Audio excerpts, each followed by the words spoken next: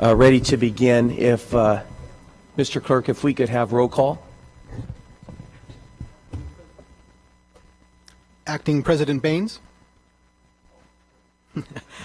Member Brand, Member Capriolio, Member Olivier, Member Quintero, Member Zhang, and President Brandow. Here. All right, thank you. All right, then we are going to stand and have our invocation from Greg Barfield of District 3. And then we'll immediately salute our flag. May we bow our heads. Dear Heavenly Father, we thank you for this day, Lord. We ask that you please look over this body, look over their staff and their families, and we ask that you work with them, Lord, as they deliberate throughout today. We pray these things in Jesus' name. Amen. Ready? Salute. I pledge allegiance to the flag of the United States.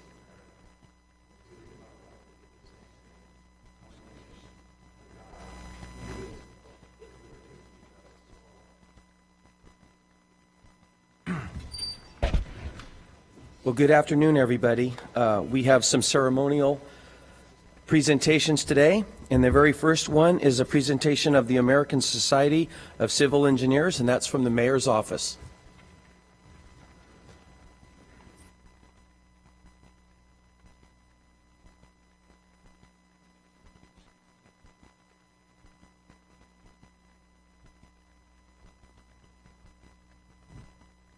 Well, good afternoon. My name is Renee Smith, and I'm the Assistant City Manager, and it's my great honor to present to this group the recognition for civil engineer on behalf of the Mayor and the City Manager's office. At this time, I'd like to bring up Benjamin Holtman from the American Society of Civil Engineers, the San Francisco branch, and he's going to be recognizing some of our premier engineers who have achieved this special recognition. So, Benjamin, would you like to say a few words? Thank you. Good afternoon.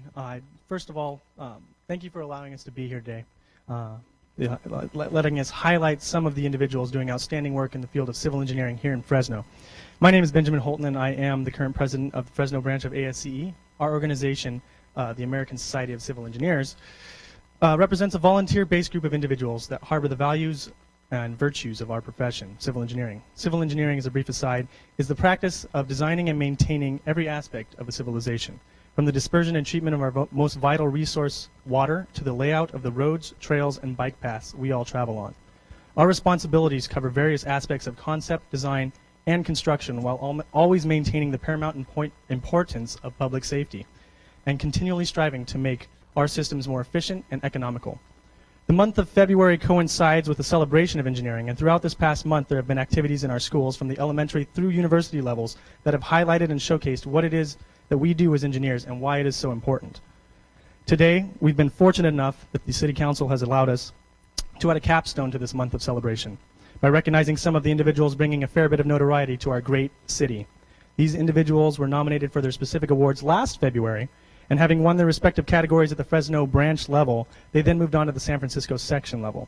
To give you an idea of the competition that Fresno's up against at the San Francisco section level, they were competing against cities such as San Jose, the city of San Francisco, and pretty much every coastal city from Monterey all the way up to Oregon. It almost goes without saying that our local branch here in Fresno rarely takes awards at this level, and with that in mind, we believe recognizing these individuals and their accomplishments in such a public forum as this council meeting will provide those those outside the engineering community with an insight into what we here in Fresno are capable of, not only in comparison with the cities within our state, but oftentimes on a national level. And with that, I'd like to ask Tony Akel.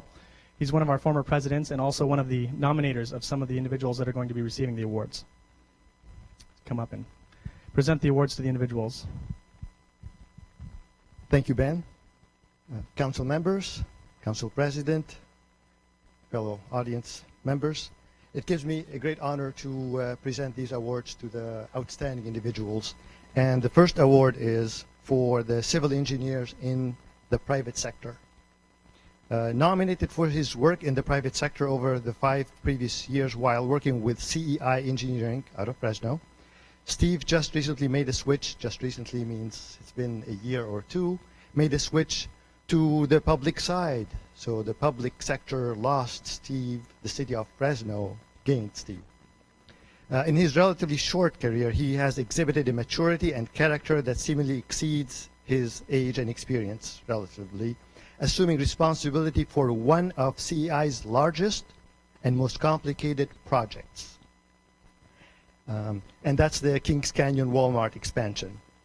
Accolades in his skills from his contemporaries include his design and problem-solving expertise, attention to the details of project management and cost consciousness, technical knowledge and business savvy, ability to lead a team, delegate assignments, and diversify his resources.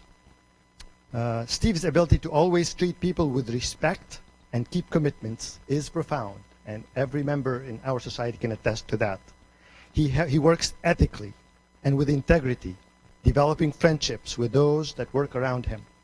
In closing, Steve embodies the traits of our profession and does so with humility and passion. Steve, I'd like to present you with this award. Congratulations.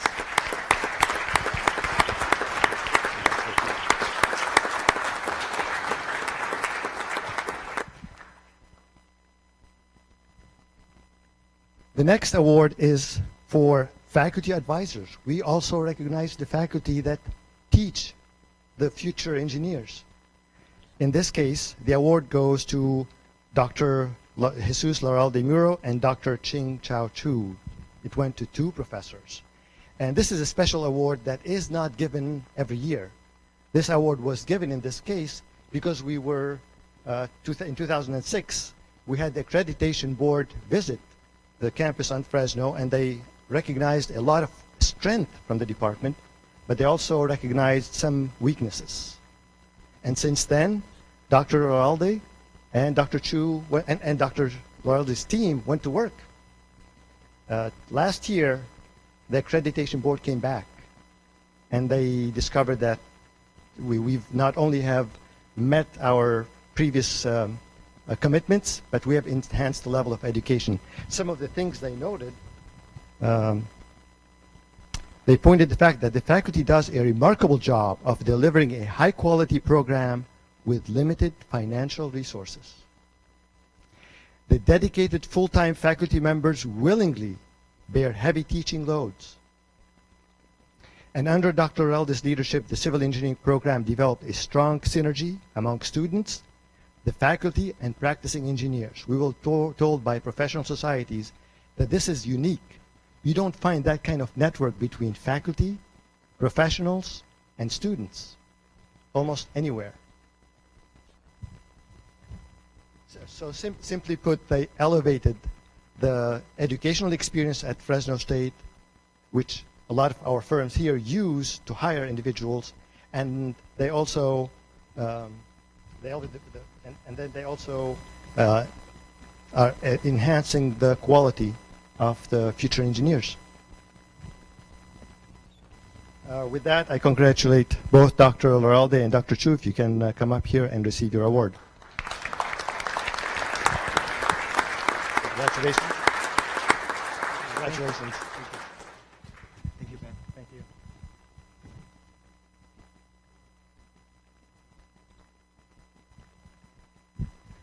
There's one more. We're not done. One more award. Can we give one more award? Oh, yeah. Thank you. This award recognizes the commendable achievements and remarkable accomplishment of an engineer in the public sector. We recognize an engineer in the private sector, an engineer in the public sector, and faculty. And within all our sections, they picked individuals in Fresno. That's what Ben was talking about. So it's an accomplishment of an engineer in the public sector with evidence of high character, professional integrity, and dedication to their profession. There's a lot that can be said about Martin, but quite a few things. I have about 25 pages here. Having worked in the Fresno area for more than 21 years, Martin was appointed to the assistant director's position in the water division in 2009. The division has a current annual operational budget of about $75 million. And with pending rate increases, including capital improvement projects, this number is likely to exceed 180 or more annually, 180 millions. I forgot the million part. Their water portfolio includes a variety of sources which require interfacing with the U.S. Bureau of Reclamation, the California Department of Water Resources, and several districts and local agencies. Since joining the city of Fresno, the division has achieved APWA national accreditation. That's the American Public Works Association, and that's a pretty big honor. Instituted a balanced scoreboard to track major strategic initiatives. Completed a project to install 110,000 new residential water meters. That's coming. And then received over $56 million in no interest or grant funding. The division is now poised to begin implementing a 10-year CIP program to construct over $1 billion in conjunctive use water treatment facilities and the large pipeline diameters to provide sustainable potable water for the Fresno metro region for the next 50 years. That's the 50-year program. Martin had that vision. A lot of us knew about the issues, but a lot of us thought maybe it's not our time, maybe we can wait a little bit more. Martin is one of the few leaders and visionaries that said, no, we cannot wait. We need to let people know. We need to let the decision makers know. It's a big issue at the national level. The president is talking about infrastructure. Martin is one of the few that started talking about it in 2009 when he started working with the city of Fresno. His dream and vision are becoming a reality. We need more people like Martin. We are very lucky to have you working with the city of Fresno. We're very proud of your accomplishments. Congratulations, Martin.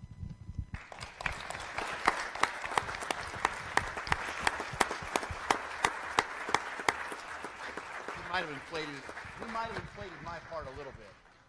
You want to say a few words? Well, I think everybody's going to say.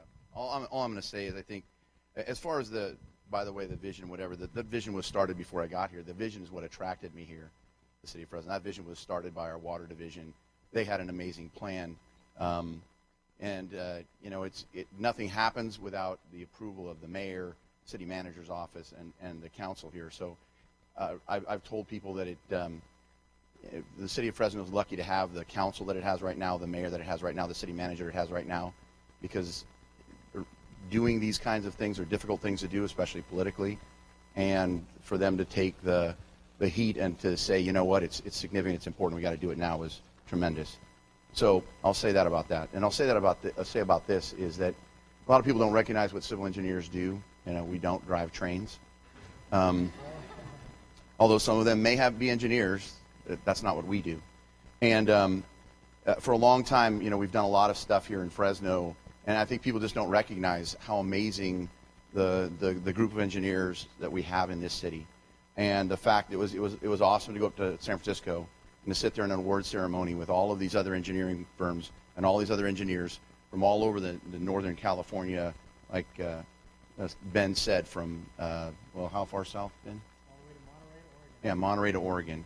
So to sit there and then have City of Fresno, City of Fresno, City of Fresno. And that really is my vision, even for this water thing. It's not just about the water. It's not just about a 50-year sustainable plan. It's really about how we cast our community in a good light. So many times people talk about all the bad stuff and fail to recognize all the amazing things that go on here, all the amazing people that are here, all the amazing ideas, and all the amazing opportunities. And so I'm proud of our organization. I just appreciate Ben for making this significant and making it important, and appreciate and thank Fresno. It's been 22 years in Fresno. This award, my award, their award, really is due to this city. I know this city has provided my family's living for the last 22 years.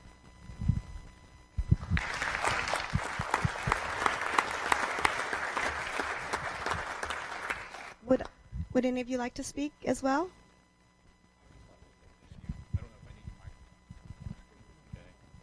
I'd just like to say thank you to Ben, to ASCE, for the members that took the time out of their day to join us today. Thank you very much. We appreciate it very much. I'd like to thank the council and Renee for squeezing us in this very tight schedule. Thank you. Same here. I'd like to thank you, ACE, for the opportunity, as well as the council to participate here. So it's an honor to be here. And also, in my part, it's an honor to serve at Fresno State. We have a good number of bright students from all parts in the valley. Certainly, it's an honor to work there at Fresno State. I enjoy it every day. And in addition to the beautiful trophies that they received here today, and for representing our city with such distinguishment and bringing this honor to us, which I applaud you all for, and civil engineers all around our city. But to bring this recognition to Fresno is amazing, and it really highlights all the great things that are happening in our city. We would also, from Mayor Ashley Swearingen, like to present you all with an award as well today. So, and to thank you for your service.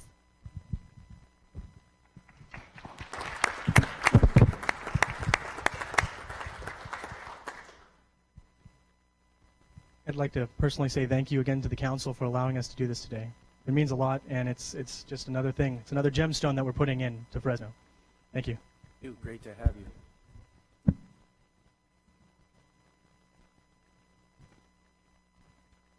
Oh, Oliver, you wanted to make a few comments? Just really briefly, I don't know a lot of engineers, civil engineers. No, believe it or not. But I just wanted to comment on Martin Kareen, who I know is probably one of the smartest people in our building, and just give you a congratulations, Martin, personally. Congratulations on this award. It's a it's an honor to have you work in this city with us, and thank you for making the most complex issue in our city, being able to condense that into something that I can digest. I know it's not easy for an engineer to do that, so I appreciate you for all your efforts and all your time for being able to make really complex issues simple for me. So thank you and congratulations, my friend. Oliver. All right, next we have a proclamation of Multiple Sclerosis Awareness Week from Councilman Brand. And Lee, you might as well stay down there. You have another presentation right after that one. Awesome.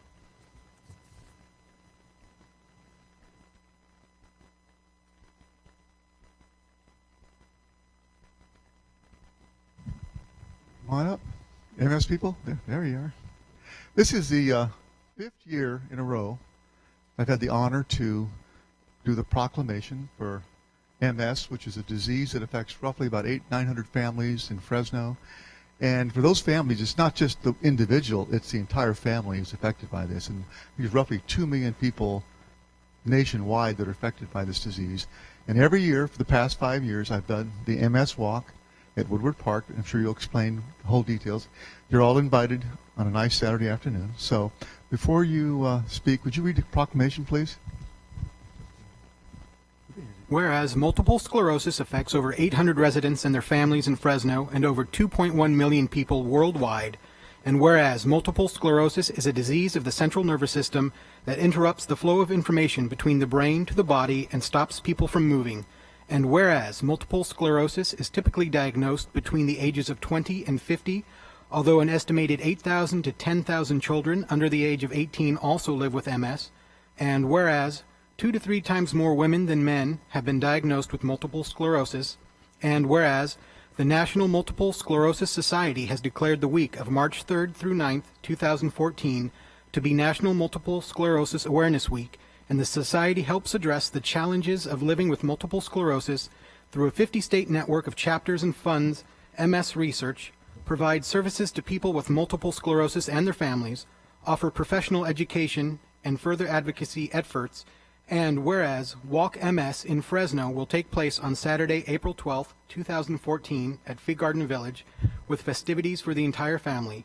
Now, therefore, be it resolved that the Mayor and the City Council of the City of Fresno do hereby support and recognize the 2014 Walk MS Fresno on Saturday, April 12th, 2014, commencing at Fig Garden Village as a tremendous opportunity to raise awareness about multiple sclerosis and move towards a cure, and do further proclaim March 3rd through 9th, 2014 to be Multiple Sclerosis Awareness Week in the City of Fresno. Give her a hand.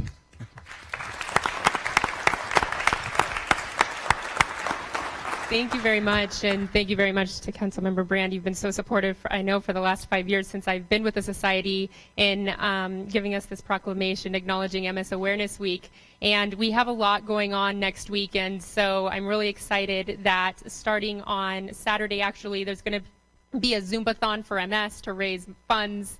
On Monday, we have volunteers that'll start turning Fresno orange, with orange ribbons being tied all over Fig Garden Village, Fresno State, and Fresno City College. Orange is the color for the cure. And so Tuesday at Pismo's, 20% of your bill with a flyer, and all of you have received flyers to take with you, will be coming back to the MS Society.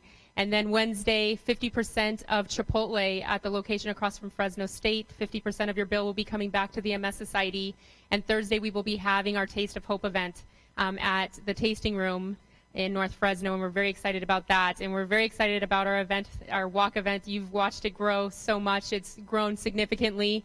And it's going to be on Saturday, April 12th at Fig Garden Village this year. And I know you're probably wondering where we're going to be walking, but thanks to the city of Fresno, they've allowed us to close down Palm Avenue from Shaw to almost Browning, which will be the route, which is going to raise so much more awareness for us. And we're very excited. In 2007, it was a $50,000 walk. We're now a $160,000 walk.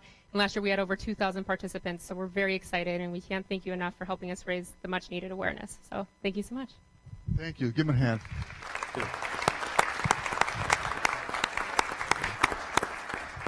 There's a fundraising dinner later this year, too. So I got 2 today. That's amazing. My second one is National Nutrition Month. Come on afford. And I didn't have a hot dog or hamburger for lunch. I actually eat pretty well, and I actually improved my diet after a kidney stone attack, so I definitely makes a difference. My son, Thomas, is a nutritionist, too. He couldn't be here today. So would you please read the proclamation? Whereas National Nutrition Month is a nutrition and information campaign created annually in March by the Academy of Nutrition and Dietetics to focus attention on the importance of making informed food choices and developing sound eating and physical activity habits. And whereas Enjoy the Taste of Eating Right is the theme for National Nutrition Month 2014, this year's key message for National Nutrition Month will focus on how to combine taste and nutrition to create healthy meals that follow the dietary guideline recommendations.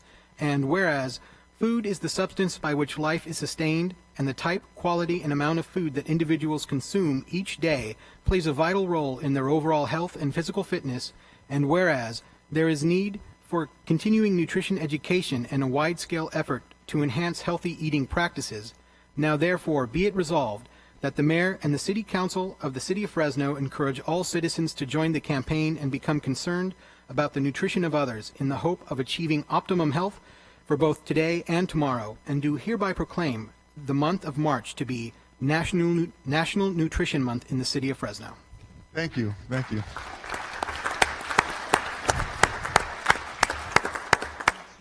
Thank you so much. On behalf of the California Dietetic Association and the Central Valley District, we are absolutely honored to be recognized by all the councilmen and the city of Fresno to recognize, of course, March as National Nutrition Month. So everybody spread the word, and we will also be having multiple wonderful activities during the month of March where we're going to try to promote nutrition within the community. So thank you all very much, and we'll hope to see you next year again.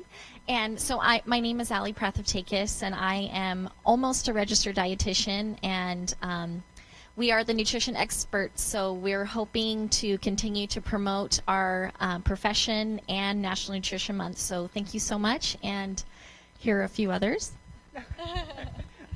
Okay, stop here. Okay, my name is Anaí Luconi. I'm registered dietitian.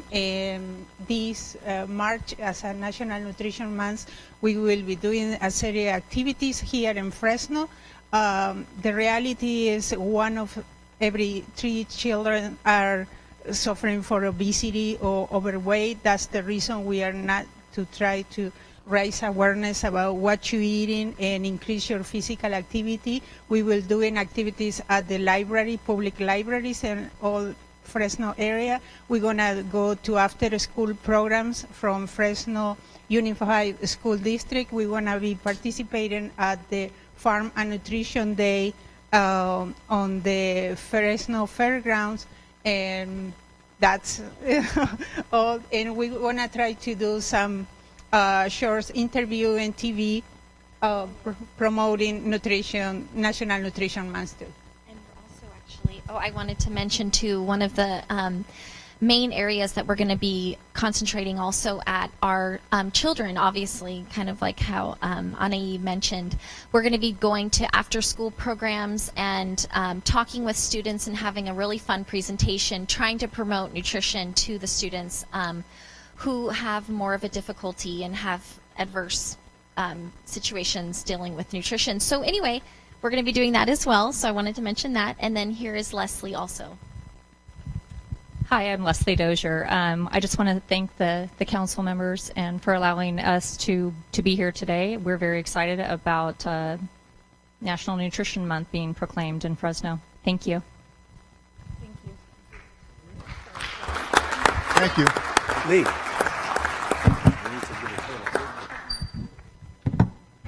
Awesome. Thank you, Councilman Brand. We are now on to the approval of minutes for the February 13th, 2014 meeting. Mr. Clerk, any changes? There are no changes. Okay. Do I have a motion?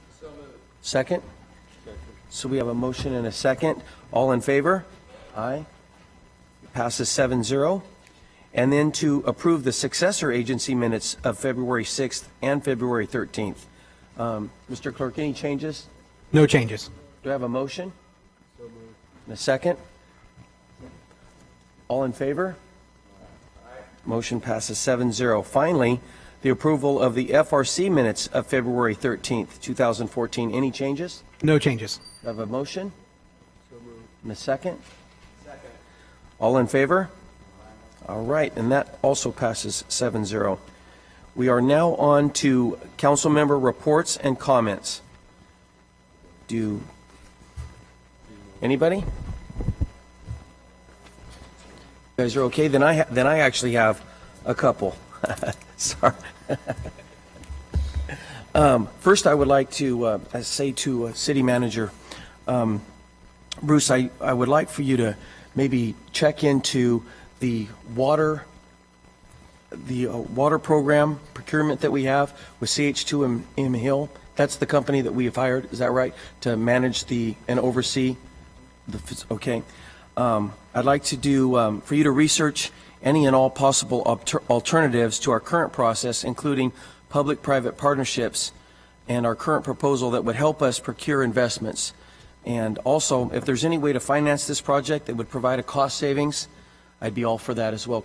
So could you look into that and maybe report back to council how that's going? Thank you. And then secondly, most of you have commented to me privately, but I thought I would catch you up. I tried to do I've been working with the chairman of the Board of Supervisors, Andreas Borges, about a joint meeting between the City of Fresno and the County Board of Supervisors. And we drew up an agenda, some very minimal issues. The idea was to get us in the same room talking. And I went to the Board of Supervisors meeting on Tuesday. Unfortunately, that item was pulled and not allowed to go forward. So I didn't even really get a chance to make the invite.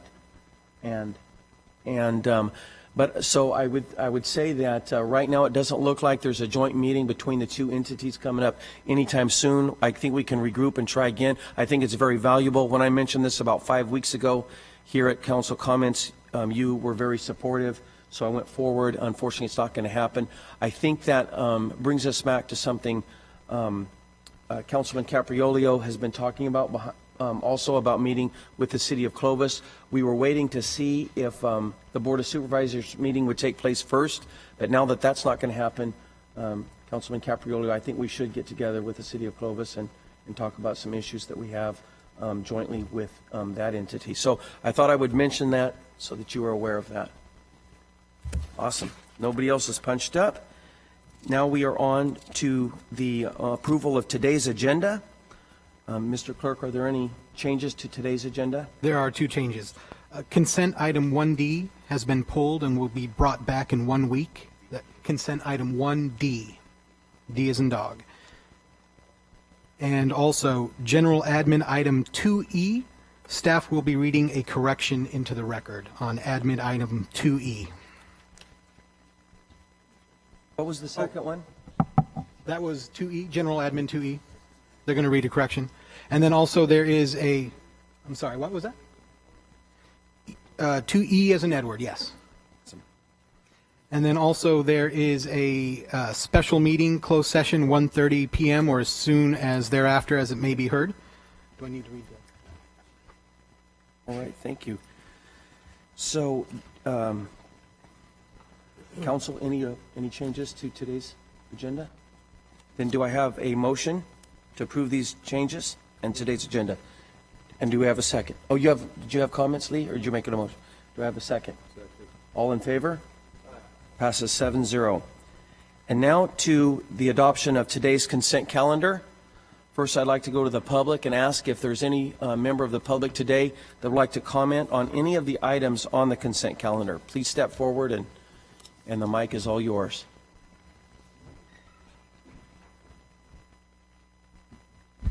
Hello, Council. My name is Stephen Song with the Public Works Department. I have a correction to my item on 2E. There's a correction to the environmental finding. The environmental finding should state, adopt finding of a category exemption per staff determination pursuant to section 15302, 15303, and 15304 of the CEQA guideline for the downtown planning and irrigation. Thank you. Thank you. City Attorney, what do we do with that information? You can just consider it when you vote on it. You don't have to take any separate action.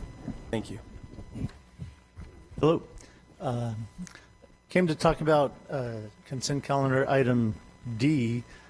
I guess it's not going to be before you today, but I'm not sure if I'll be here next week or the next time you meet. So I just wanted to go ahead and say what I was going to say, so I will say, that the bike lanes on Cedar Avenue, I was kind of afraid that something like this might happen, and that's why I wanted to comment on it, that, this consent calendar item, usually they're kind of no-brainers, that our brilliant staff that we just recognized for being such great engineers, they say, hey, this is the next place for a bike lane. So I really hope that it doesn't go the way the last time I remember bike lane issue came before you. I hope it doesn't go in the same direction, that we approve it, we move forward with it, we implement the next step in the Bike Master Plan. It's in District 7. It's a really important step forward that we've been in agreement about for a long, long time. So please move it forward next week, I guess. Thank you. Yeah. Anybody else from the public like to comment on consent items? Okay, Councilman Capriolio. I'd like to pull item A if we may. A? Yes, A is an apple. I just had a couple questions for staff. Any other council members on consent? All right then, so do I have a motion to approve the consent calendar without A in there, or A being pulled for discussion? Motion. Do I have a second? All in favor? Passes 7-0. And now, Councilman Capriolio, we are on to number A in the consent calendar. I don't know if anyone from staff is here on item A. I just recognized a question I had during the lunch hour. Yeah, I'm Kevin Norgard with the Department of Public Utilities Wastewater Management Division. Nice to see you, Kevin. The physical impact portion of the item, I just would like a little bit of a clarification or explanation what the sewer enterprise fund is that's going to provide the $134,500. Just generally some information on that. That's where all the ratepayers' money goes into. It's just your normal sewer rate goes. When you pay your sewer bill, that's where the money ends up, and it's our operating fund. That's your operating budget then, yeah. from the yeah. income. It's part of the capital budget that we approve every year. It Okay. comes out of there. And I'm just, do you know, happen to know what the total is now? What do you have in that fund at the Oh, I have moment? no idea. It's millions, with big millions. I have no idea. Okay, thank you. I can get that to you, though. Okay, we'll maybe talk about that another time. Okay. All right, thank you. I move to approve item A. So we have a motion and a second to approve item A. All in favor? Aye. All right, motion passes 7-0. We're now going to move in our agenda to a 1:30 timed item. That's a continued hearing to consider plan amendment application. And that is a rezone application located in District 2, the best district in the city. And that presentation is from our DARM team. Good afternoon, Council President, Council members. Mackenzie Contreras with the Development and Resource Management Department. Staff has nothing to add to the staff report. Staff recommends that you approve both the plan amendments and rezone applications with the related environmental assessment for this project. Staff, as well as the applicant, will be here to answer any questions. All right. Are there any members of the audience that would like to mention this item? Or Mr. McCaffrey, good to see you.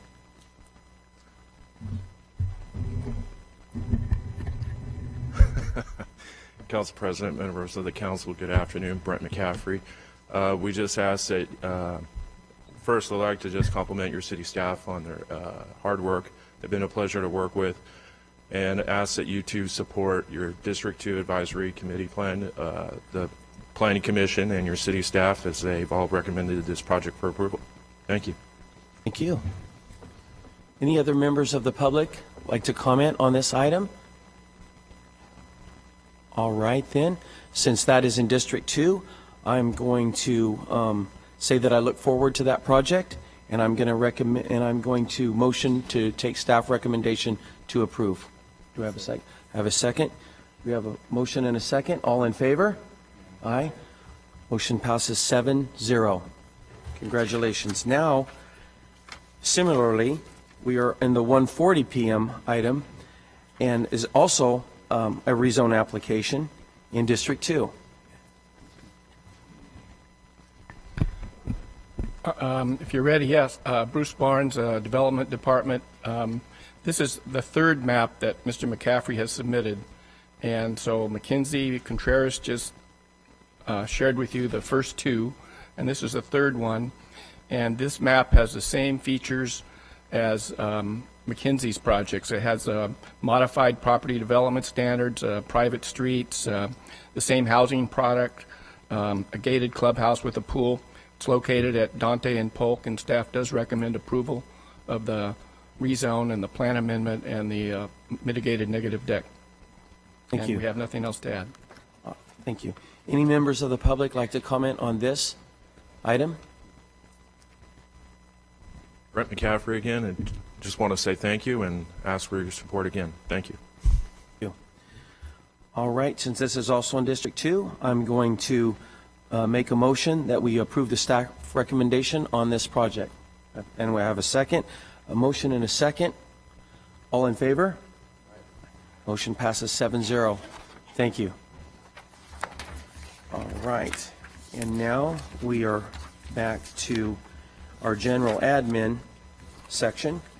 And we're beginning with a workshop related to Measure C transit-oriented development, TOD funding, and downtown projects, and that's from the city manager's office.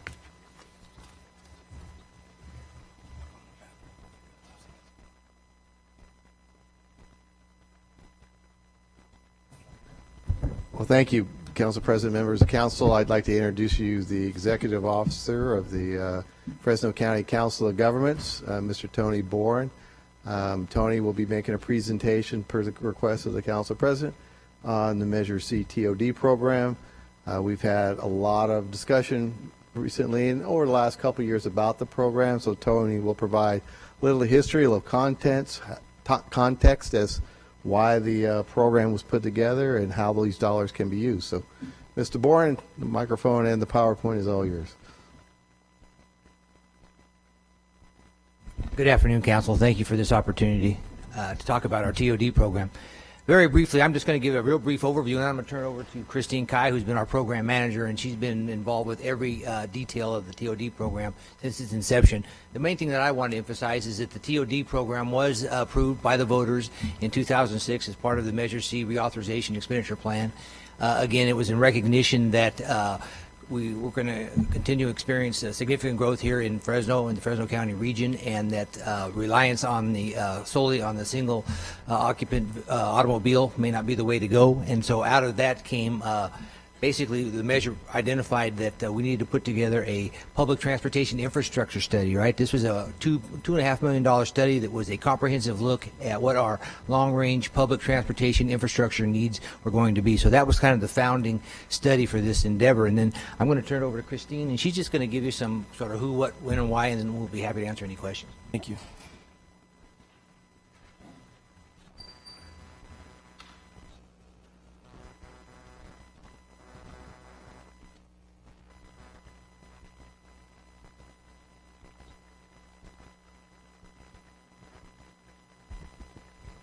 Thank you for the opportunity to present to you an overview of the Measure C TOD program.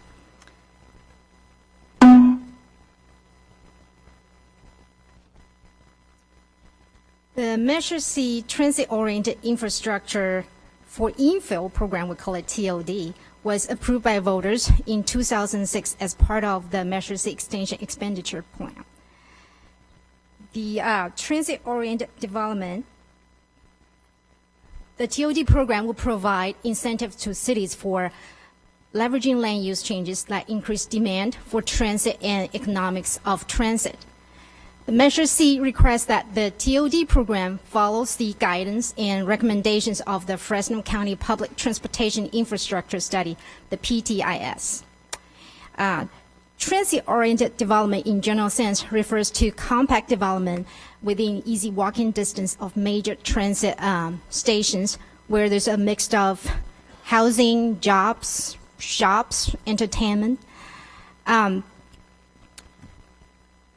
The major transit station actually refers to stations of high-capacity transit, and in this case, really a minimum of BRT.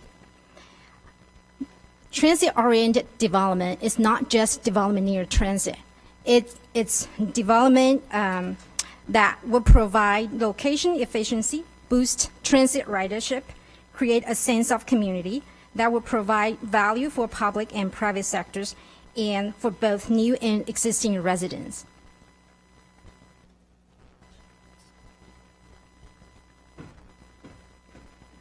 So the goals of the Measure C TOD program is to boost transit ridership, to encourage transit-supportive land uses near transit, and to improve the range of transportation choices in the region, and also to support livable and viable transit-oriented communities.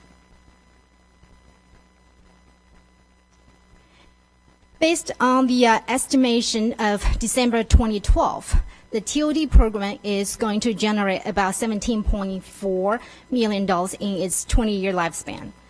And in its current third funding cycle, there's about $800,000 available. And the program is accruing about $700,000 each year.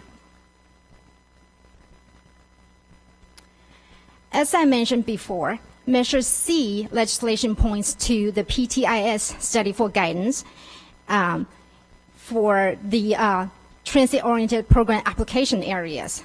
The PTIS studies feasibility of high-capacity transit in the Fresno County region. It identified potential priority transit-oriented development areas and corridors. The PTIS also recommended transit-supported land use policies in Fresno County region. The PTIS study recommended that the following three areas be the priority transit-oriented development areas and the BRT corridors. The first priority area is downtown Fresno. The second one is the Blackstone and Ventura Kings Canyon BRT corridor.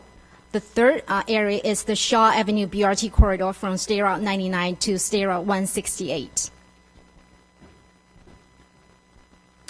There are three sub-programs in the Measure C TOD program. Capital Improvement Program, Planning Program, and the Housing Infill Incentive Program. Projects that are eligible for funding in the capital improvement programs are improvement to transit and bike and ped facilities, public plazas, streetscape enhancement, parking structures, and other infrastructure upgrade to support TOD, such as water, sewer, and other infrastructure upgrade.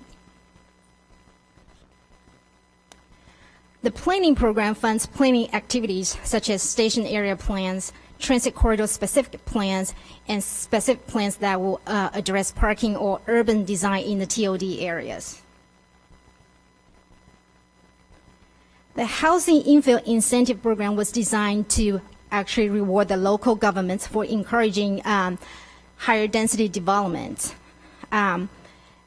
Two types of projects or programs are eligible for funding under this program. One is capital improvement project. The other is forgiveness of impact fees or other costs for residential development.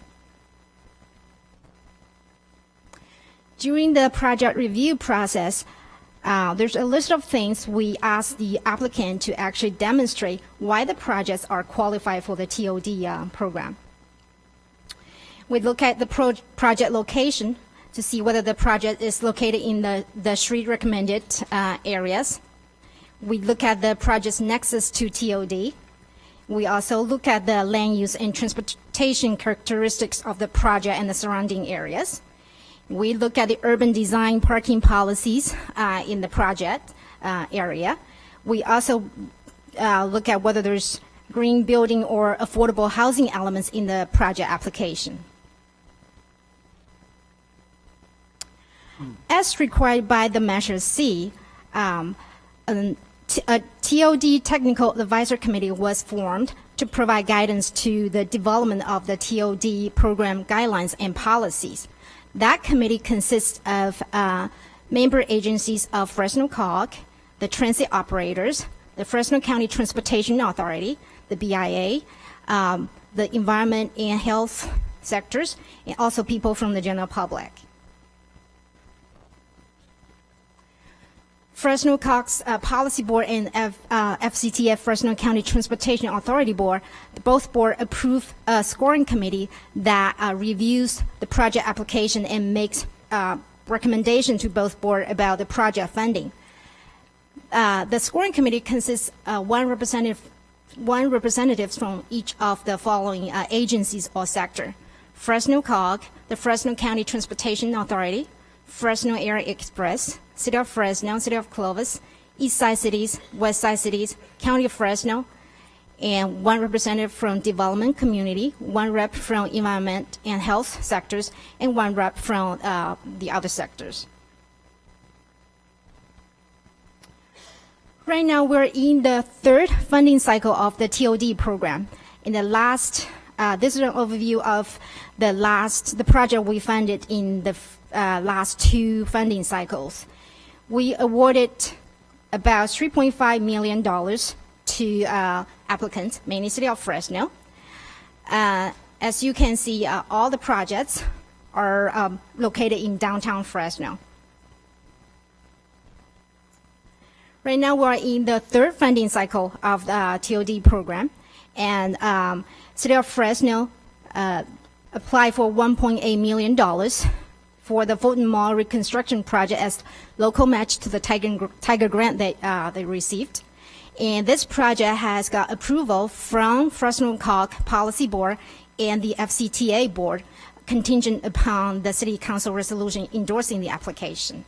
We also received two other infrastructure project applications. Both of them are located in downtown Fresno.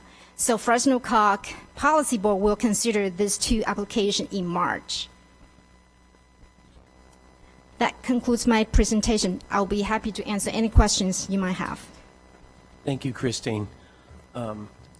So typically, and I should announce this ahead of time, workshops are not for the public to speak, mostly for us to get some clarification. So Councilman Capriolo, you're up first.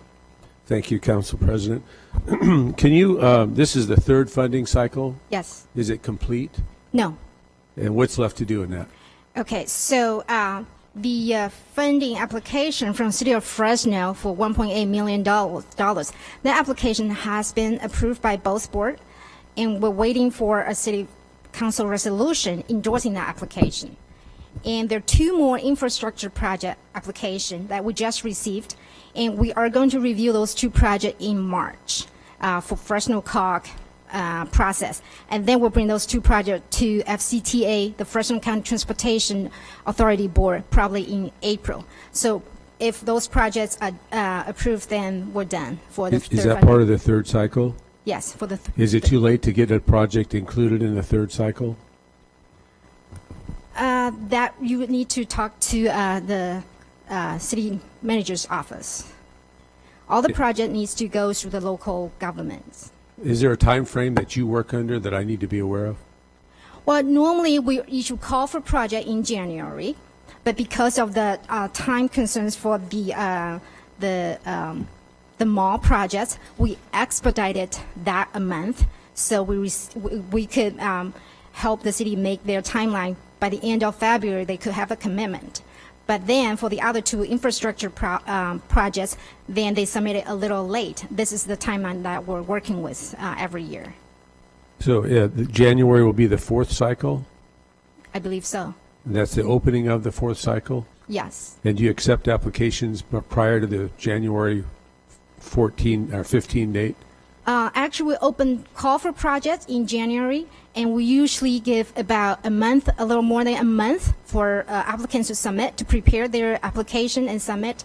And it's usually due in February, and then we present the applications to our scoring committees and all our committees in March. And I guess the answer to one of my questions is how does staff, or how do you identify projects? That's what's presented to you. That's how you know about the projects that are being offered up under the TOD program? So when Fresno COG receive the projects, then staff will, I'll have a brief screening, but I will send all those projects to the members to the scoring committees. And then we'll have a meeting for the scoring committee. And of course, if I notice anything that's, okay, the project is not eligible, I'll bring it up at the scoring committee, and the committee will talk about it. And do these projects have to come from the city administration, or can it come from council members? Well, the guideline did not specify whether it's the city manager's office or the council. It has to come from local government. So the Measure C funding cannot go to any other, cannot directly go to a private sector agency or a nonprofit. It will have to go to government agencies. But the private sector or the nonprofit sector can work with the local government to get the funding. If I could, Councilmember Caprioli, all the Measure C TOD applications have come before and through the council. And who initiates that to the council? The administration does. And so that's the source of the projects that are before them now. Yeah, and in fact, about 8 months ago, we actually presented a 3-year list of projects that was being recommended in an effort to get the scoring, not the scoring, but the funding cycle revised to reflect a 3-year window, which is what they have just recently done. But the projects that you have before you now, the 2 projects that Christine's mentioning that will be reviewed in March, were reviewed and approved by council.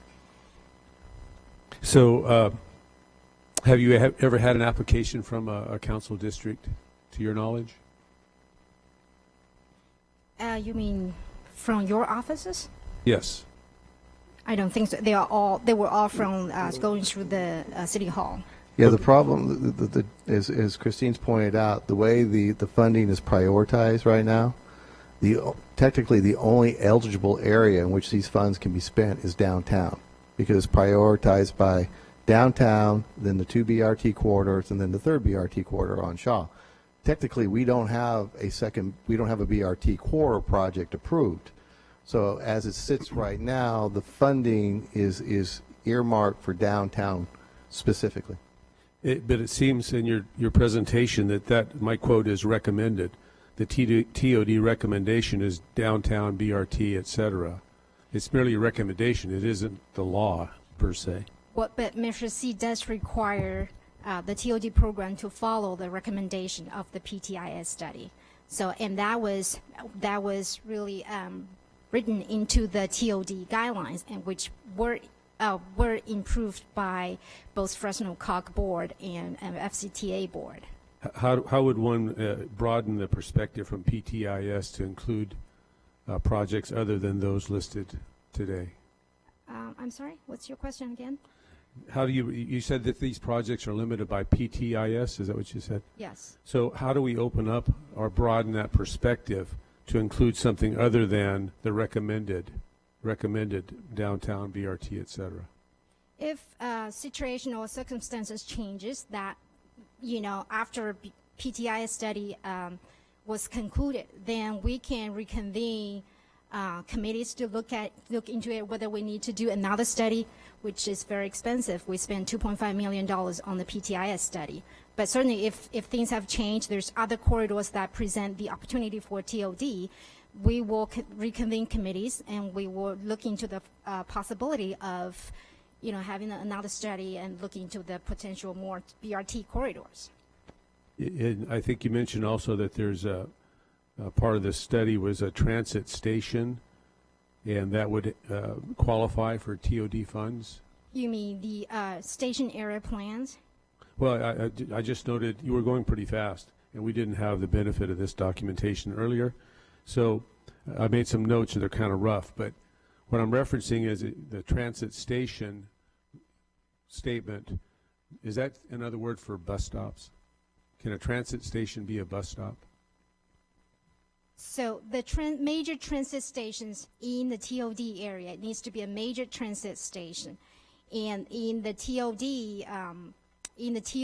or transit-oriented development area, really the major transit station refers to major transit stops or stations of high capacity transit, which in this case needs to be BRT or higher, light rail, subways, or high-speed rail. But BRT is the lowest level. Is that determined by ridership? BRT, I guess it has its own definition. Whether BRT is the minimum qualification for major transit station, really, it has not happened in Fresno. It's really, we look at studies and TOD that cases outside of a region. That's the conclusion made by a lot of studies. It seems like a transit station under that definition would be like the Manchester Center station. If there's a BRT running through it. Well, without BRT, there's bus service that has many, many passengers. Then in this case, it probably wouldn't qualify as TOD. And that's because the prejudgment that you mentioned earlier, limiting the funds to the downtown BRT, et cetera. It's because TOD really has its own definition. It really needs it's a place with a major transit station and a whole bunch of housing, jobs, restaurants, shops, and entertainment. So that's more of a definition of TOD. So nationwide, TOD really needs to, they look at TOD with major transit station. A local bus, fixed-route bus station wouldn't be able to support the kind of density that a TOD, a transit-oriented development, will require.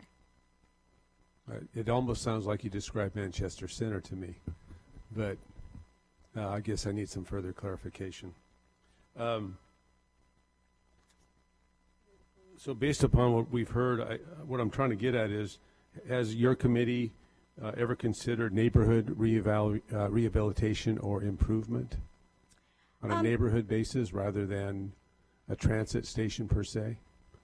Well, it depends on the project and the location of the project. If the location is within that three application areas that are recommended by PTIS, and then the project really qualified under the guidelines that we established, yes. I guess I'm kind of stuck on Manchester. Just from a layman, a council member, it seems to hit all those marks. Who would I talk to about that judgment call? Well, Manchester Center, I guess, it is one of the stations for the Blackstone BRT corridor. So it should qualify for that, for the TOD funding. Mm-hmm. I mean, it is within that three recommended priority areas. So it'd be like an offshoot perhaps, and there's business, the things you mentioned, business, restaurant, home, industrial, light, all in that area. So that could be a focal point for TOD money, it seems That's to a me. potential area, yes. As we've talked about, the purpose of the TOD funds was to provide not only just the capital, but also to help in incentivizing to some extent infill development. That was the nexus for the PTIS. And so in the case of Manchester, once the BRT project comes back, if council subsequently approves it, there would be an opportunity to use these TOD dollars as we have in downtown to pay for off-site improvements, sidewalks, things of that nature that would generally be, the cost would be borne by a developer or an investor. So it is a way to incentivize that reinvestment or that revitalization that is supported by a higher quality, a high capacity transit system. No, thank you. Again, in my mind, that seems to match up pretty well with Manchester because it actually is very close to my district. In fact, we have common boundaries, and in driving my district and doing lights and the other projects that I'm involved with, there's lots of seemingly infill opportunities. So I was just kind of curious as to how I could, or who I would discuss that with or try to talk to in your committee system or layout that would, do I have to do that in writing? Do I have to fill out an application, or can I make an informal meeting and talk about that with someone in your committee structure? Well, I think if you would like, you can talk to the city manager's office, and they have been submitting applications to us. They know the process. But if you'd like to come into our office, and I'll be happy to sit down with you and go over the application forms. But it really it's up to you and Bruce what you want to do. Okay, thank you very much. Sure. Any other council members like to ask questions? Christine, then I'd like to ask a couple questions. Good job, by the way. Thank you. The BRT corridors, should BRT get approved when it comes back before council? So let's just say that BRT is on Blackstone. Now, what's the dimensions of the actual corridor? How far out into the community from Blackstone can you go in order to spend TOD dollars? In the guideline, it says within half mile. A half mile? Half mile Both of that BRT station area. A half mile from the BRT station, or is it a half mile from the actual bus line? I think it's a half mile of the bus station. Okay, so the length of Blackstone, the length of Blackstone, we don't get to go out a half mile on both sides of that and spend TOD dollars. I don't believe because for the TOD, really they look at the walking distance. How long will people willing to walk to the transit station? And the study shows, normally people wouldn't walk more than half a mile to get to the transit station. So that's the distance we use in this case. That's half mile radius of the transit station. That's the area that will make sense for the TOD development. Mm-hmm. So I'm still stuck on, does the half mile radius, is that from the station only, or is that for the whole length of the bus line on Blackstone? I believe the guideline says within half mile of a major transit station. Okay, cool. So everywhere on the BRT line, whether it is on Shaw or Blackstone or Kings Canyon, everywhere there's a station, these rules would apply, and things within a half mile radius of that station could use TOD dollars. Potentially, yes. Cool. Now, and really simplifying, could you list about maybe 5 of the top types of items that TOD dollars get spent for? It's like cleaning up alleyways, doing, what are some of the things that? Okay, I kind of switched the slides back to, so for the capital improvement projects, You can look at streetscapes, public plazas, improvement to transit stations, or improving the bike lanes or sidewalks. And also if, in order to support the kind of density that TOD will have, you need to upgrade the infrastructure system, such as the water or sewer system, that the money could be used on that too. And, the Measure C TOD money can be spent on preliminary design, construction, environmental work, and even, construction and even acquisition of right-of-way. Okay, interesting. So it seems to me that as we move forward with bus rapid transit and the corridors are established, then TOD funding or TOD projects in the city of Fresno can eventually spread from downtown, where they're mostly confined to at this time, right? Yes. Okay. All right, thank you. Okay, go ahead. I just had one more question, Bruce, if you would. So is it a half mile from the station, or is it a half mile on either side of the bus line? I'm a little mixed up. My understanding, it's a half mile of the stations. So, in looking at the ridership, for example, right now, Manchester is the main station because that's where all the routes converge. But City College, given that its level of ridership, an increase in ridership, or Blackstone and Shaw, or other, we were looking at one, for example, at the Elks Lodge project that we've been working with Councilmember Quintero. Now, right now, it's not calling for a station per se, but if someone comes in and does a mixed-use development, I'll even throw it back one up, Campus Point, because we need to talk to the developer. And we don't have a BRT on Shaw yet, but that's chapter 4 of this saga. But for example, we could come in and say, as a result of this investment, whether it's on Kings Canyon, the project that we've been working with Councilmember Quintero on, or hypothetically on Shaw Avenue when it comes to that project, Campus Point, we could establish a station there, or as part of the project, establish a station, and the funding could be used to help buy down the costs of the adjacent project.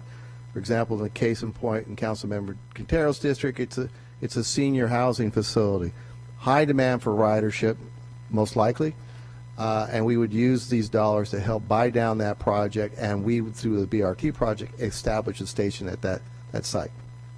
So then if we did do that, then a half-mile radius, and then you go to the next transit station, half-mile radius, and if they're within a half mile of each other, you would, in essence, be doing either side or either side. You could be, and if the ridership at these stations was reaching that threshold to consider it a major station, there's going to be some stations along the BRT corridor that just aren't going to have the same level of ridership you would find at Manchester or at City College or in downtown. So that's going to be predicated over time based on the demand and ridership and the investment. Again, as we've seen in downtown, your densities are increased, and as densities increase, utilization of BRT also will increase. So they kind of go hand in glove. The density of population or density of ridership? Both. The assumption with BRT is that you increase your ridership by increasing the density and the number of people living along the corridor. So which comes first, chicken or the egg? Thank you. Christine, thank you very much. You've been most helpful. I really appreciate it. Thank you. Thank you so much. Thanks, Christine. Thanks, Tony, also for joining us today. We appreciate it. All right, Council, we are done with the workshop then. We're on to General Admin Item 2B, which actually has to do with TOD funding on purpose. So that is an authorization application. That is also Bruce. Yeah, very, very quickly, these are the two projects that you had before you about 3 weeks ago. Again, these are projects that actually have come into and presented to council, so this is just revisiting this conversation as we as the council wanted to have the workshop before approving this particular these projects. Yeah, I don't think I need to. Elliot Balch, Downtown Revitalization Manager. Don't need to go into too much detail unless there are questions. What we were proposing is to approve the applications which have been initially submitted to the COG for support of 2 development projects in downtown Fresno that are transit oriented and meet the density and location requirements for downtown under that program. The first being the Met Block development. We're proposing applications for a total of $229,799 worth of off-site improvements for that project. And the second project is, second development is on Broadway between Calaveras and San Joaquin Streets, where we are proposing TOD program support of $303,658 for off-site improvements there. And as Christine alluded to in her workshop presentation, these are basic off-site improvements that are necessary to do these development projects, and so relieving the developer of those costs is an incentive to these developments to proceed. The developer is Granville Homes, and I believe that Mr. Roberts may be here and could expand if you're interested on the scope of work and the nature of the developments, but happy to answer any questions from staff. Any councilmen have any questions? Or actually, I guess we go to the public first. That's right. So any members of the public like to comment on item 2B? Mr. President, members of the council, my name is Jeff Roberts. I work for Granville Homes, and our address is 1396 West Herndon in the city of Fresno. And I want to speak in support of the staff recommended resolution that is before you that covers both of the infrastructure projects. The infrastructure that would be put in is typical curb, gutter, sidewalk improvements, landscaping improvements, storm drain improvements, those types of infrastructure things. They would help stimulate development of two projects. One's called the Broadway project with 52 units. The other is called the Met project with 80 units of development. The Broadway would go first. The Met would follow that closely thereafter. So we'd be happy to answer questions if need be, but would appreciate your support. Thank you. Any other members of the public like to comment on this item? Council? Any questions or comments? I'm going to have to recuse myself from this vote, Okay. so I'll remove myself from the dais right now. All right. We have a motion and a second for passage of, or to accept staff recommendation. All in favor? Aye. Motion passes 6-0 and 1. Is that right? Did we do that? Okay. All right, now we are on to item 2C, actions pertaining to the professional consulting services associated with the development of a comprehensive transit operation and maintenance facility master plan, Transportation Department. Yeah. Good afternoon. Excuse me. Good afternoon, Council. Jim Shad with the Department of Transportation. The first item we have today is an item asking for approval to enter into a consulting agreement with Maintenance Design Group, a firm that provides facilities assessments and master planning. We're asking them to come in to our main facility on 2223 G Street and perform that type of assessment. It's really a part of, or a first step to developing a plan for our upgrade of our facilities. Our facility at that location is 30 years old. It is suffering from deferred maintenance as well as just suffering from growth, which we've had in the fleet and have not been able to address sufficiently. The master plan actually is broken down into three major items. One is to assess the current condition of the existing facility and equipment, and the second would be to propose upgrades, changes to the equipment, our layout, and infrastructure at the facility. And then the third would be to help develop a time-phased plan financially to make those improvements and prioritize those improvements. And any questions, I'll be happy to answer. Thank you, Jim. Let me go to the public and see. Are there any members of the public that would like to comment on this item? Okay, council members. Any comments or thoughts? Do we have a motion then? Motion and a second. All in favor? Motion passes 7-0. Thank you, Jim. Now we are on to item 2D, actions pertaining to the professional consulting services, another transportation department item. This item is another consulting agreement, and we're recommending the award of a contract for consulting, basically engineering, for $148,869 to Siegfried Engineering. This is related to passenger amenities. We are asking them to do some design work for some shelters and the site planning as well for the downtown area. These would be custom shelters. I should say semi-custom shelters. Once we have the design, we can duplicate those throughout the city. This will improve our customers' convenience, safety, and accessibility on the locations we've initially started the project on. This this agreement will take us all the way through construction-ready documents so that we can go out to bid for the construction. Thank you, Jim. Any members of the public like to comment on this item? All right, Councilman Quintero. What are semi-custom shelters? I mean, what's the difference from what we have in semi and full custom? Well, let me see if I can explain that.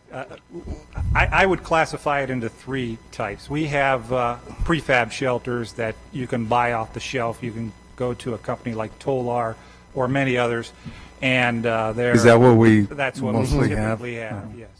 Okay. A custom shelter would be more, or a custom shelter station would be more a one-off design for a specific location. And what I'm talking about here is a design effort, but it can be duplicated and standardized once the design is completed. So it's unique to Fresno, but the shelters would be uniform once we start constructing. The other part of this is, each shelter we talk about in this particular instance requires some site planning and then subsequent construction work that's unique to the location that we would place the shelter in. And if I could, let me just add a little bit to this. There's a local firm who's already, to a great extent, designed this shelter, which is a pergola, and I think there's a picture of it in your council packet. What we're looking to do is replicate what has already been built, and actually, if you wanted to see when that picture comes from Copper River, it's used as a bus stop at Copper River.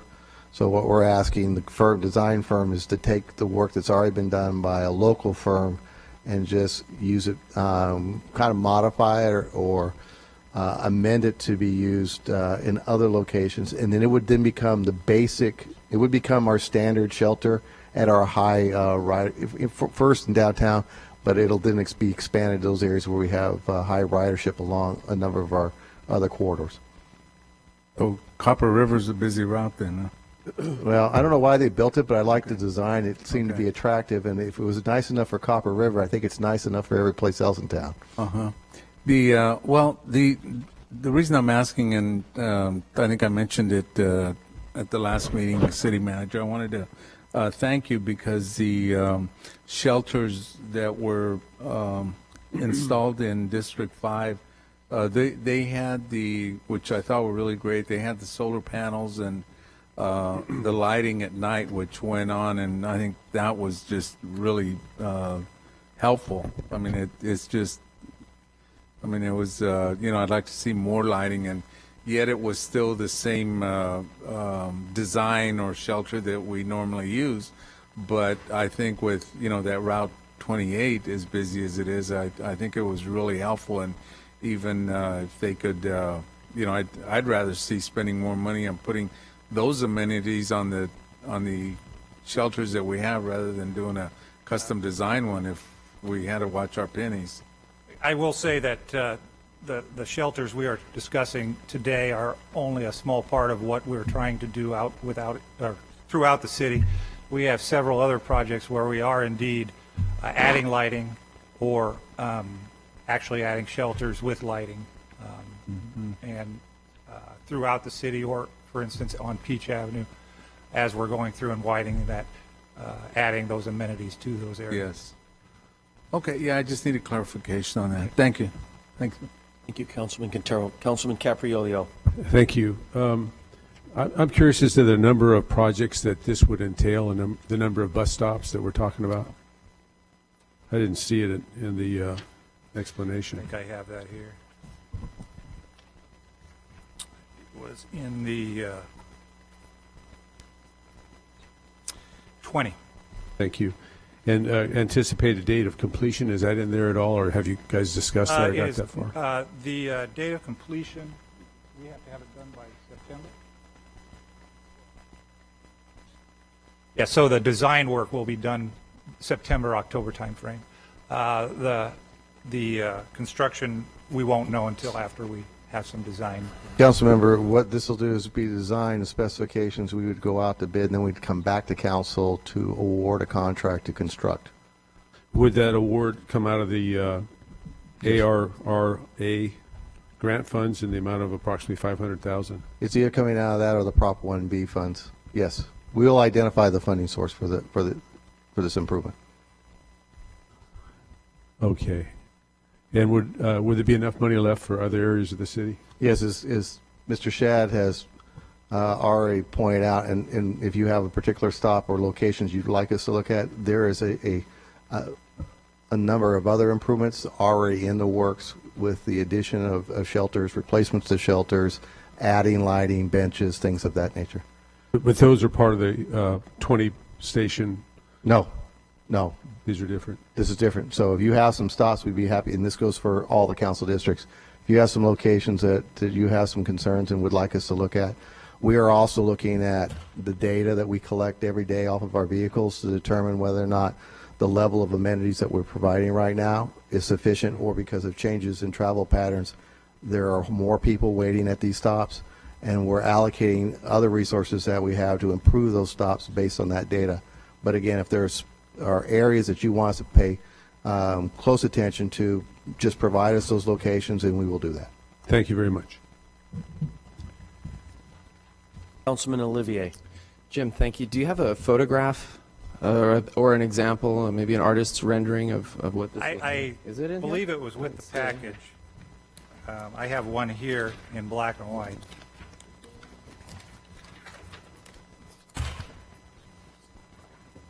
Okay, here we go. Okay. Do you have a map of where these are going to go? I do not have or a map. list I of just locations? have addresses. Okay. I have a list of addresses. All right. And it is in the contract as Okay. part of the attachment. And what's the cost per structure? Okay. The existing structures are how old? The existing, and we're talking about just the ones that we put on Belmont, the ones with that's what we have existing that these will replace. Those stops in which we have a significant ridership, yes. Okay. Okay. And the ones that we did on Belmont were For example, $7,500 each, right? I'm looking, they're like, With the okay, bench, I'll help you. With bench, the bench and the trash can, 5,000 each. 5,000. So the structure, the bench, and the trash can are $5,000. Okay. Okay. And we will also, when we come back, present you with the expected life cycle costs of this, which is more of a permanent structure than what we have. In other words, it may be a $5,000 shelter with a 4-year life or a 5-year life, whereas this is probably going to have at least a 10-year life, if not maybe longer. Also, these shelters are probably a larger scale than the ones you're talking about. So those $5,000 shelters, if we had to purchase larger ones for more shade, would be more money. Okay. Could the money for this project be used to replace more $5,000 structures around the city? Could we decide to do all of the dilapidated ones in the 7th district and wipe those out and just use this money instead of building a few of these downtown, replace all the dilapidated ones around the city? Could the money be used for that? I believe so. Yes. Okay. And we're not proposing to build anything yet. What we're proposing is to basically design and engineer, or get the cost estimate to construct these nicer shelters. In the meantime, it will probably would be helpful before we come back to council is to provide you the amount of money that we're spending on replacing and installing new shelters in addition to this. Because what I'm hearing from council is that this is great, but how are you addressing the immediate need? And we can provide that information before you have to make a determination as to go forward with the actual construction of these shelters. Could the money be used for a security to pay a fax officer? These are for capital dollars. Okay, these are capital dollars. Okay. Okay. And explain to me, I read in the staff report how the initial money is to fund the construction of these structures in the downtown. Is this in the triangle, or, and then it says if money ever becomes available, then we'll put them in the other parts of the city as well. When will the money become available to construct these structures in other parts of the city as well as downtown? Each year the department has, and that's why there's a lot of money sitting right now, which is why we're able to add other shelters and lighting. The department, and I don't know what, but the department has been setting aside at least $100,000 a year for a number of years for the replacement of these shelters. So you can imagine over 5, 7, 8 years, there's a pretty good significant allocation in addition to other dollars that have come in. So we are pretty comfortable that once we get to the design and engineering, we can not only continue our efforts to replace some of these smaller shelters or add what you have seen on Belmont, Yes. but also fund this and adequately meet the needs of the riding public. And how was the downtown area selected to be the first? Because downtown is our area, as with the TOD, our area in which we have the highest level of ridership overall. Okay. All right, thanks, Jim. You done, Councilman? I am, Olivia? thank you. All right. Councilman Baines. Thank you, Council President. Since I think this is my district, I appreciate all the interest from my colleagues. I'm just curious, the picture in the staff report, is that what we propose the shelter to look like? That would be the general look, but we would be adding lighting as well as some cover for rain and sun. That is one of the big components that the design firm will be working on, modifying this design to allow it to provide shelter for rain and sun. Okay. Well, I think it looks very nice. I think it'll complement if we were to take this type of architectural look. I think it would be a complement to some of the structures that are downtown. So I, for one, would certainly support a look and feel like this. So I appreciate it. You'll have to give credit to Bruce on that one. Well, I know. So understanding, listening to the concerns of my colleagues, Bruce, we every so often we obviously try to upgrade the shelters throughout the city. When's the last time the downtown shelters were upgraded?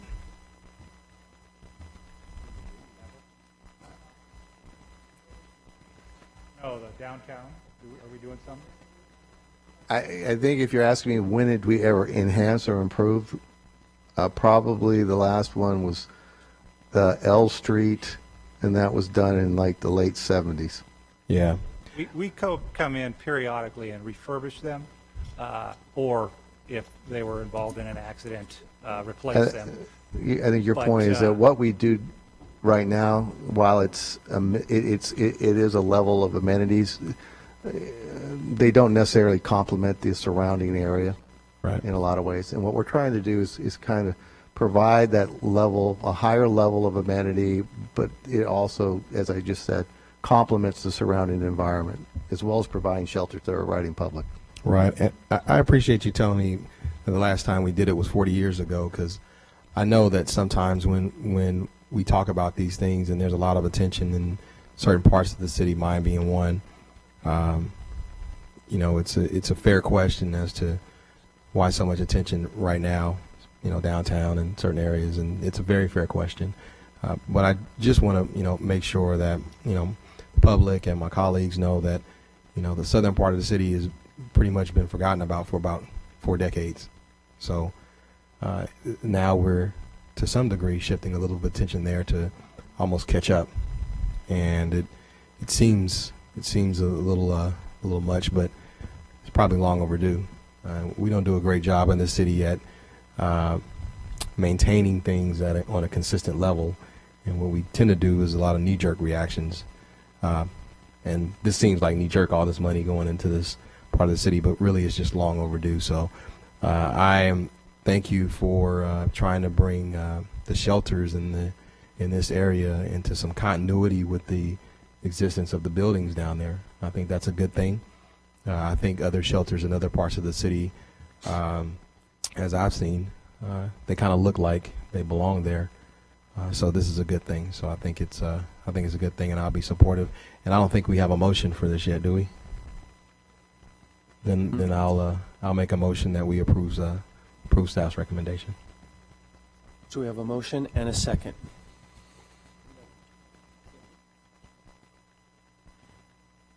So any other council members like to comment on this issue?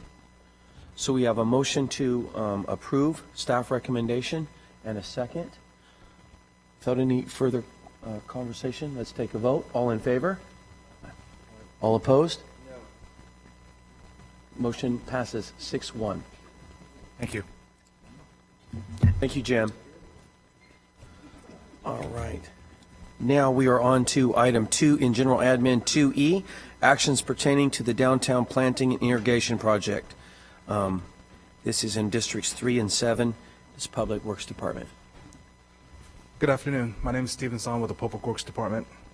I have before you adopt finding of category exempt per staff determination pursuant to section 15302, 15303, 15304 of the CEQA guidance.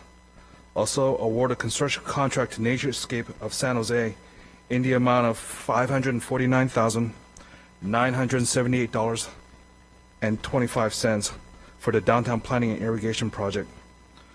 The project will beautify downtown area within Tulare Street, Fresno Street, Van Ness Avenue, O Street, Tuolumne Street that have been identified as lacking street trees.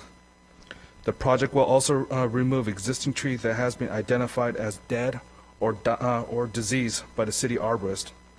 Also, this project will install additional tree wells, trees, and new irrigation system. Staff recommends council to approve an award of a construction contract for the base bid plus additive alternative number 1 and 3 to Naturescape of San Jose, California, in the amount of $549,978.25 as the lowest responsive and responsible bidder for the downtown planning and irrigation project. Because of the condition of the funding, local preference was not implemented. Staff will be available for any questions you may have. Thank you. 2E, this, yeah. Thank you, Stephen. Any members of the public like to comment on this item, 2E? All right. Council members, this is in property districts 3 or 7. Oliver or Clint, would you guys?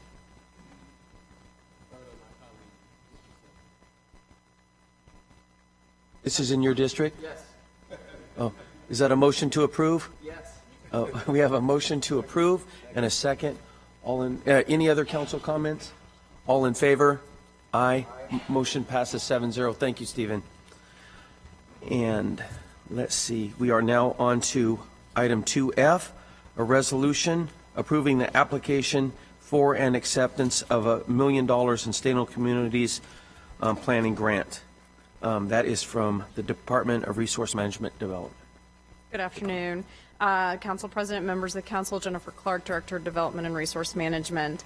This afternoon, I have before you a resolution which seeks approval to apply for 2 grants from the state of California for planning work in an effort to reduce or remove barriers to development and to provide pre-approved plans through a rigorous public engagement process that meets city development standards and assist in development in infill and new growth areas that we have determined to be priority areas. I'd be happy to answer any questions if you have them. Thank you, Jennifer. Are any members of the public like to? All right.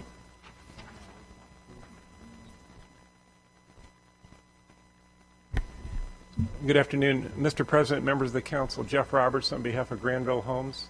Our address is 1396 in the city of Fresno, 1396 West Herndon in the city of Fresno. I'm here to speak in favor of the grant application request. I did have one question that I hope could be answered, and I think there's two items that are being sought by the grant. I'm curious how much of the total $1 million request will be focused on West Fresno. Okay. Because we're very anxious to see that become the focus if it can. So. Right. Your question is how much of this $1 million of the grant? $1 million, what portion of that is focused on the planning efforts in West Fresno? I'll ask that question. Okay. Any other members of the public like to comment on this item? All right, Jennifer, you've got Councilman Baines. Attention. Thanks, Council President. And actually, I was going to follow up with Jeff to have that question clarified, and then I'll make a couple comments, so you can go right ahead. Absolutely. So of the two applications, both are for the maximum amount, which is $500,000 each. So $500,000 would go to supplement the planning work that is beginning in Southwest Fresno for a specific plan to enhance development opportunities south of 180 and west of the 41 and 91 interchange. And the other $500,000 is specifically for a pattern book, which would provide pre-approved plans for infill as well as track maps for new growth areas that meet our new development code standards and would provide assistance to developers to be able to streamline through the process. And Jennifer, could I ask you to expand on the pattern book a little bit further and where the idea of coming up with this actually originated from? Sure. We were asked by the development community to find ways to assist them to meet our new development standards as we go forward. There are concerns about how do we ensure that we have quality development, but we're also doing it in a way that meets market needs and market demands. And so the pattern book will provide a variety of options for both infill lots as well as for new tract map areas that would essentially have choice A, B, and C, each meet our standards. Pick one of these and you can get a stamp and move right on to the building process. So through the CEQA streamlining process, this would allow us to essentially pre-approve and pre-clear specific plans. So in a lot of ways, Council, if you've ever been to Home Depot or Lowe's, or you go online, there are a set of plans, has a elevation, shows you what the house is going to look like. This would essentially create various elevations, designs, model homes for infill as well as new growth with a set of pre-approved plans, and a developer could literally walk in, or an individual investor could walk in and go, I'm going to build plan A on this lot, rubber stamp, have a great day, go build it. Yeah, thanks for that explanation, Jennifer. And just kind of just to kind of alert my colleagues, there's a couple of things I've been working on the last couple of years. Thank you, Jennifer. I won't. Oh, you're done? Yeah. Okay. Thanks, Jeff, for coming up and giving support for the item, because it's a lot of you all know, and the public knows, and I know my colleagues know that one of the things I've been trying to do since I've been here is figure out ways to cut down barriers for development in West Fresno. One of the things that has happened over the past several years is that the proper planning hasn't been in place to help streamline development like in other parts of the city. So we haven't benefited, the West Fresno community hasn't benefited from the planning efforts to allow development to occur, to really lay the foundation, working with developers like Granville who have taken the time to explain what some of the barriers and hurdles are. We're now trying to address those by going after the appropriate planning grants to lay just development foundation so that we can streamline these processes. A lot of you don't know, which is very true, that for developers to develop in Southwest Fresno, it actually is more expensive because of the lack of these types of tools that are in place. So, in other, fortunately for the parts of the city, that isn't the case, but it is the case in West Fresno because of, like I said, the lack of resources that have gone towards planning over the last several decades. So I appreciate you all and appreciate the administration and going after the planning dollars. I appreciate companies like Granville really explaining to me what we need in order to really prep the table for development because it's not often known. So with that, I would make a motion to approve the request for the grant application and move forward. Thank you. Councilman Chong. Thank you. I was saving all of my minutes for this time because I waited for such a long time to speak. Jennifer, so maybe I missed the answer that Jeff was asking somewhere in your comments. So did I miss it, or was it there somewhere in the pattern book? The application is $500,000 for the Southwest Fresno specific plan and $500,000 for the pattern book. They're each, that's the maximum that can be awarded. Okay, so the question was the Southwest Growth Plan. Does that include areas out north of the 180 to? No. Okay. It will. This particular project will only include areas south of 180 and west of the 4199 interchange. So I want to make sure that city manager, you know, this south or the west side growth plan, or however we want to frame it, name it, or color it, has been. I think I talked about that since 2007, and then Member Borges came in, and I think even at that time, myself, Member Borges, and Member Baines as well, have said that West growth is extremely important, and we're looking for any type of opportunities here to develop that plan of growth, because that's really the next area of growth for the city of Fresno, and we're growing over there already. So explain to me if we're going after that, the west of the 99 is not at least being part of the discussion, or some change is going to those areas.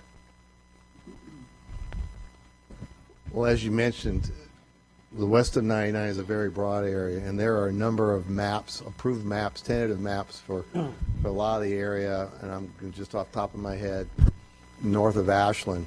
Where we really have problems is that we don't have specific plans for that area south of there.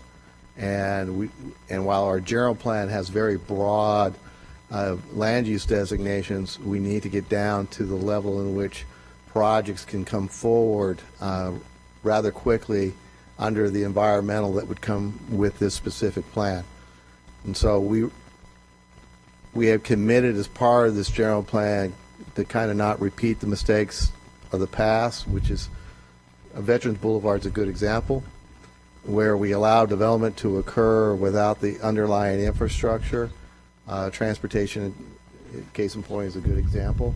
But a lot of these maps are all already in place for those areas, again, north. We want to make sure that we don't repeat history and don't have a comprehensive specific plan west of 99, but south of the Shaw-Ashland area for those reasons, because developers want to come in, but they don't want to bear the cost of doing the environmental, especially if there isn't an overarching plan for those particular areas. Okay, so I want to make sure I understand it.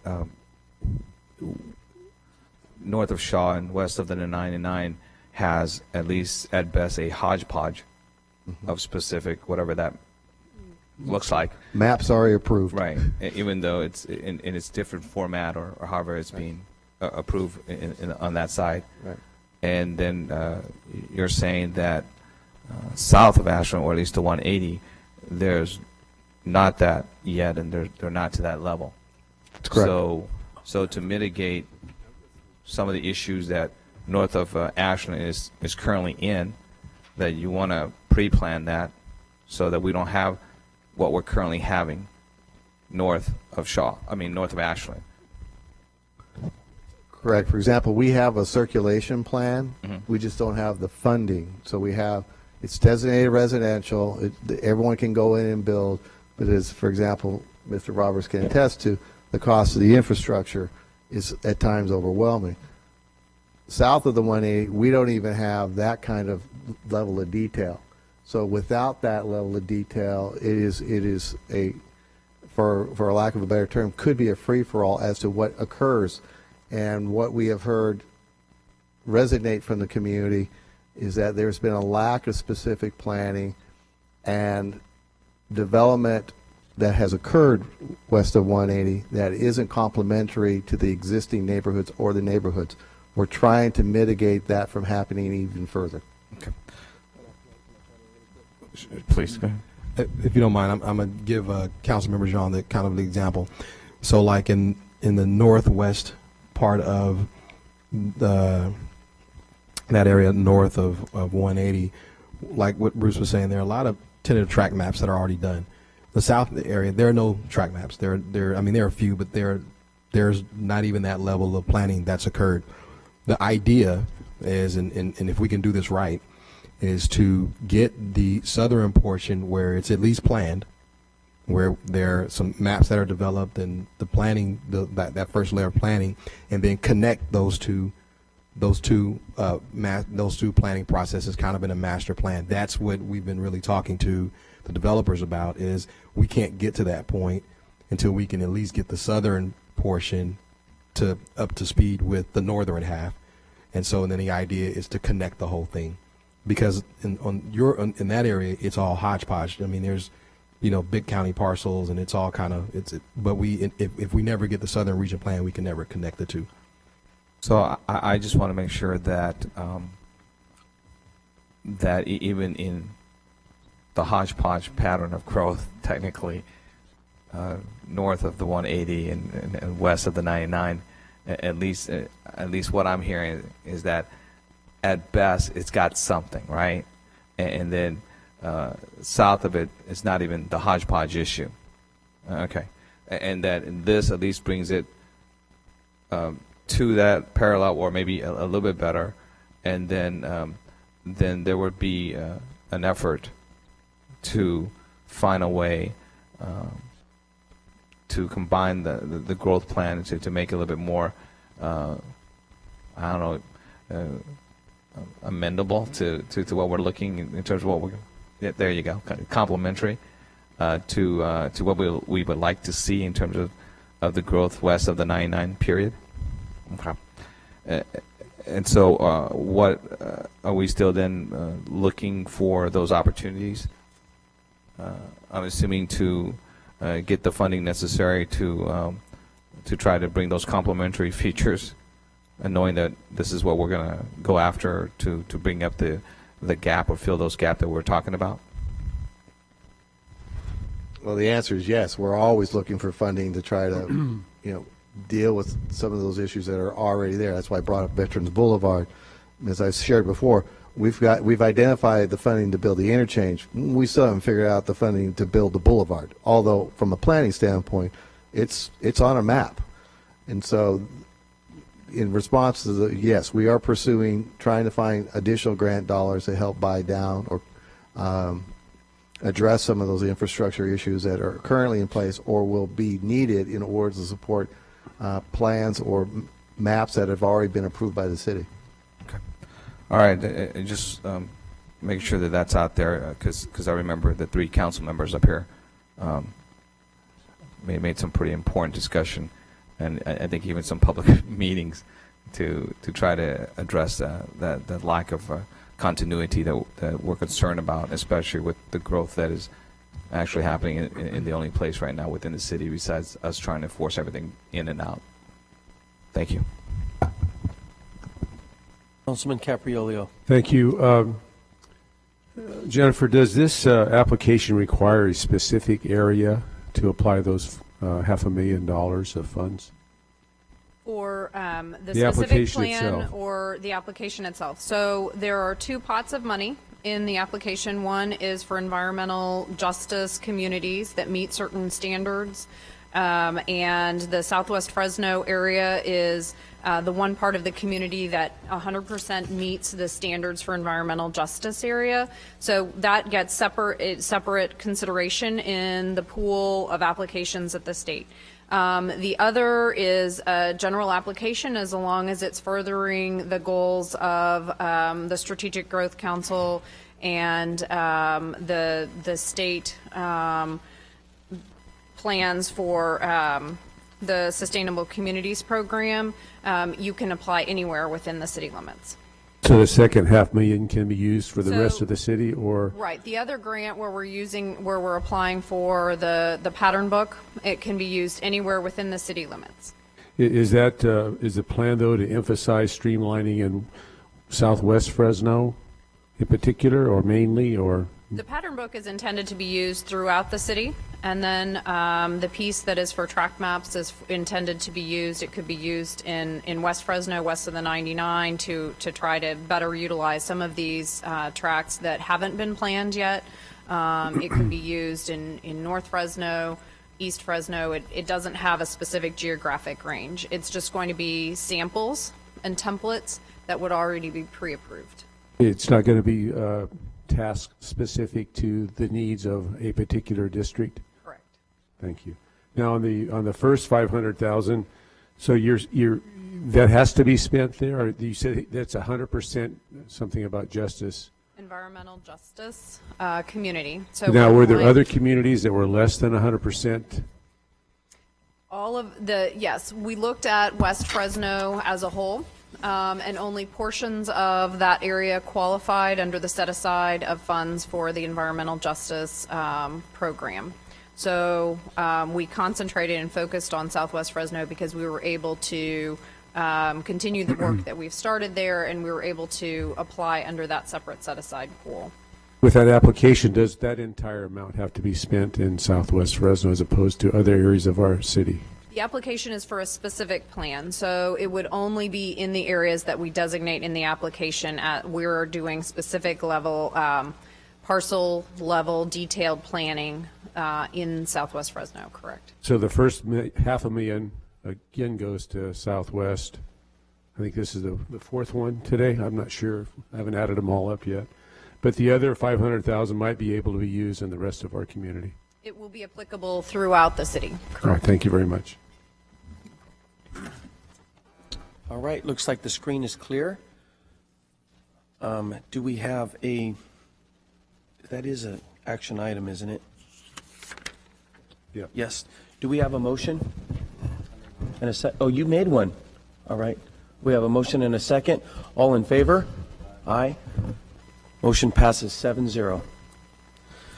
Now we are on to General Admin Item 2G, a bill for introduction, considering a text amendment about street easements and outdoor dining.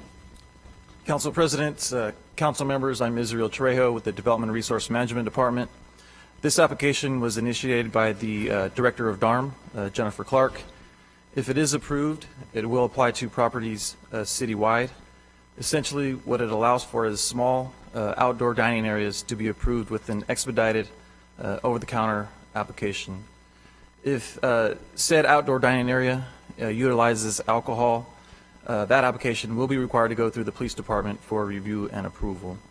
Additionally, this text amendment allows outdoor dining within the right-of-way on the sidewalk with an encroachment permit. We hope that if this application is approved with its flexible design standards, it will further promote business in the city of Fresno. Thank you. I can answer any questions you may have.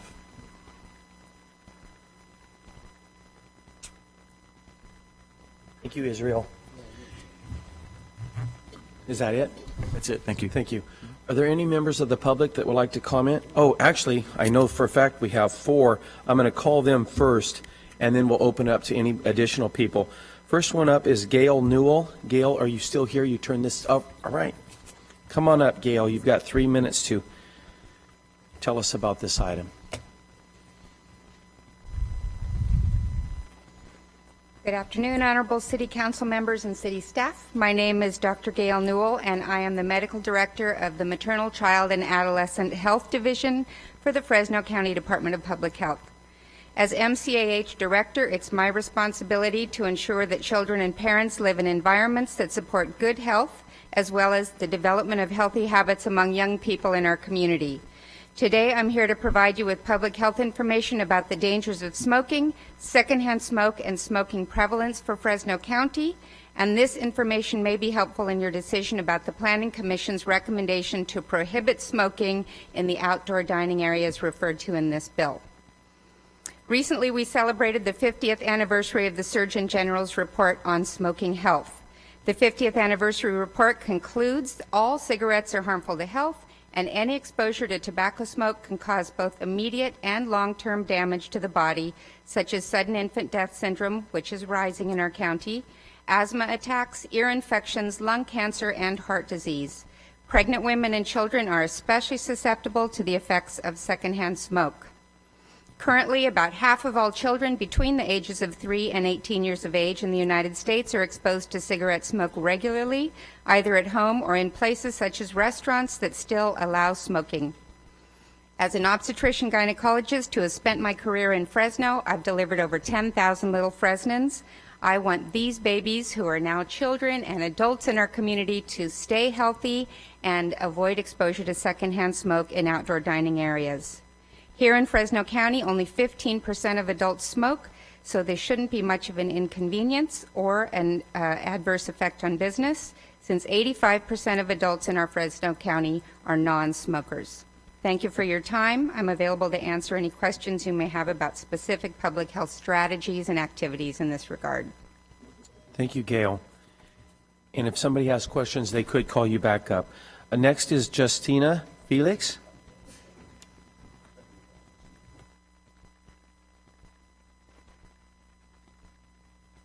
Good afternoon, council members, council president. I'm with the American Lung Association in California, located here in Fresno.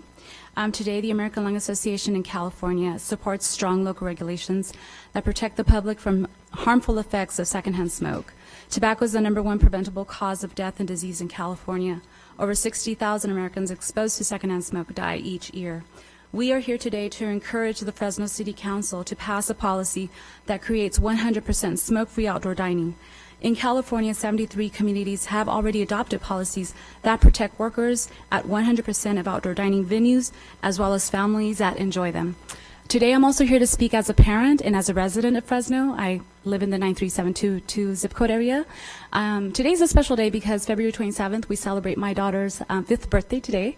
And my daughter, at the age of 2.5, was diagnosed with leukemia. After 2 years and 3 months of undergoing chemotherapy treatment, she's now cancer-free.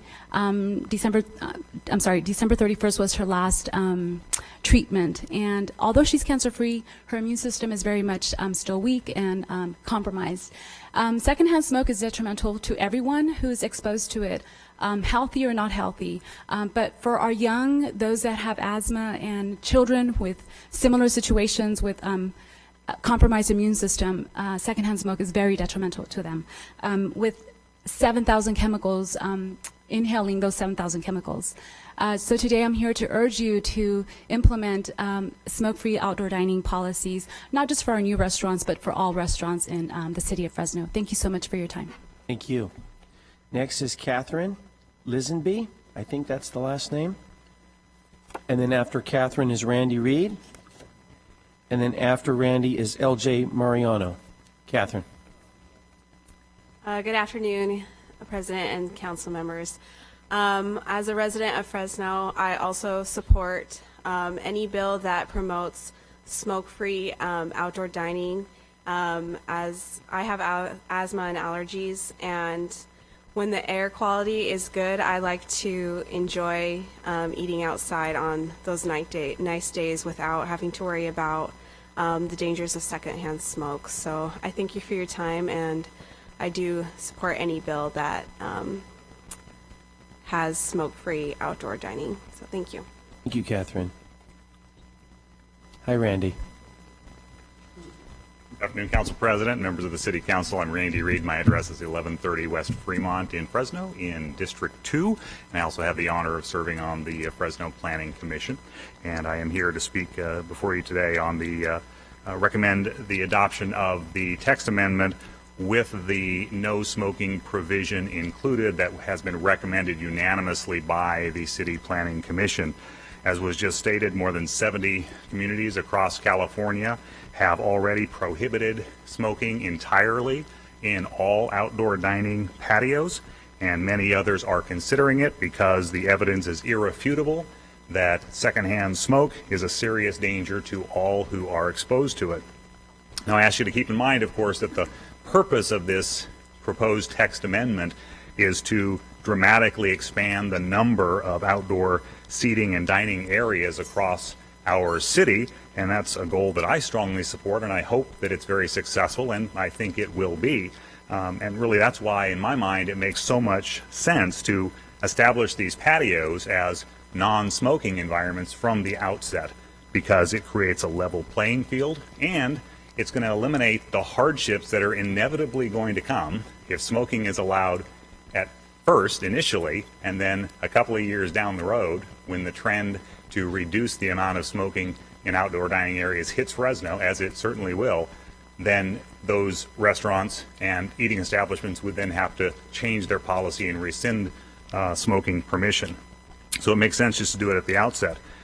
In fact, that's the issue that the city of Sacramento is facing right now, because their outdoor dining areas have historically permitted smoking, and now there's an effort to change that law and remove smoking permission and prohibit smoking, and it's creating hardships for those restaurants. So we have the opportunity really to do the right thing from the outset, and so I'm here to ask you to do that. Of course, the most compelling reason for adopting the smoking language that's proposed is the health of our community's children and all of the rest of us, of course, who are already breathing some of the worst air, as we well know, in the nation. So willfully exposing us all to more pollution through secondhand smoke will exacerbate a problem that we already know is a tragic public health problem. So I do want to just encourage you to include that no smoking language recommended by the Planning Commission in this proposed text amendment. Thank you. Thank you, Randy. Next is L.J. Mariano.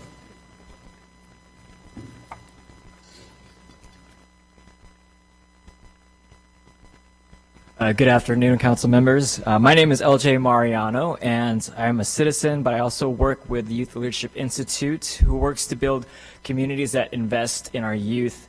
We work with youth throughout the city and county of Fresno to promote healthier choices when it comes to alcohol and other drugs. We are happy to support the approval of the text amendment with the inclusion of the Planning Commission recommendation that smoking shall be prohibited within patios on private property and on-street easements or right-of-way. About half of children ages 3 to 18 years old are currently exposed to secondhand smoke on a regular basis. The City of Fresno Planning Commission resolution takes a proactive approach to streamlining the application process for businesses who are creating non-smoking outdoor dining areas and promoting healthier places for the people of Fresno to enjoy this great city. And we encourage you to support this additional recommendation. Thank you.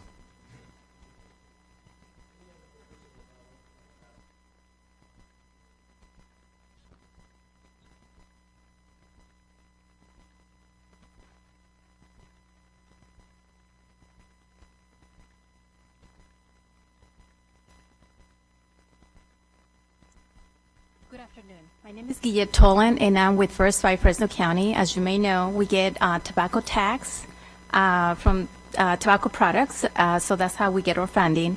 And I'm here to support the expansion of these dining areas, but also we need to add the smoke-free piece of it in there. Because as we hear previous presenters here, smoking kills children and adults, even though they don't smoke. The air quality in Fresno County is really bad, and having these areas to be allowed to be smoked outside, it makes it worse for children who has asthma or any other type of chronic disease, such as leukemia, as was mentioned before. According to the American Cancer Society, there's no proof that going smoke-free is bad for business. So I think that's the way to go, and you as stakeholders, I'm sure you will do the smart thing. Thank you very much.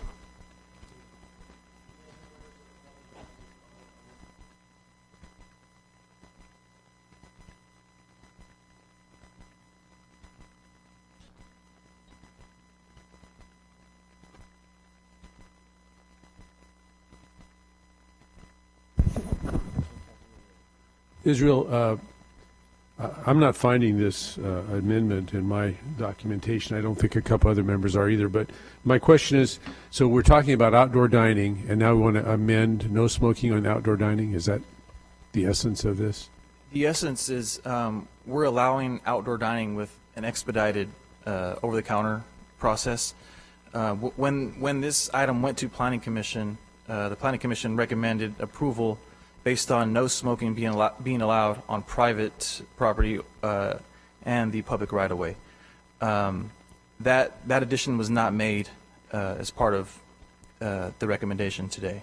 Okay, I thought I was crazy. I couldn't catch that. So now, does anyone have a proposal for those that do smoke, and where do they go if they're banned indoors, outdoors?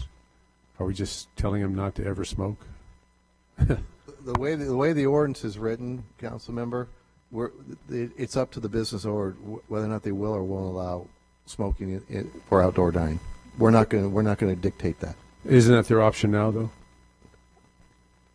I mean, outdoor I eating. think indoor. There's some limitations. There's no smoking indoor. I'm not sure, Israel, what the requirements on outdoor, since we don't have the ability to do outdoor dining. Right. For indoor, there are some unique circumstances where you can have smoking indoors, but that has nothing to do with this item here. This is for an outdoor dining area. From what I understand, if there's a new building, the patio would have to be 25 feet away from the smoking area. But these would be applicable to existing areas. So, Okay. as Bruce mentioned, we did not address that. So smoking would be allowed at these patios. I just said, in my outdoor experience, I've never been in a restaurant that has an outdoor patio that lets people smoke. The only exception would be a cigar shop or two. I'm thinking Fig Garden in particular. But that's a different deal. It's not a outdoor cafe. I'm just kind of lost as to why I'm not connecting my dots in this dissertation today. So, thank you.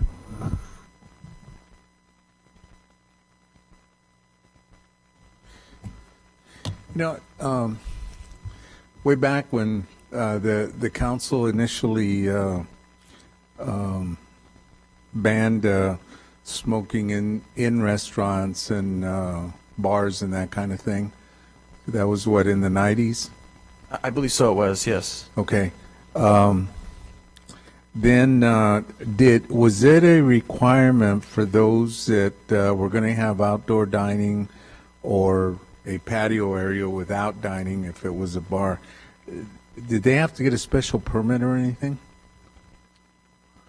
The ordinance, the smoking ordinance that you're referring to, I believe was passed in 1987, and it did not address that. Did not address smoking. So they didn't have to get it didn't address smoking? No, it was silent on that. Well, then, what year was it that the council said there was no smoking inside of a restaurant or bar? You can go outside. That was 1987. Oh. Okay.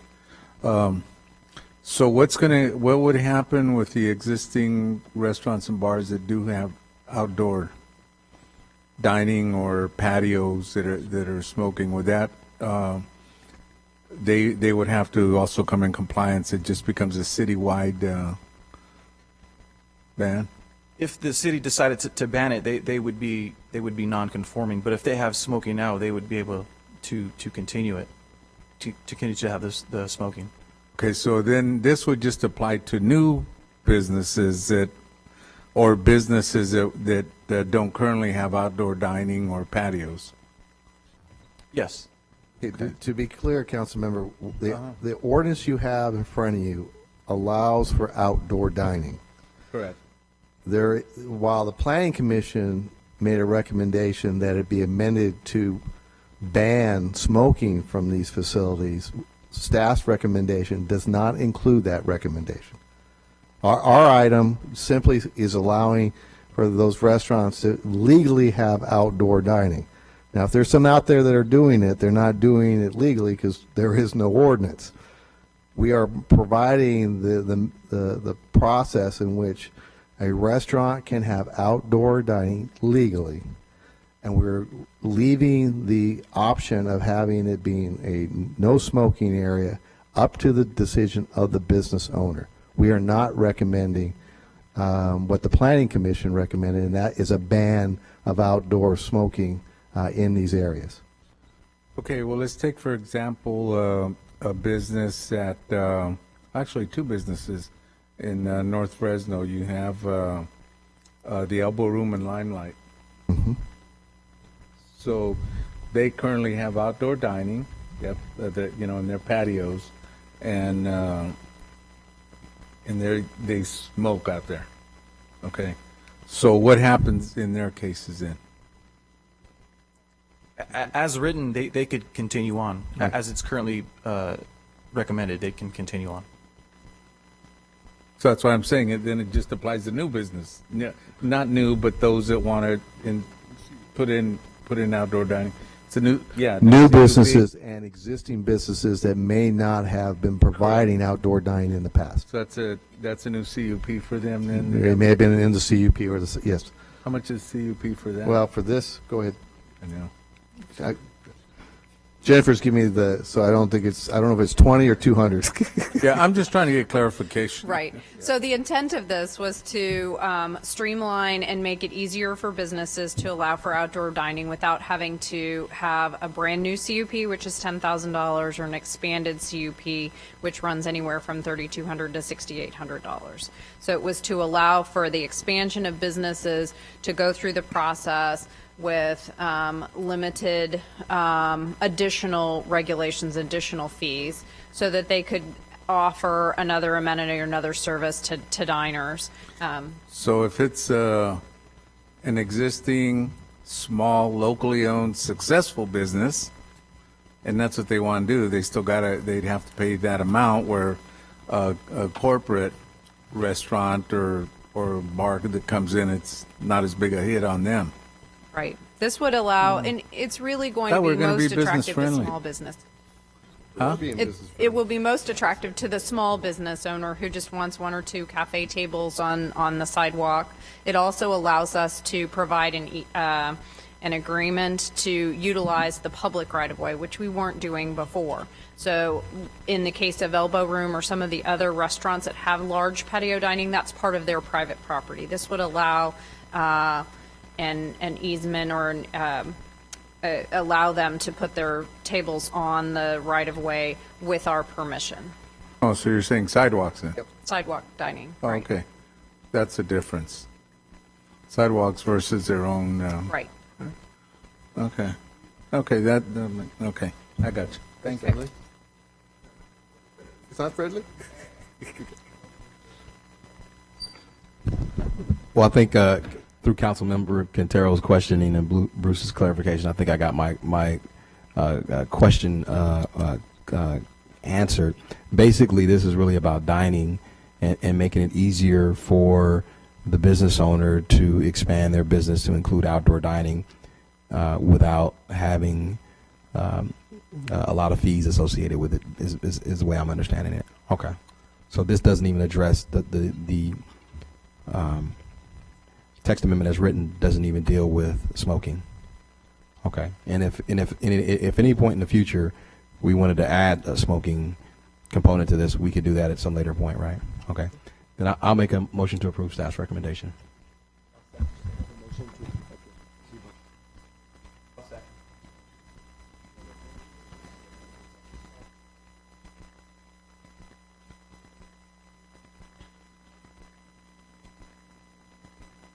Aye.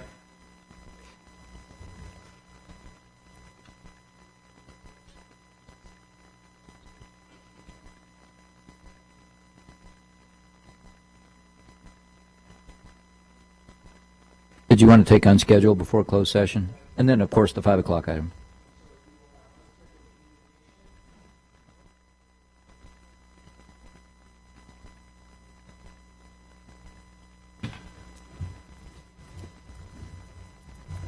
Turned it off somehow. Yes, sir. Card up there, I thought. I'm Michael Pate. I'm from Columbia, South Carolina, and I represent the Electric Guard Dog. Let me explain briefly what we do. We are a security firm. We guard large areas that have open areas that basically can be robbed very easily. Someone just basically walk by, look at what they see in there, and run in and pick it up. Equipment rentals, chemical companies, irrigation rental companies, pump stations, electrical substations, automobile recycling, critical infrastructure. These are some of the things we guard. We're basically a battery-powered system, so I'm never hooked up to the infrastructure. I'm just using a 12-volt battery, amplifying that voltage with a capacitor up to 7,000 volts.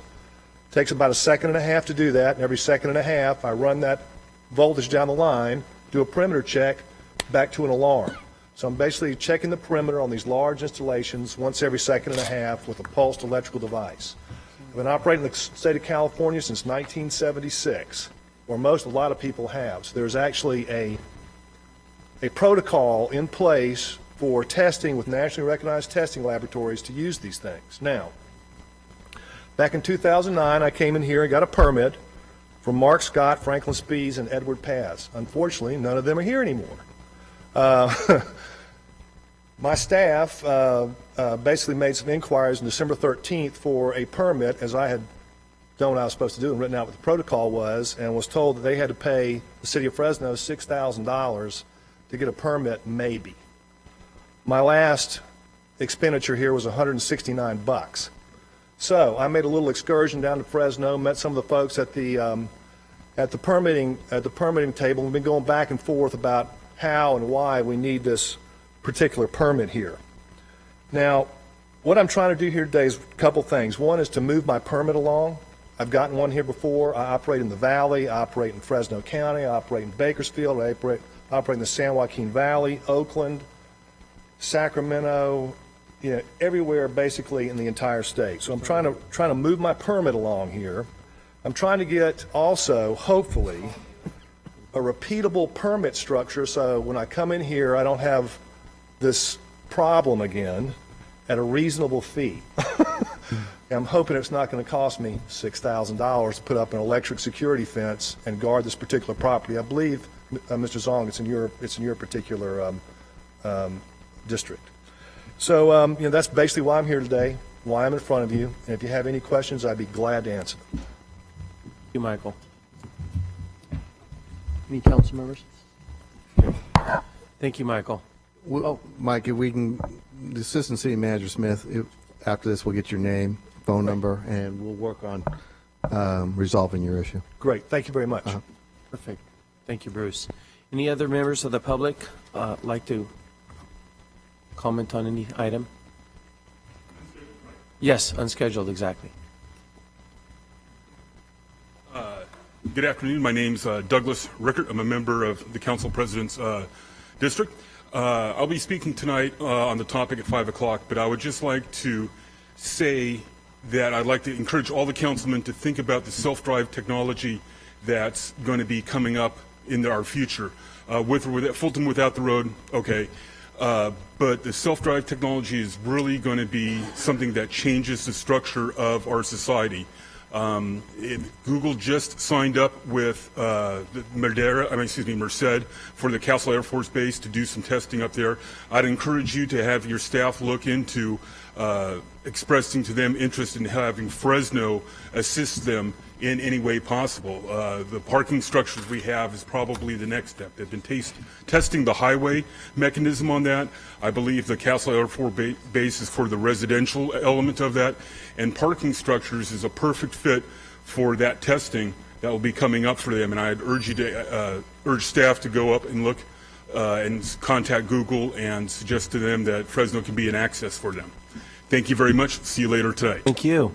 Thank you. Any other members of the public? Hey. Oh. Sir? No. I'm curious. How do we get a demonstration of that up in Merced? I want to be driven around. Contact Google. I actually have a friend who's working for Google, and I've been working, trying to get him to contact, but he's obviously in a different department, and you have a bureaucracy. They have a bureaucracy too. But what I would like Can you knife through that bureaucracy with me? What's that? Can you knife through that bureaucracy? That's what I'm trying to. I want to be driven around in one of those cars and see how they work. I'm trying to do that. And I think the distance between Merced and Fresno is ideal commute distance that is similar to what's in the Bay Area. In the Bay Area, they would have to have parking garages for their large corporations, everything. So I think Fresno is a perfect fit. We've been test markets for other items not related to this technology, but food items and whatnot. We have a track record as a test market. So I think it'd be a great fit if we get official All right. backing. Thanks a lot. You know? I'm sorry. This time I'll ask any other questions. Thank you, gentlemen. Thank you. Any other members of the public like to address any item? Yes, sir.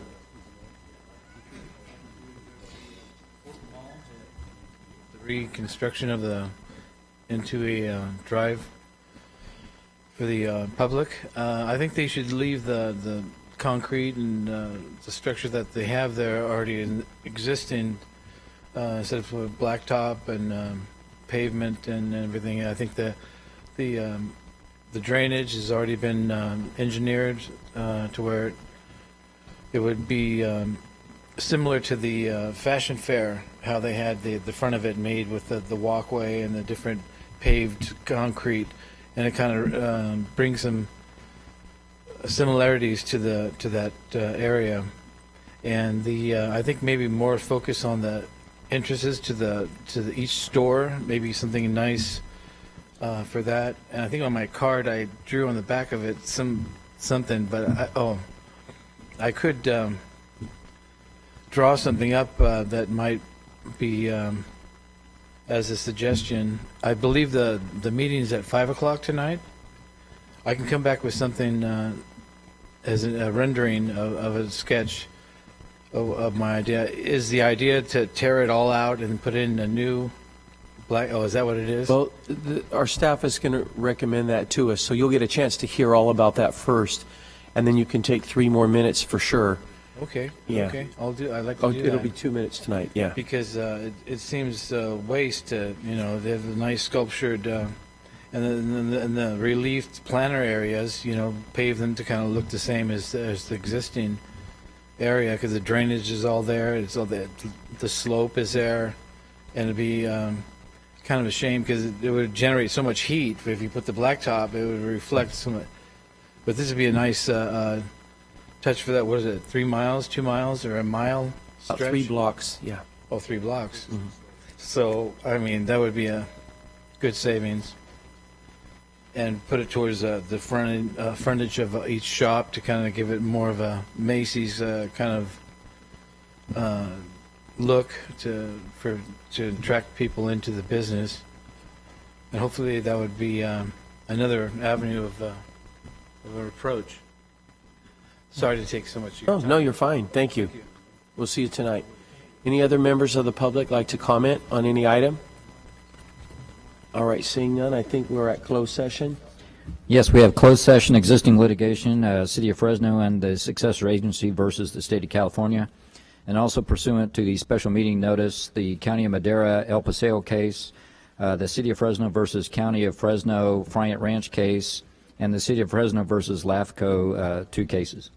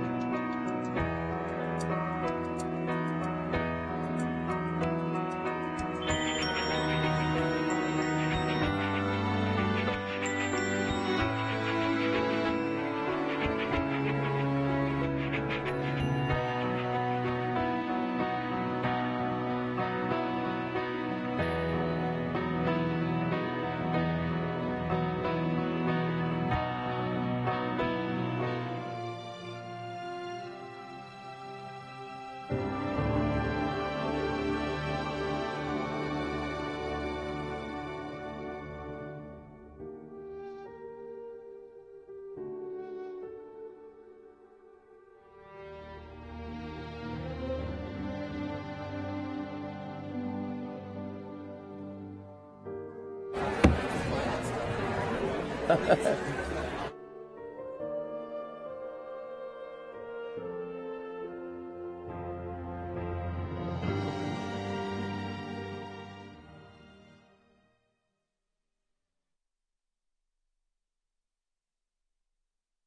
want to chit-chat with you in a minute once I get things started. Okay. Good afternoon, everybody. I'm glad everybody's here. Looks like we're going to have a great meeting. Fantastic turnout.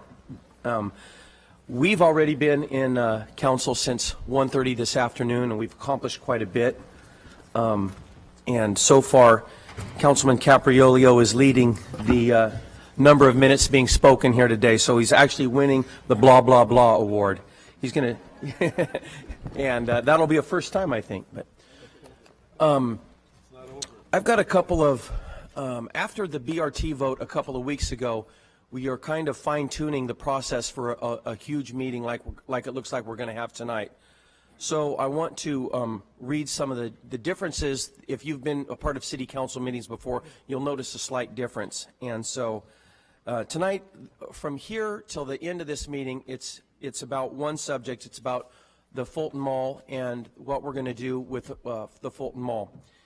And we're going to first hear from our staff, and they're going to present us with a recommendation. And normally what happens is as soon as staff is done, we go out to the public, and public begins to make their comments. And tonight we're going to throw a little bit of a curveball in. Before we go out to the public, council members are going to be able to ask staff clarification questions. They won't be statements. You're not going to hear my comment about the Fulton Mall. That will be saved until after the public has spoken. So the goal is, by us asking clarification questions, you as well can hear those questions, and that'll help us be listening more adroitly as the meeting goes on. Then after we ask our questions, then we will go out to public. Each member of the public will be given an opportunity to speak for 2 minutes. I've got a stack of cards here already. If you have not filled out one of these cards, they're generally in the back. We might be getting close to run out. Are we still have cards out there? Do we know? Okay. So if there's cards out there, this is the best way to speak. Hypothetically, if we ran out of cards, you would still be given your opportunity to speak. You're going to be given 2 minutes.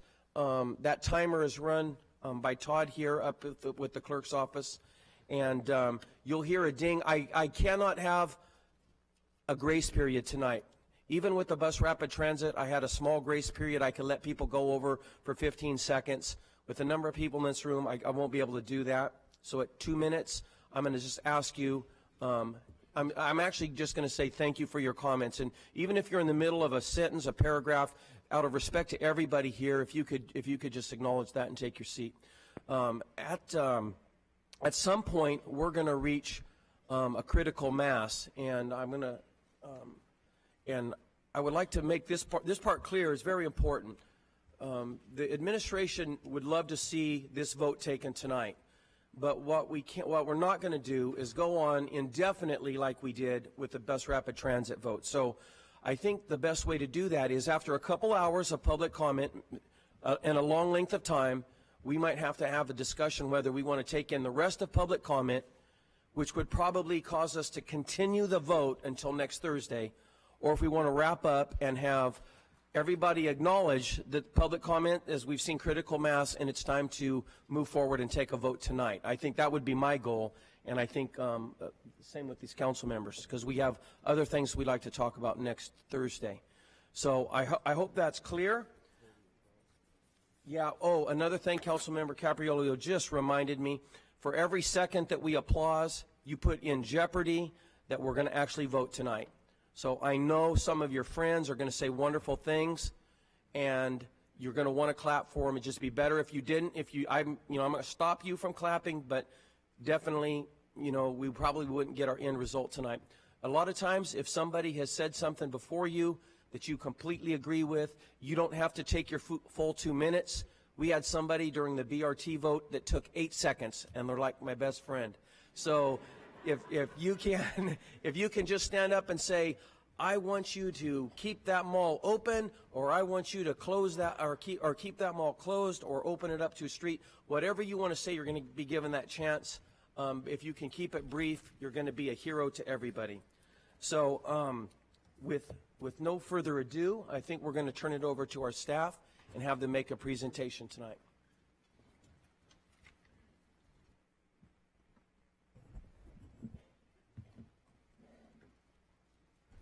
Thank you. Council President, members of the council, and members of the public, I'm going to begin the presentation this evening and then turn it over to our staff and our experts who have gathered here tonight, and we even have someone who will join us by phone in just a moment. I want to start by thanking everyone for being here.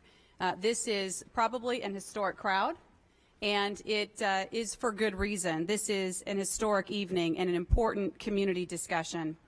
I want to echo Council President Brandau's comments about the slightly different nature of tonight's presentation and public proceedings, and just inform the council as well as the public that we do have a rather lengthy staff presentation to get through. That is a reflection of the fact that this is a complicated project. We're dealing with environmental documents this evening, and there are many things that need to be covered for the sake of the record. So we ask for your patience as we go through many of the issues that need to be covered here tonight. But let me just begin by saying that this is an historic moment for the city of Fresno. And why is that? Well, we're talking about the birthplace of our city. We're talking about the place where in 1885 and even years prior to that, the forefathers and foremothers of the city of Fresno began to gather and to develop and plan and grow the city that we have come to love and know today as Fresno. For 80 years, Fulton was the main street of our city. Today, it's a place of great distress, and it's a place of great deterioration. So for the last 5 years, my administration has worked very closely with the property owners, the residents, the small business owners, and the stakeholders that are directly involved in the day-to-day operations of the Fulton Mall in an effort to try to find prudent, cautious, and effective strategies to turn around the deterioration that we see on our historic Main Street. We've taken a comprehensive approach, and I remind the council, although some of you weren't here when this work initiated, but when you ask for a comprehensive approach, we lift up two major documents, and that is the Downtown Neighborhood Community Plan as well as the Fulton Corridor Specific Plan. The project you're considering tonight is a top priority, but it's not the only thing that's being done, and it's not the only thing the city will have to do to continue to move our downtown forward. It is, in fact, a part of a comprehensive master plan for addressing all of the issues in our downtown area. Now, why all this work? Many of you ask me, and particularly some on the council, why all of this work, Mayor, on downtown? It's just one part of the city, just one. Well, let's challenge that notion for just a moment. Great cities have great downtowns. When you think of the cities that you like to visit, my guess is that you think about the places where people gather, where there's mixed-use development, where there are many forms of transportation, where there are many activities happening all at once. And those places are those cities' downtowns. And what is the common denominator among those great cities? Well, great cities have great main streets. Main streets, the primary places for retail, office, residential, and entertainment venues. That's what great downtowns all have in common. So you have to ask yourself, does Fresno have a main street? Does Fresno have a main street? Well, let's look at it in a couple of different ways. First of all, where are the buildings? Where is the density in our city and in our downtown? You'll find that along the Fulton Corridor, densities are 4 to 5 times higher than they are in just the other parts of the downtown, 4 to 5 times higher. What that means is you have critical mass already along the Fulton Corridor. If you were to try to recreate the same level of density just north of the mall, south of the mall, west of it, or east of it, you would have to spend literally hundreds of millions of dollars to create the same type of density. We already have it. It's right in place. It's just not accessible today, and as a result, our buildings are lying vacant. So it's obvious by looking at the densities today that the Fulton Corridor is our main street, but it's also obvious if you look at the photos of the past. The pictures you see on the screen are from 1882, 1924, 1926, 1939. This is the place where activity bustled, shoppers, employees, families, all sorts of activities combined in one concentrated area, and that was along the Fulton Corridor. The pictures you see here are from the 50s and 60s. The top right picture, 1964, the beginning of the mall construction project. And of course, we know that the mall construction project was an answer to a question that community leaders of their time were asking: what do we do to save our Main Street? That was the intent, the interest, the vision, and the passion that brought people together to ultimately construct the mall. And the big idea, as we now know, was the creation of the Superblock, a 6-block pedestrian mall designed to compete with indoor malls.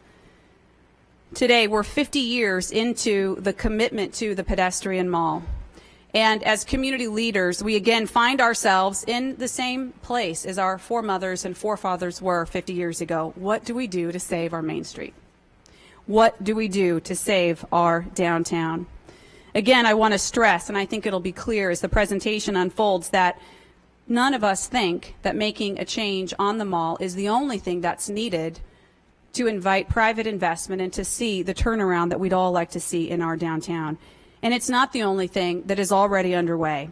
The comprehensive plans that we've developed call for changing the development code to allow for mixed-use development. Today, under our current code, it is next to impossible to invite the exact type of investment we'd like to see, and that's changing with the form-based code that will be adopted later this summer. The comprehensive plans that you'll be adopting later this summer call for improving circulation, traffic circulation throughout the Fulton Corridor specific plan area, changing one-way streets into two-way streets, making sure people can come and go in and out of the Main Street area as easily as possible. We will also recommend, as we move forward with the adoption of the general plan, that impact fees be waived in the downtown area, as we're already doing to support industrial development. We know for certain that we need additional public works grant dollars to address some of the other major deficits we face in terms of street infrastructure as well as water and wastewater. We also know that we have to find an answer to the question of how do we finance construction projects and rehabilitation in this area.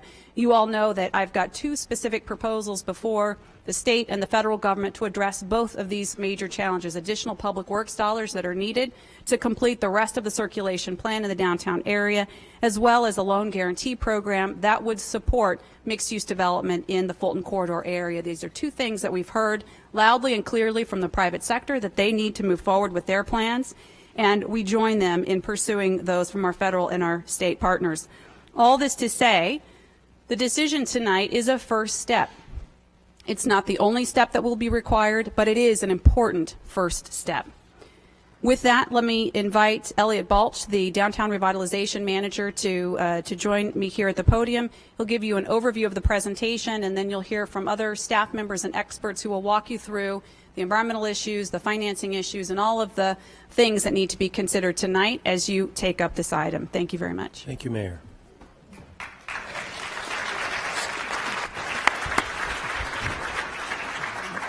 Council President, before Mr. Balch continues with the presentation, we are contacting facilities and we're going to try to get some chairs, but right now be advised that we are violating our own ordinance when it comes to fire capacity. Sorry, but those of you who are blocking the exits and the entry into into the council chambers, we're going to ask your indulgence and you find room on both sides of that door or other places within the council chambers. We are also looking to get some seats for outside the council chamber to try to accommodate as much as you can. But again, we need to make sure that while we have in a meeting, we're also not violating our own fire safety requirements. Thank you. Okay, I don't quite see that happening. We've got to get these, according to Bruce, our city manager, we've got to get at least the doorways open really to proceed.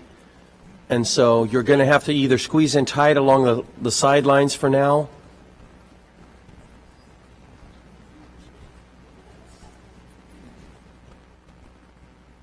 Is there any room up at the balcony, standing room up there? A little bit over here? No. We don't want anybody taking the dive. Oh man, it's still tough, Bruce. It's not open yet. What do you think? Steve, it's amplified outside. And you can hear the proceedings out in the lobby, isn't that correct? And we were just turning up the master volume a little bit, so it might make it easier out in the foyer. You cannot hear it at this point. Okay. All right. We'll work on that. Todd will work on getting our volume up outside.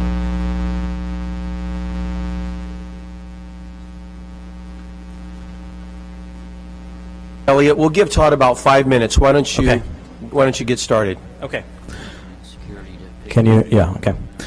Well, good evening. Thank you, Mayor, and thank you, Council President and Council members. I would like to give you an overview of our presentation this evening. We're going to be talking about the background of the project, the planning process that has led to it, an analysis or the various analyses of the project and alternatives to it, details about the proposed design that we are recommending, some notes on project and budget management, and then concluding with talking about the funding sources for the project. We are recommending today several actions for the council to take. One, that you certify the environmental impact report. Two, approving amendments to the 2025 general plan and the central area community plan through plan amendment A13008. Amendments to introduce to the Fresno Municipal Code relating to pedestrian malls. Adopting project option 1 as the city's preferred build option. We'll have more information about that. And authorizing the funding agreements. So just in detail, and perhaps given the time, I just won't go through in exhaustive detail. This information was in the staff report, and just documenting the serial numbers of our EIR and the plan amendment, et cetera. Do I need to read those? Good.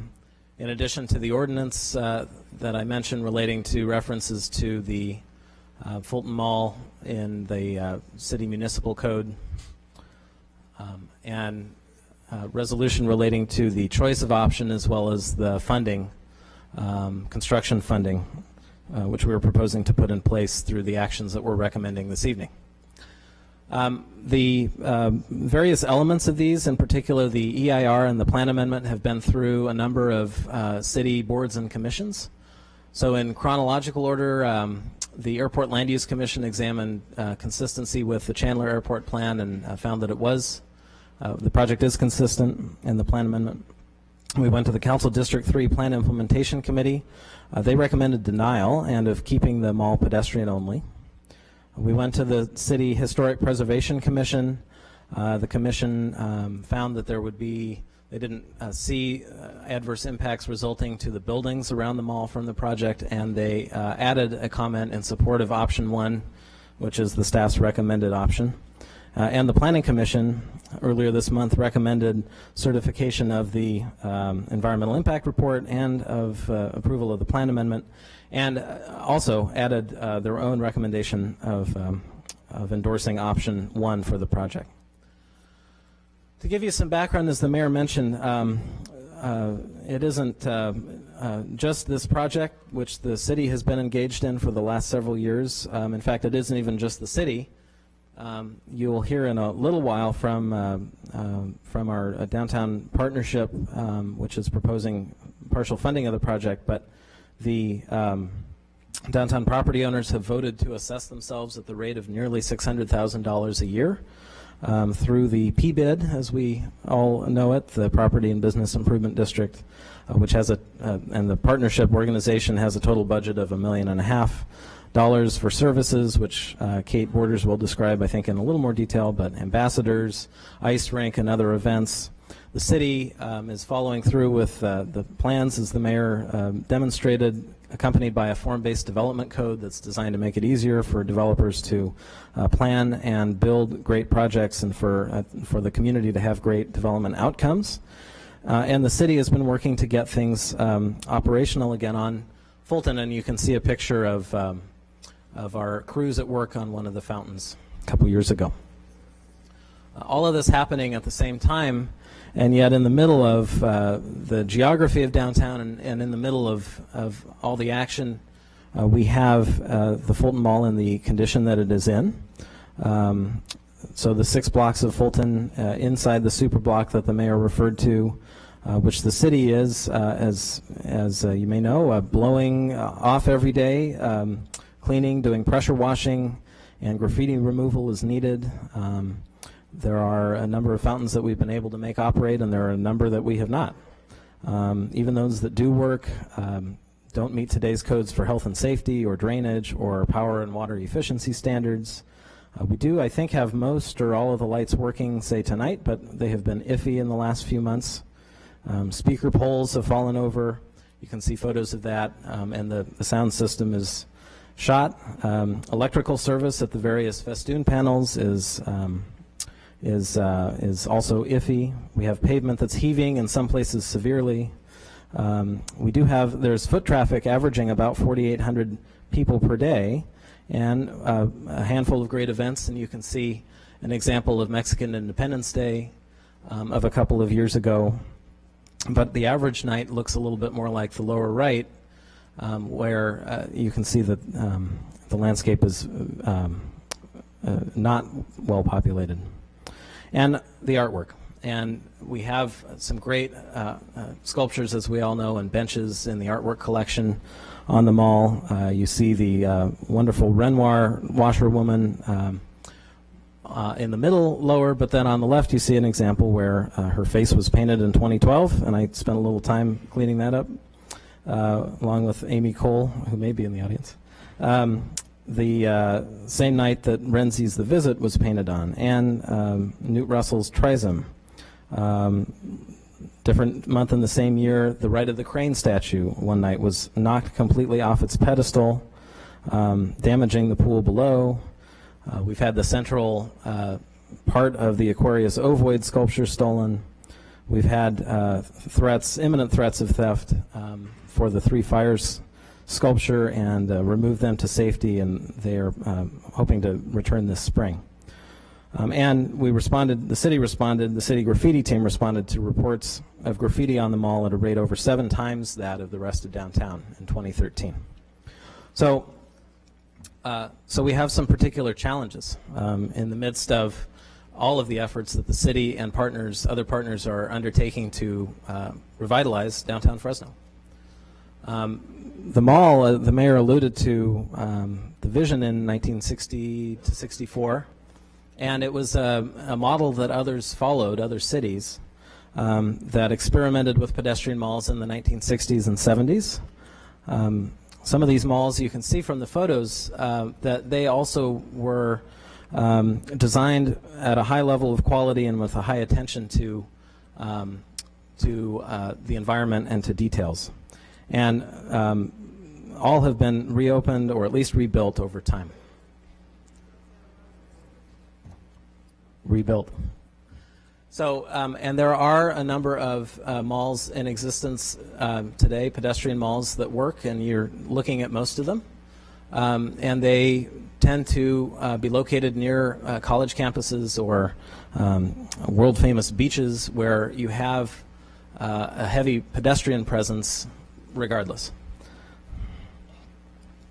So when you look at the history overall, you see that of the roughly 200 malls that were installed, over 170 have been removed, and as I mentioned, they are the ones that remain tend to be, if they're successful, near large foot traffic generators. And part and parcel of that history is the fact that when the city of Buffalo surveyed a number of cities, several dozen cities that had reintroduce traffic to their pedestrian malls, they found that 90% of them saw significant improvements in occupancy rates, retail sales, property values, and private sector investment in the downtown area afterward. And here are some examples, and perhaps in the interest of time I won't go through each one, but just to note that the examples of cities where either vacancy rates were reduced or sales went up in the few years after the mall was reopened span a gamut of sizes of cities and levels of, relative wealth, a range of different cities around the country. And these are just a few. So perhaps not surprisingly, given that discussion, a lot of which was sort of elucidated during our downtown planning process, just it follows that the project objectives, which you will see in the EIR for the project before us, are to rebuild the Fulton Mall, to increase mobility and access for a variety of modes, including vehicles and bicycles and pedestrians, and to make businesses, offices, other amenities more visible, to improve economic productivity while protecting the historic nature of the site, which is listed on the national, or it's been found eligible for the National Register of Historic Places. Provide greater long-term public use of the area, and lastly, to safeguard our beleaguered general fund by finding sources, including grants other than the general fund, for the work. So in 2010, the city began an effort to create the plans that the mayor referred to, the Downtown Neighborhoods Community Plan and Fulton Corridor Specific Plan. And what you're seeing are photos from the evening in September of that year when we were starting work, and in particular dedicated an evening to thinking about options for the Fulton Mall. We had several options. We received 1,300 comments on them, and several people submitted ideas of their own. We then took the 10 options to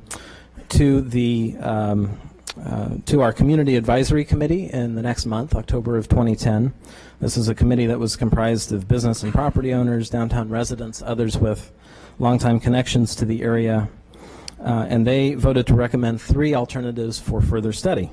And you can see 1, 2, and 3, a straight street with very little of the landscape preserved, a curved street that would preserve sort of defined areas of the landscape, and rebuilding as a pedestrian mall.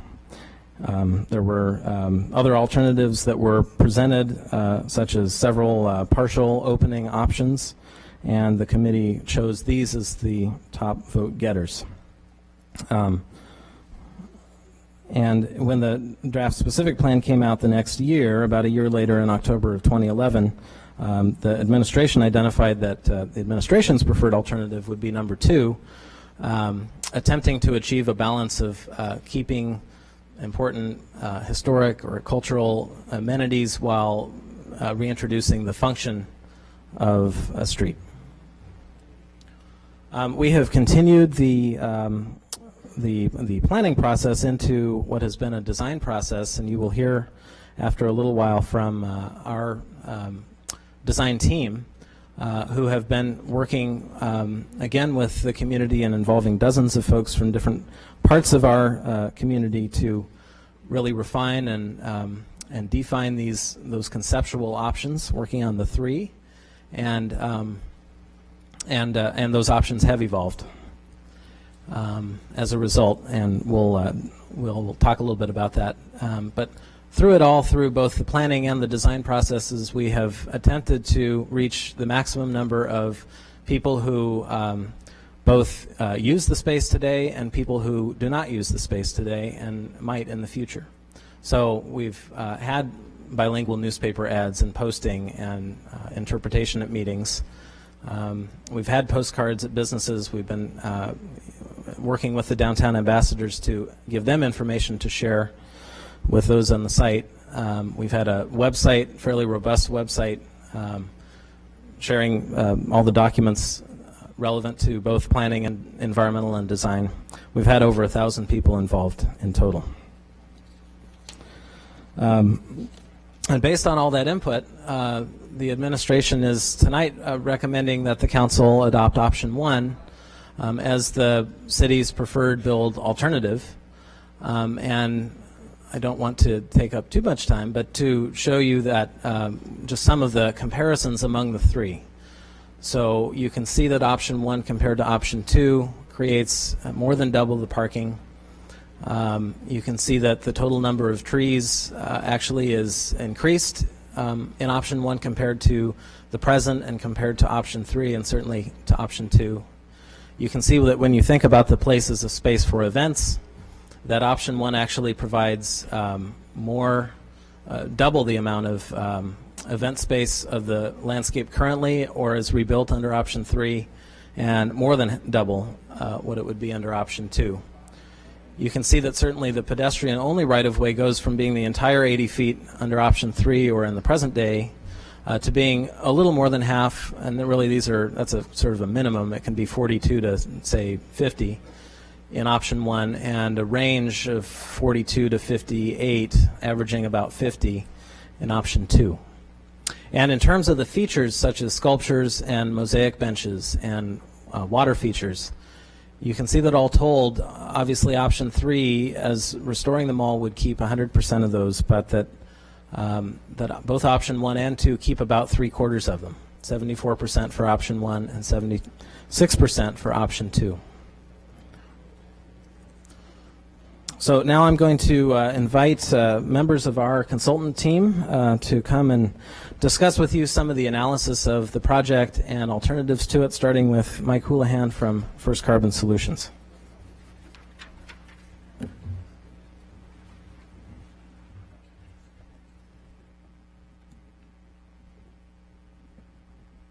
Good evening, President and Council members.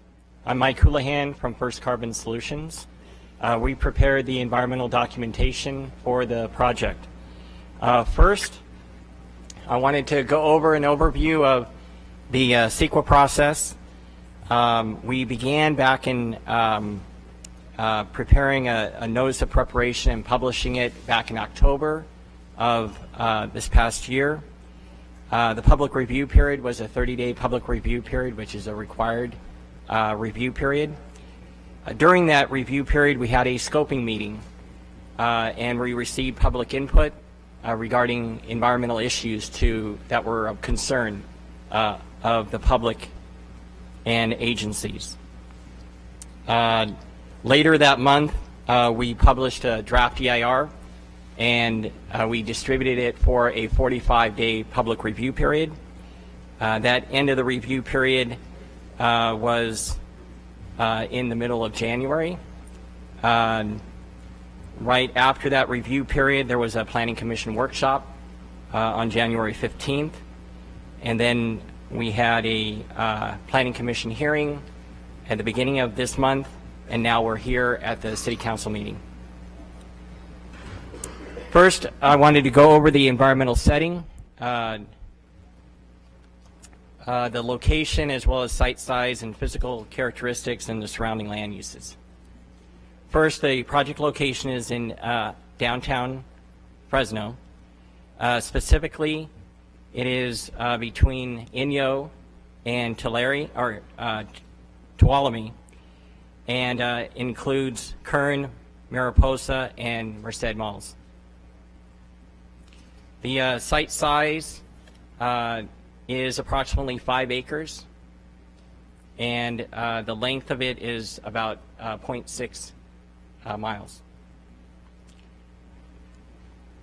The existing physical characteristics, there's various features that are part of the mall. I think many people here understand what they are. There's the patterned pavement, trees, shrubs, flowers, planters, the seating areas and benches, as well as the sculptures and the water features and the 2 existing tot lots. This exhibit illustrates the various land uses that are designated in the area of Fulton Mall, and this slide identifies the total existing square footage that is located within the vicinity of Fulton Mall and between Inyo, Tuolumne, Broadway, and Van Ness. As you can see, there's almost 2.5 million square feet within that area.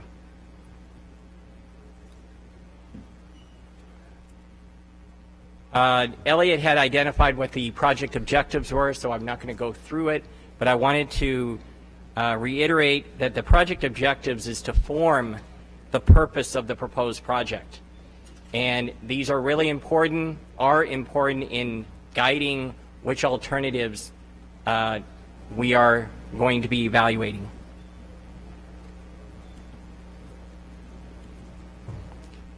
The proposed project, again, Elliott identified the project options 1 and project options 2.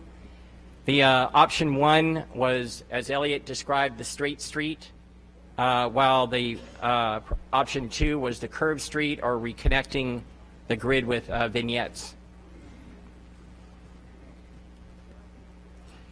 Now, the environmental analysis, what we had done, we identified and separated the environmental issues.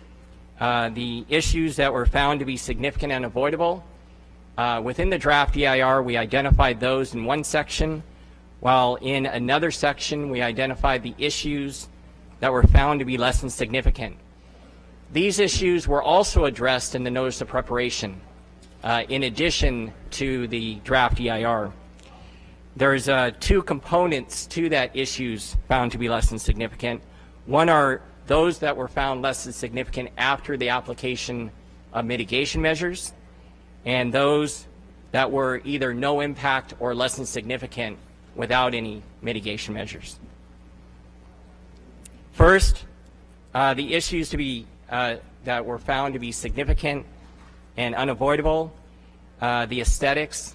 Short term, by removing the trees, there will be a short term 5 to 10 year effect with the replacement trees. They're not going to be as mature as the trees that are being removed, so therefore we identified that as being significant and unavoidable.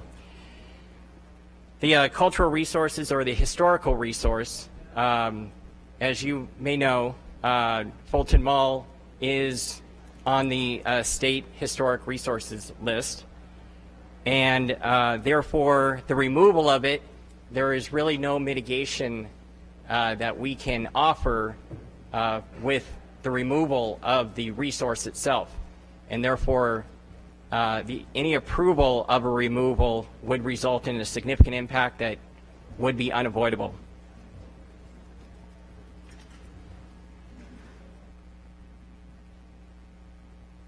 The issues found to be less than significant after the incorporation of mitigation measures. These include the aesthetics, the long-term aesthetics, the biological resources, the cultural resources, which include archaeology, paleontology, and human remains. These are, if there are resources found during construction, we offered mitigation, and that is only if something is found. We through our evaluation, we didn't, there are no known resources, but we felt it compelling to provide a mitigation measure in case something is found. Similar to hazards and hazardous materials, if there is hazardous materials found during construction, we identified a mitigation measure, although there are no known hazardous materials within the Fulton Mall site. Hydrology and water quality, land use and planning, and traffic and transportation.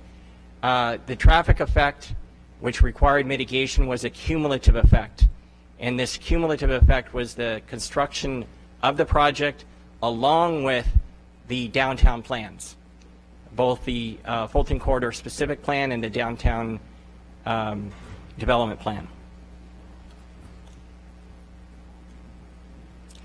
The issues that were found to have no impact or less than significant included agriculture and forestry resources, air quality, geology and soils, greenhouse gas, mineral resources, and those listed on the right: noise, population and housing, public services, recreation, utility and service systems.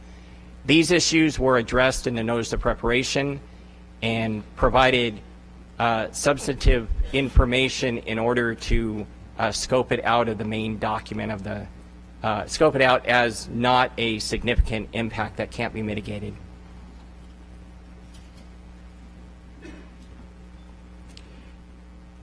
As I was mentioning regarding the project objectives, those guide the formation of the project alternatives.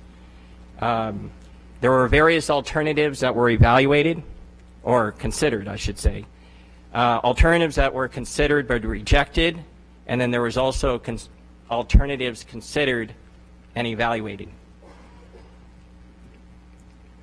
First is the list of alternatives considered but rejected. The first, the restoration and completion, which was identified as the policy option 3. This would complete the restoration and reconstruct and place the placement of all, or replacement of all of the features back to Fulton Mall. This particular option would not increase the mobility, would not increase access to the storefronts, would not provide multimodal access, which are all of these project objectives that Elliott had gone through. It wouldn't maximize the economic productivity compared to project options 1 and 2, and there was no funding sources related to that alternative. The second, restoration and completion with economic subsidies. This one is similar to option 3, but it would provide economic subsidies to the properties and businesses to reverse the economic impact. This resulted in a substantial outlay of funds, and again, with this particular alternative, there is no funding identified for it. The third, shifting Fulton Street east or west. This one happens to be shifting it east or west of Fulton Mall, resulting in removal of existing structures along Fulton Mall. Again, the shifting is in order to avoid the elements of Fulton within Fulton Mall, and also Fulton Mall itself. Again, there would be a substantial economic impact by the removal of uses within the area of Fulton Mall. The restoration and completion with the electric tram system. Similar to option 3, but with the electric tram, this would provide minimal increase in mobility and access. There would be provided access underneath this alternative, but because there is no parking added, there is no automobile traffic in the area, there would not be a substantial amount of access. The economic productivity would not be maximized, and there is no funding sources for this alternative. The Fulton Green proposal is a proposal identified by one of the commenters. It would restore the mall and include new multi-story structures, include new parking areas behind, adjacent to the alleys of Fulton Mall on the both east and west. And it would result in the removal of existing retail and office uses, and again, it would not maximize economic productivity. Furthermore, there is no funding source for that alternative. Residential land use alternative. Under this alternative, it would convert the existing retail and office uses to residential land uses.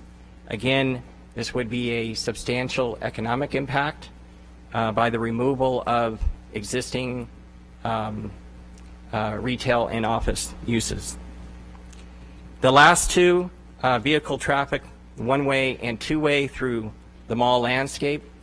Under this alternative, it would be using the existing patterned pavement for automobile traffic, and there would be no new parking.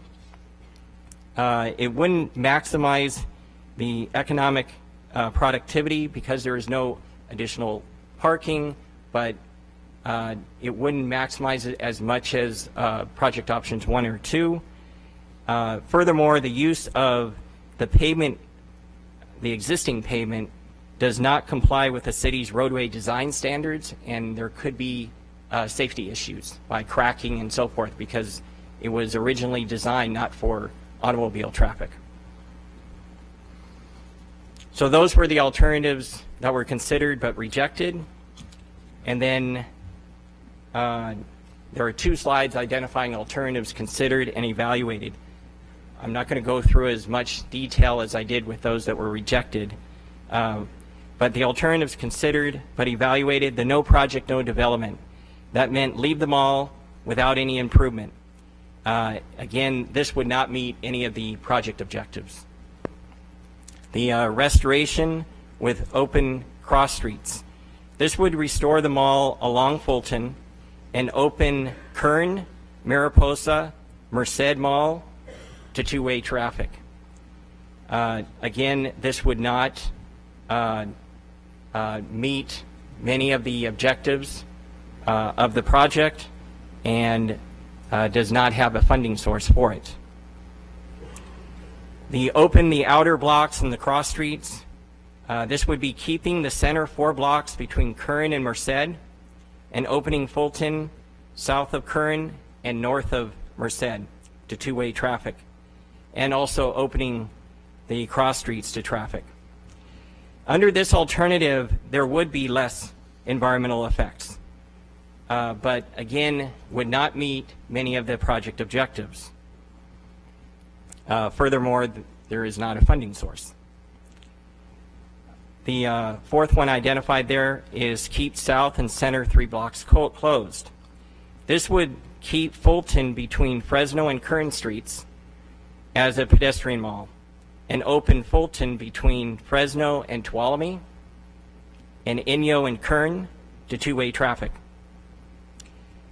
Under this alternative, it would still result in a significant unavoidable impact on Fulton Mall, which is a historic resource, and would not meet many of the project objectives, and there's no funding sources. The last one on this slide, keep center 2 blocks closed. This alternative would keep Fulton between Fresno and Tulare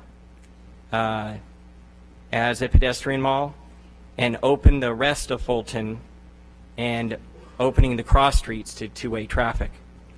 Still, the significant and unavoidable impacts associated with the project options 1 and 2 would on historic resources would continue to occur.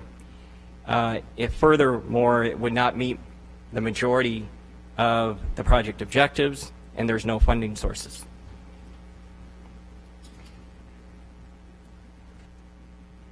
Then last, or not last, but in addition, after the public review draft of the draft EIR, we received comments, and there were 32 comments received on the draft EIR. In addition, there was 1 additional comment letter received prior to the Planning Commission meeting, and in addition, there was 1 comment letter received before tonight's meeting.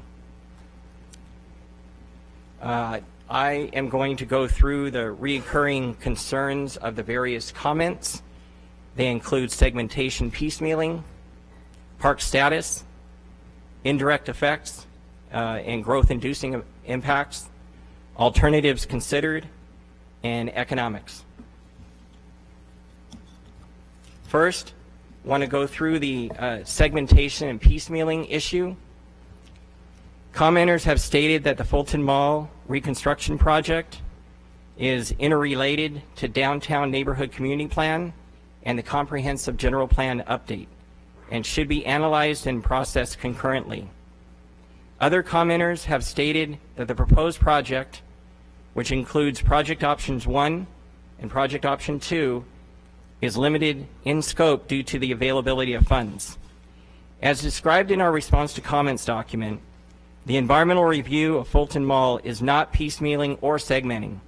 The Fulton Mall is a separate project that is not dependent on any other projects to be approved. The proposed project includes project objectives, which is one of the requirements in preparing an EIR, as I mentioned before. There are various project objectives that were established, and one of them relates to use of funds.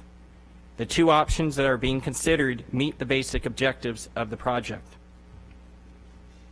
The second issue that was discussed is the park status. For the park, several comments referred to Fulton Mall as a park and have stated that the project should mitigate for the loss of park land. Fulton Mall has not been designated as a park by the City of Fresno. The city established Fulton Mall as a pedestrian mall. The current 2025 general plan, as well as the Central Area Community Plan, have not designated Fulton Mall as a park. The Fulton Mall was intended to facilitate retail shopping in the retail spaces of the buildings fronting the Fulton Mall and compete with other shopping malls that opened in northern part of Fresno. The Fulton Mall facilitates pedestrian travel to the retail and office uses. Because Fulton Mall has not been designated as a park, the project does not result in the loss of park land or park space. The third issue, indirect effect growth-inducing impacts. Several commenters have argued that the draft EIR analysis of impacts to various environmental issues, such as traffic, air quality, and water supply, is inadequate because impacts from future growth that would occur as a result of Fulton Mall reconstruction project was not evaluated as indirect project impacts. The project includes the construction of the complete streets within Fulton Mall. The project does not propose the construction of new buildings or the reoccupation of existing buildings. The future development or reoccupation of the existing buildings adjacent to Fulton Mall represents the growth that is anticipated to be indirectly induced as a result of the implementation of the Fulton Mall project. This indirect inducement is addressed as part of the cumulative analysis, which takes into account the potential development that is currently proposed as part of the Downtown Neighborhoods Community Plan and the Fulton Corridor Specific Plan. In addition, as identified in the draft EIR, growth that is hoped for in the form of reoccupation of the existing buildings fronting the Fulton Mall. As such, this growth was already accounted for in the 2025 General Plan and its master EIR. The last common issue that was identified were the alternatives considered and the economics. Various comments argued that the EIR lacked information to reject alternatives discussed in the alternative section as infeasible. The alternatives that were considered were reviewed to determine if they fulfilled one of the following factors: meeting most of the project objectives, infeasibility, which is capable of being accomplished in a successful manner within a reasonable period of time, taking into account the economic, environmental, legal, social, and technological factors. And third, the inability to avoid significant environmental effects. Many of the alternatives did not meet most of the project objectives, and others were considered infeasible because the alternative could not be implemented within a reasonable period of time due to no reasonable expectation to obtain funding for the alternative. Other alternatives would not avoid the significant environmental effects of the project. These alternatives were evaluated in accordance with CEQA, and evidence was presented why the alternatives did not meet most of the project objectives and why the alternatives were infeasible, or why the alternative would not avoid the significant environmental effects of the project. There were, based on recent comments that were received, there's two other issues I wanted to address. One, there was a recent comment regarding the effects of construction on the businesses along Fulton Mall. Randall Morrison, who will be one of the staff presenters, will detail the construction of the project, and the intent is to retain access to the businesses within Fulton Mall during construction activities. The other item, there's also a recent comment regarding disproportionate impact on minority populations. The evaluation is provided in Appendix 9 Community Impact Assessment in the draft EIR. This issue was regarding whether or not there would be a disproportionate impact on low-income or minority populations. And based on our finding within the Community Impact Assessment, that there would not be disproportional adverse environmental effect on either low-income or minority populations.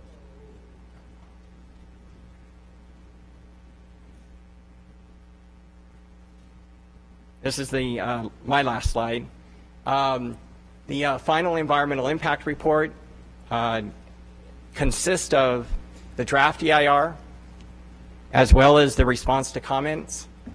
Within the response to comments, you have the comments themselves, the responses, as well as additional information that was provided in the appendices. All constitute the final EIR.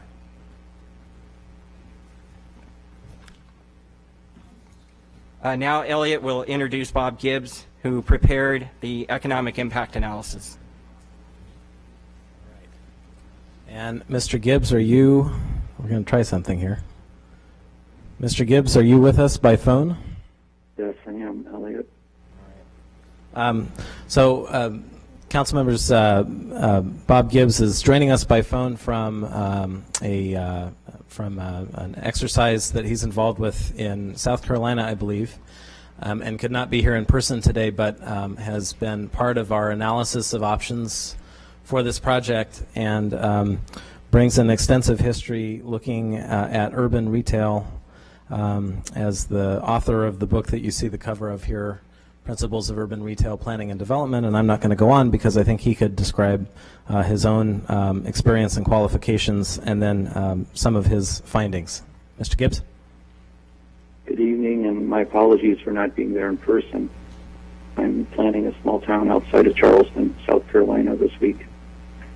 I'm the president of Gibbs Planning Group. We've been in business 25 years, specializing in urban retail and urban planning across the country and in many cities outside of the United States. Mr. Gibbs, could I ask you to speak loudly into your phone? Yes. I'm the founder of the Urban Retail Institute. I teach a class at Harvard on urban retail planning and design. I've done so for 20 years. And I'm a licensed landscape architect in 2 states and have been involved in a number of streetscape design and projects. We have conducted 3 studies for the city, and one of them was a general market study for the downtown area. We did that in 2011, and found in that study that the downtown could support about 350,000 square feet of additional retail, generating about $106 million in extra retail sales above and beyond what you have right now. We also conducted an economic impact analysis looking at 6 alternatives for the Fulton Street Mall, and that was in 2011, and during that study we found that the Fulton Street Mall had high vacancy rates of 26% or 120,000 square feet. That was twice the city average and 3 times the national average for shopping districts for vacancy. It had low rent of about 50 cents a square foot. That's about a quarter of the national average and less than the regional. It had low sales that were about a quarter of the national or industry average. It had a surprisingly low parking ratio of about 2 cars per 1,000 overall, and 75% of the parking was in decks. We found in that study, we looked at 6 options. Option 1, we concluded that if implemented, it would increase sales by about $47 million a year, or about 145% increase in sales. We assumed a 9% vacancy rate down from the 26% vacancy rate you have right now. That was based on the implementation of 250 new parking spaces. In option 2, those are on-street metered spaces. In option 2, we estimated retail sales would increase by about $23.3 million per year, or a 73% increase. That assumed a 15% vacancy and 127 new parking spaces on street metered. And in option 3, we assumed the vacancy rate would drop to about 19%, 20%, with a $6.1 million increase in sales. That was based on a renovation and restoration of the mall. We recently did an update to that study based on new models, and in that case, under the new option 1, we estimated sales would increase by $32.7 million, or 102% increase over the current sales, over the 2011 baseline. That's assuming 175 new parking spaces. Option 2, we estimated a $12.4 million increase in retail sales, or about 39%. And under option 3, that was consistent with our earlier study about an increase of $6.1 million in sales. We have done research in a number of cities. We've applied the same principles to Santa Cruz, Madison, Wisconsin, which has a streetscape, a pedestrian mall, Charleston, South Carolina, Houston, Detroit, Miami's Lincoln Road, Beverly Rodale Drive in Beverly Hills. And we have found in our own research, this is widely published, that when you open a pedestrian mall, it generally increases retail sales by 25 to 30%. It cuts vacancies generally in half, and it's especially helpful to small independent retailers who cannot afford to advertise, because it allows for them to have potential shoppers to drive right by their storefront. It gives them a lot of exposure and offers convenient parking, something that the small retailers need the most. And that concludes our findings. Okay, thank you, Mr. Gibbs, and he will be continuing to be on the line and available for questions going forward, as will all of our team. Want to turn next to Yayan Isle of Rosenow Spivacek Group. Rosenow Spivacek Group is a community development consulting firm that's provided blight studies for cities and counties throughout California for over 3 decades. Yayan Isle, an associate with RSG, has over 15 years experience in planning, community development, blight analysis, and economic development, and she will give us a preview, or I'm sorry, an overview of the urban decay study that they did for us. Thank you. RSG was retained to conduct an urban decay study on the Fulton Mall, which we completed in July of 2012. I will briefly summarize our findings for you tonight. For purposes of our study, we defined urban decay as land use decisions that cause a chain reaction of store closures and long-term vacancies, ultimately destroying the existing areas and leaving decaying shells in their wake. Urban decay consists of high vacancy rates for office and retail, low office lease rates, low retail sales, high crime rate, and deteriorating physical conditions, all of which we found existing on Fulton Mall. This table here summarizes some of our findings. As you can see, Fulton Mall has very high vacancy rate for both office and retail, both of those over 3 times the downtown and the city average. Fulton Mall has low lease rates. The office lease rates was 27% lower than the average in downtown. Low retail sales. According to the Urban Land Institute, commercial businesses are estimated to generate a national average of $275 in sales per square foot of gross leasable area annually. Fulton Mall businesses reported approximately $79 per square foot, 71% less than the national average. The city-wide retail services were on par with the national average at $274.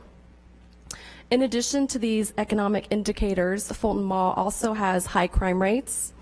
The Fulton Mall crime rate was 5.1 crimes per acre, compared to only 0.28 crimes per acre citywide, the highest being larceny and theft. In addition, there is frequent vandalism that the city has also recently been tracking. Lastly, there's deteriorating physical conditions on Fulton Mall. Several buildings are in disrepair due to long-term vacancies. Conditions include boarded up windows and doors, poorly maintained facades, deteriorating building materials, and unsafe building conditions. The next part of our study evaluated the impacts of the 3 different options on urban decay. For option 1, which fully restores vehicle access and adds the most parking spaces, we found that this has the greatest potential for reversing the current state of urban decay on Fulton Mall. It has the greatest flexibility for accommodating future uses, the highest amount of visibility and accessibility from through traffic and on-street parking.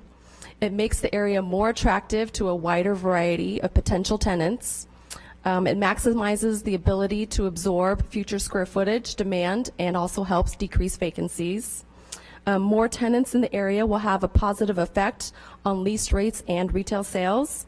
It will help deter crime by increasing visibility and safety, and it has the lowest ongoing maintenance costs for the city.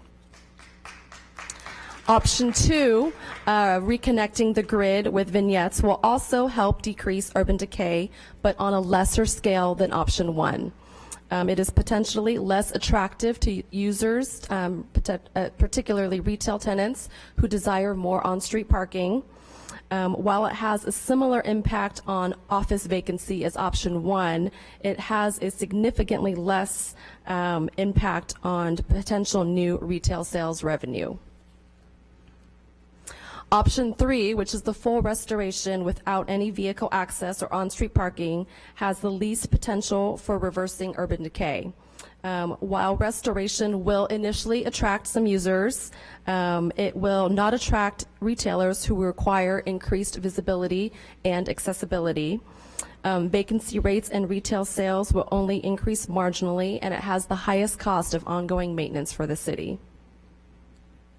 With no significant changes since July of 2012 that would substantially alter our analysis, our conclusion at this time remains that option 1, with the full restoration, has the best chance of permanently eliminating urban decay on Fulton Mall. Option 2 will have intermediate reduction of urban decay, In option 3, while there could be some initial improvement immediately after restoration, due to the only marginally economic benefits and the highest maintenance cost, it has the greatest probability of a gradual and sustained decline back into urban decay. This concludes my presentation, and I will turn it back to Elliot. Thank you, Ms. Isle. And now would like to invite up Bruce Judd, who is the principal of the Bruce Judd Consulting Group. Previously, Mr. Judd was the co-founder of Architectural Resources Group in San Francisco in 1980. Over the course of his career, he's directed more than 250 planning, rehabilitation, and expansion projects for architecturally significant buildings throughout the West. He's a nationally recognized expert in the field of historic preservation with extensive experience with the application of the Secretary of the Interior Standards for Preservation. For 8 years, Mr. Judd served as a presidentially appointed expert member of the Advisory Council on Historic Preservation, the federal agency that oversees and advises on national preservation matters, and he participated on the Committee for Preservation and Security for the White House and Capitol. For 9 years, he served as a member of the Board of Trustees of the National Trust for Historic Preservation. Mr. Judd's qualifications meet the Secretary of Interior's Historic Preservation Professional Qualification Standards in Architecture, Historic Architecture, Architectural History, and History. Mr. Judd? Thank you, Elliot. With that introduction, I think I should speak for much longer than a minute and a half. There have been comments on the partial opening of blocks to traffic alternatives, and I was asked to review them, and I think they actually are not very good alternatives. They alter more than half of the mall. They divide the large spaces into small sections, and they don't improve the visibility of buildings in the center, the viability of buildings in the center.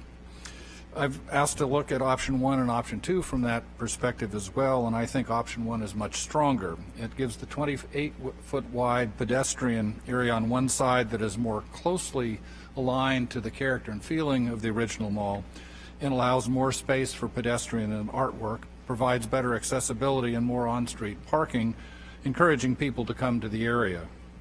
Option 2 restricts where art is located, and the curves are going to be more difficult to deal with for a variety of reasons. Lastly, I think people think of historic buildings as being deteriorated from a physical sense, but historic buildings also need to be used as intended, or their historic character is diminished, and right now these buildings are not being used as they were originally designed for. So I'd like to thank you very much.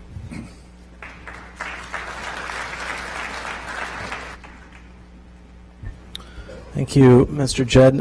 And just to kind of wrap up and then move to our next section, just want to acknowledge that we are here today talking about a variety of things, plan amendments, ordinance, funding, but in terms of the environmental, it is under the state law, under CEQA, and want to acknowledge that there is a remaining federal process under the National Environmental Policy Act, NEPA, in which a draft environmental assessment has been prepared by Caltrans, a draft Section 4F analysis, which Caltrans has also prepared, a consultation process ongoing under Section 106 of the National Historic Preservation Act, and even Section 6F of the Land and Water Conservation Fund Act, which relates to the tot lots which were funded several years ago with LWCF dollars. And part of the reason for mentioning that these processes are ongoing is that it brings us back to the reason why we are recommending and requesting this evening that the council take action to ratify, if you will, to join the administration in recommending option 1 as the city's preferred build alternative. Just to remind you, these are some of the numbers I went through before, and part of a sample block. But what I'd like to do now is to invite members of our design team who have been working in the last several months with the community to describe how options have been refined, how the community's been involved, and some of the features of this particular one. So we'll start with Steve Cancian of Shared Spaces.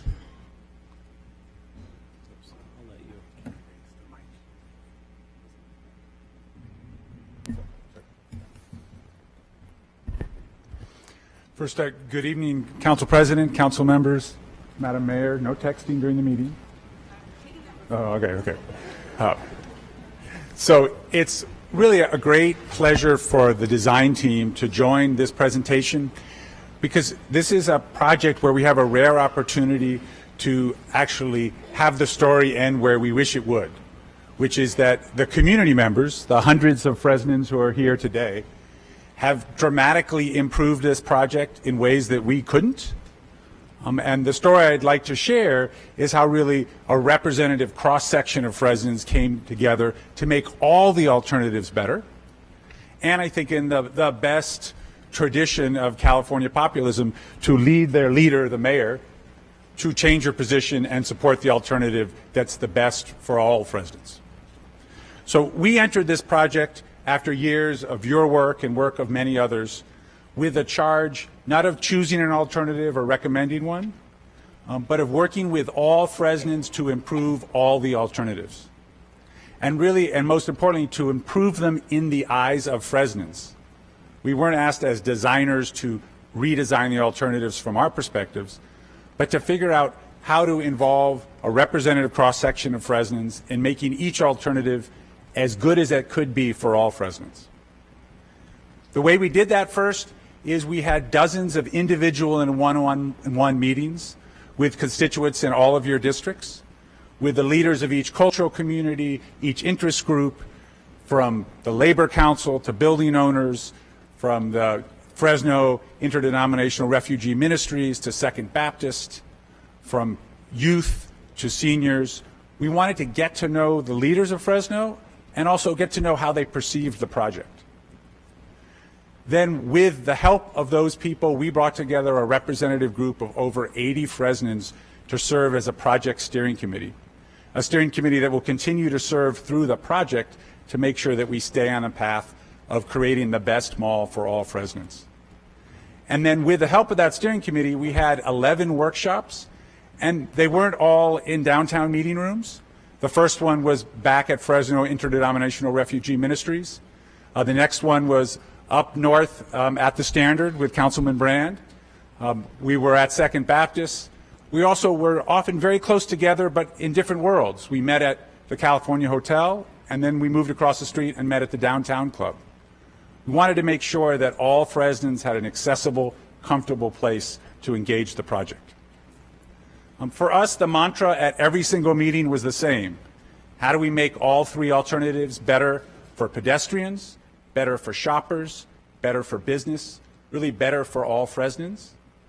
And how do we do that in a way that will balance all of those interests and also ensure that the mall remains a special historic place and also regains the layers of history which maybe now aren't apparent? We heard many consistent themes, and my colleague Doug will shortly address how we brought all those themes into the final alternatives.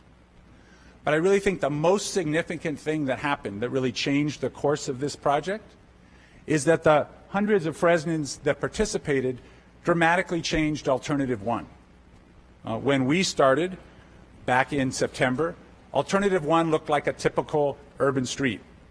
2 sidewalks, mostly a roadway, lines of new trees. Through the input of Fresnans, Alternative 1 has changed dramatically to be a true complete street, equally shared by cars and pedestrians, a 28-foot pedestrian promenade, which really have the same spirit as the mall, but really bolstered by 2 lanes of traffic and plentiful parking that will bring back the people that everyone wants to see again on what used to be known as the main drag and no longer is. The change was so significant that the mayor asked that we have an additional steering committee meeting so she could hear Fresnans speak about why they supported each alternative and what made each one the best in their eyes.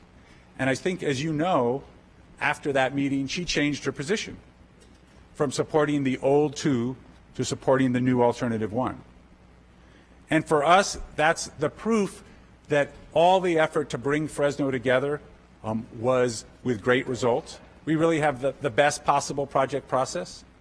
We brought together a representative group of Fresnans, so representative, in fact, that people commented at meetings that this was the first time they'd seen all of Fresno in one room.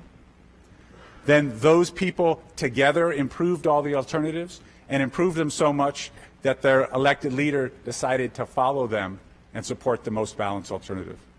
So we're proud to be part of this process. And now my colleague Doug would like to share how we've really tried to incorporate everyone's input.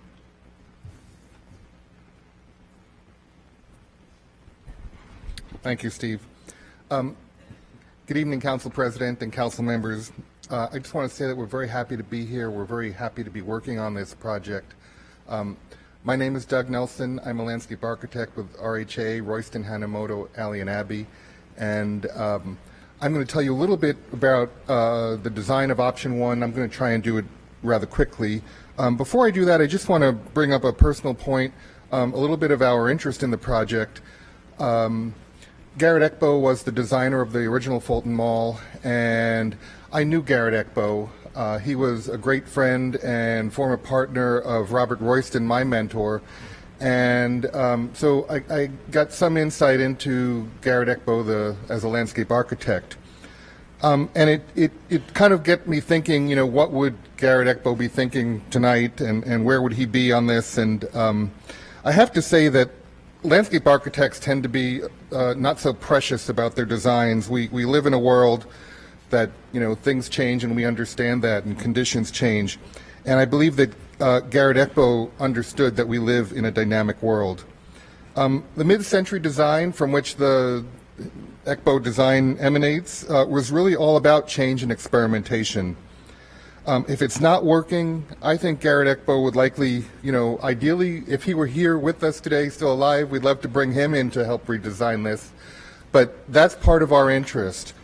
And early on in our project, I want to just say that, you know, I was asked, well, isn't that sort of awkward, since you knew Garrett Ekbo, to be part of this, you know, changing of this masterwork?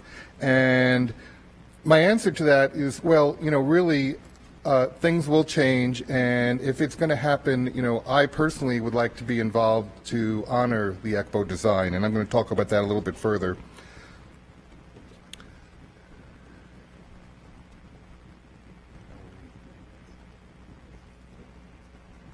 Okay. So option one, you know, through our many meetings, and it was really a very enjoyable process for us. I think we had, you know, several hundred Fresnans that we came into contact with, and it was really, you know, really a joyful process for us. But we heard a number of things.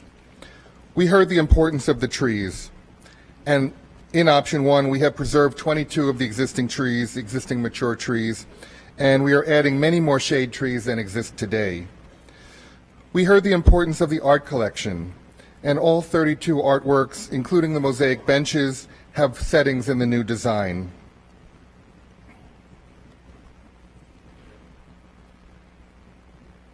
We heard the desire for a unique streetscape, one with wide sidewalks.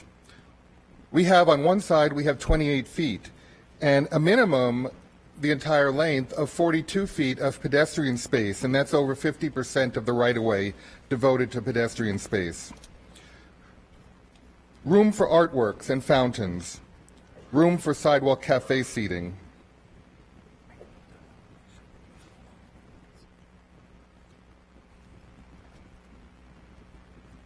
The mall will be a place for events. It is a place for events today, and we'd like to continue that. So the mall will be a place where we can have flexible size events. The entire Fulton Mall can be shut down.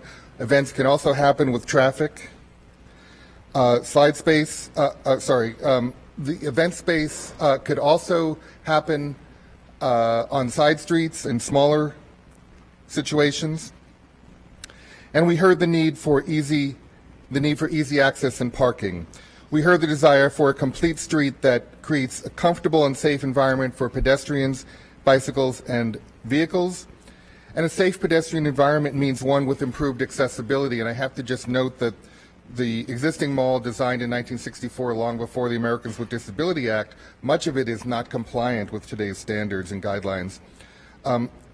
Also, for pedestrian safety, we'd have state-of-the-art crosswalks at corners, mid-block crossings at each block for easy and safe pedestrian environment, and a slow-speed street for vehicles. We heard the desire to honor the Ekbo design. That means replicating the ECBO banded paving, preserving the entire collection of artworks, reconstructing 16 of ECBO's unique water features, using ECBO's geometric design for features such as tree wells, planters, and benches. So overall, I believe we have a design that will honor ECBO's design and honor the heritage of the past and provide a setting for a vibrant future for Fresno's downtown. Thank you.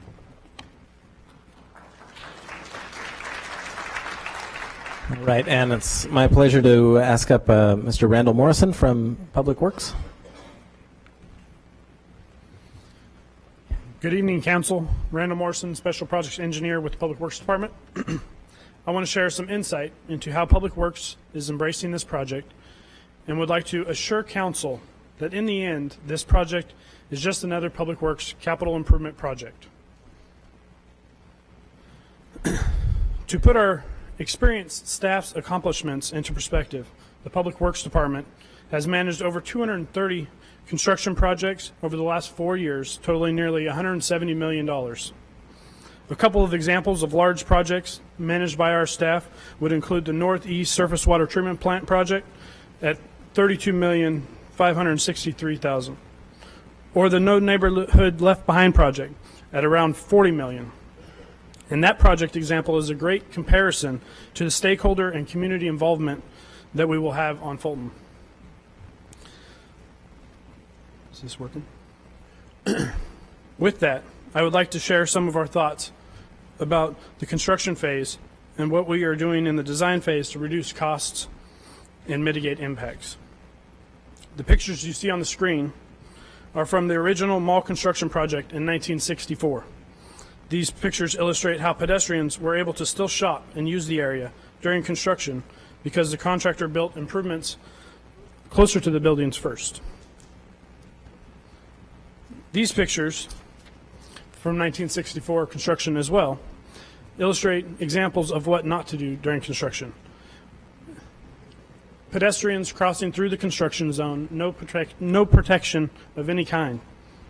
Things have really changed over the years. We could also take notes from other similar projects. And as you know, pictures can really explain a lot.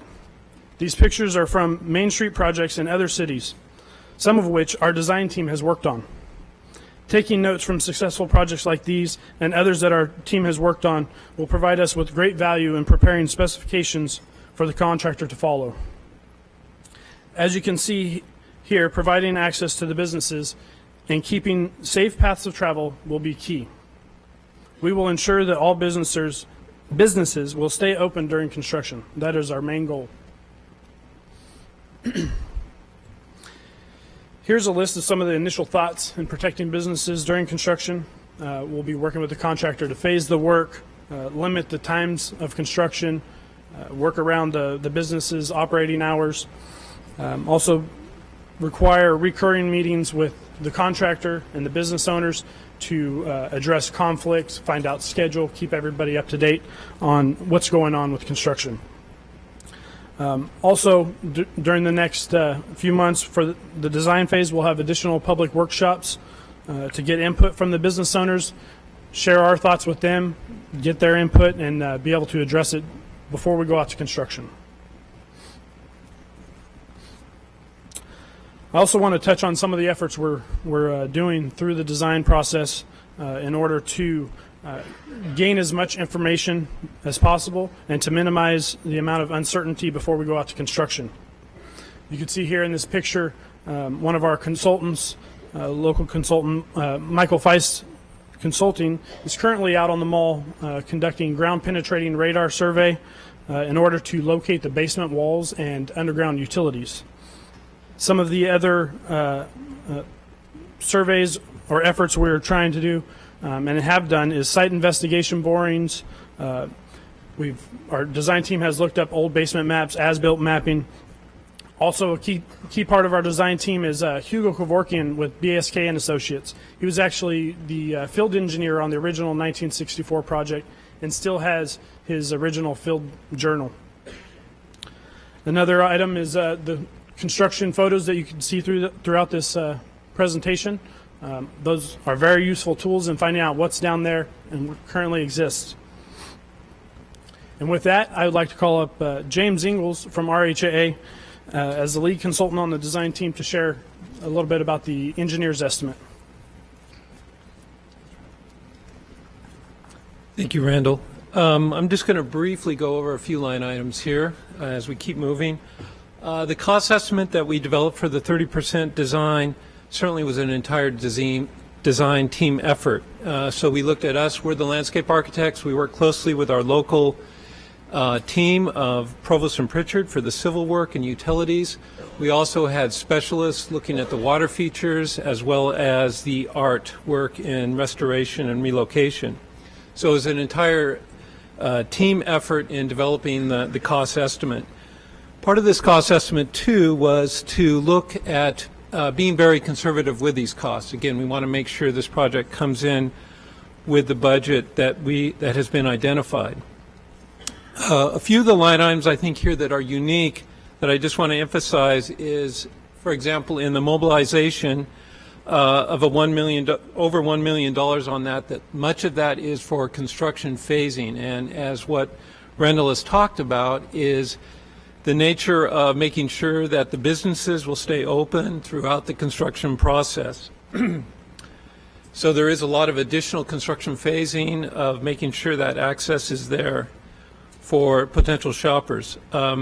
Also, there's a large amount of money here for site furnishing and features, and that includes the 16 water features that are going to be reconstructed on the mall, as well as art feature conservation. Again, there's $800,000 there looking at restoring those and their relocations.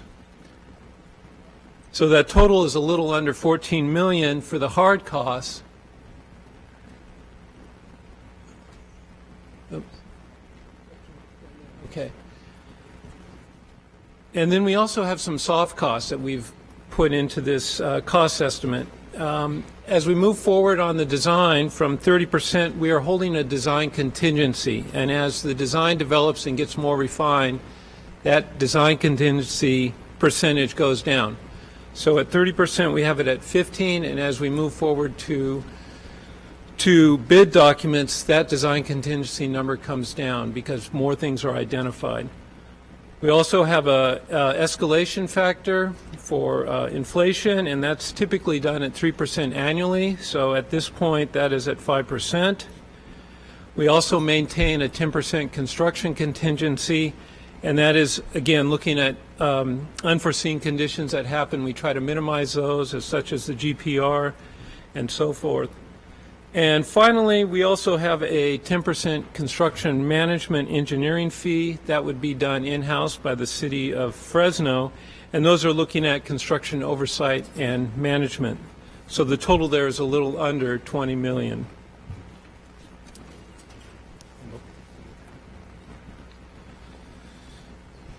Thanks, James. To talk about the next steps in the design phase, the key is to getting to 100% construction documents moving forward. Those will include plans, specifications, and a refined engineer's estimate prior to going out to bid. Over the next 3 months, we'll be moving forward to achieve the 100% construction documents. During that process, we'll be working on value engineering, which is really looking at where we can minimize costs but still meet the objectives of the project. We'll also be identifying potential ad alternates on the project and be engaged in more public outreach, hold more public meetings to really focus on the design details. Again, from this point, just to highlight in a timeline, over the next 3 months we'll finish the final design, work with FHWA, Caltrans to obligate the funds, proceed with bidding the project, advertise and bid, open the bid, and then we will return back to council to award a construction contract. And right now we're planning on early 2015 for that. And then construction is currently planned from early 2015 to mid 2016. And with that, I'll hand it back to Elliot. Thanks. So just a few words about the funding sources that we have, recognizing that you have this information also in the staff report, so not to belabor anything. If you look at the overall funding picture of both federal and matching non-federal monies that have been assembled, we have approximately up to $21 million available, and you can see that exceeds actually the budget from the engineers so far, even with all of the soft costs included for contingencies and cost escalations. The big chunk, of course, is the federal Tiger grant of nearly $16 million. Tiger was funded by action of Congress in 2013. Tiger grants are for capital investments in surface transportation infrastructure. They're to be awarded on a competitive basis for projects that will have a significant impact on the nation, a metropolitan area, or a region. And I would just underscore the competitive aspect of this. I believe that in 2013, some 50 out of a total of 500 applications were actually funded. And this application in particular was funded at the full request, which was even more rare. And that happened in September 2013. U.S. DOT announced the following: Tiger funds will contribute to the reconstruction of the Fulton Mall in downtown Fresno as a complete street, meaning that streets are designed to be used for driving, bicycling, walking, or public transportation. The reconstruction would occur over 11 city blocks and would reintroduce vehicle traffic lanes while maintaining bicycle and pedestrian accommodations. We have So the Tiger has an 80-20 requirement, so that is approximately 80% in that nearly $16 million. The remaining 20 is comprised in part from state funds, which the exact source will be identified at the time that we would bring a construction contract to you for award. The state is committed in the range of $2 to $3 million. And the letter is in your staff report. We also have $1.8 million, which we're showing from Measure C TOD funds. And you heard earlier today about Measure C TOD. The program is to support community-based transit projects that are developed through an inclusive planning process with broad private-public partnerships and outreach.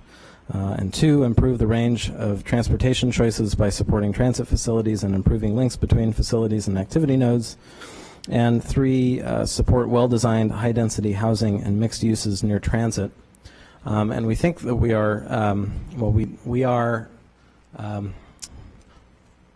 so we have a number of development projects which we envision being supported by the project, which are obviously near the transit facilities that are downtown.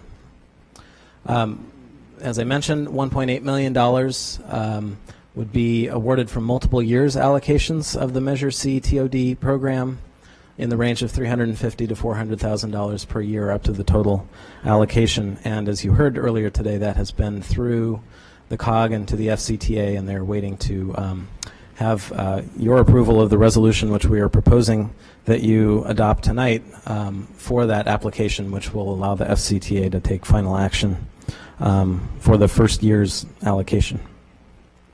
And not last, but well, I'd say not least, but it is by number. But we have $250,000 from the Downtown Fresno Partnership, and to talk a little bit about that commitment and the Downtown Partnership's role in the project, I'd like to invite Ms. Kate Borders from the Downtown Partnership.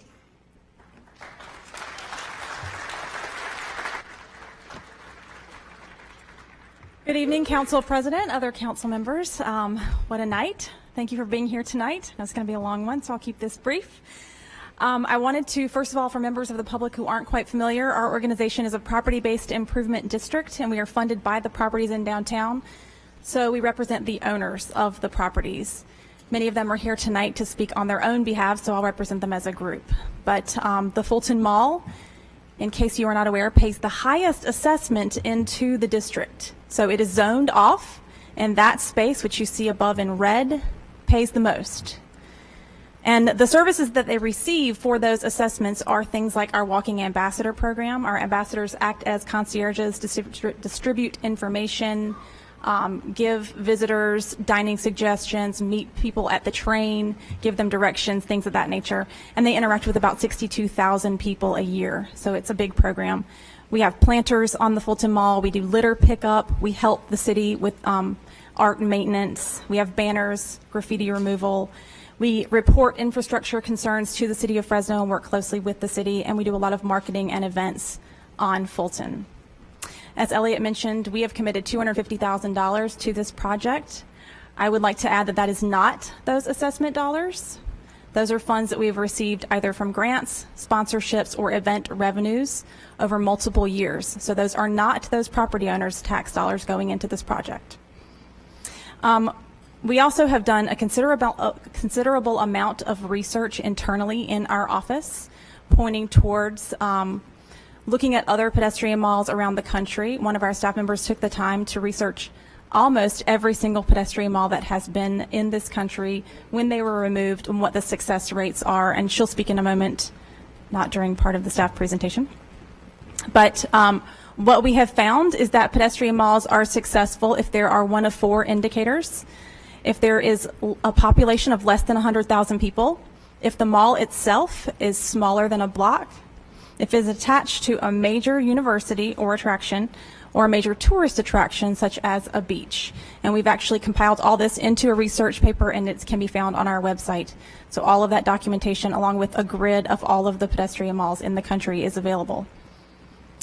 We also produce a lot of events on the Fulton Mall. We are the main producer of events on that space. And one of the questions we get asked often is, what will happen to the events that take place here? And it will actually make event production simpler. It will allow more square footage for vendors, and the space is being planned with events in mind. So things like power and performance spaces will be part of the consideration of the design, so the space will be much better suited for events in the future. And one example is the market on Kern was previously the market on the mall, and before we moved that and moved it over to Kern from Fulton, we were down to 3 to 4 vendors on a weekly basis, and within the first year we had 24 vendors at the Kern location, and the event is very successful. We have 15 to 2,000 people attend the event every single week. So it kind of demonstrates the impact that events can have when you close a street and there's more visibility. We do a lot of other events, though. We are the producers of the ice rink, and the ice rink brought about 65,000 people to downtown this year, and all of those events will continue and be more successful when they're more visible to the public. And lastly, I wanted to talk about our interaction with the businesses on Fulton specifically. Since our inception, we have held meetings where we invite the businesses on a regular basis. We have stakeholder events where they're encouraged to come and hear from speakers. And we have just recently, within the last year, gone to a more one-on-one format, because these are small mom and pop shops, and we want to make sure that we are hearing from them and getting their feedback. So we do an average of 100 one-on-one meetings a month.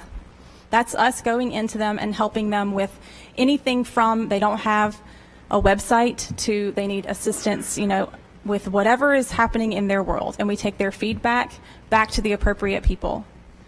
And in the last week, we have made sure that all of them are aware of this. We wanted to make sure that they would come and have their voice heard.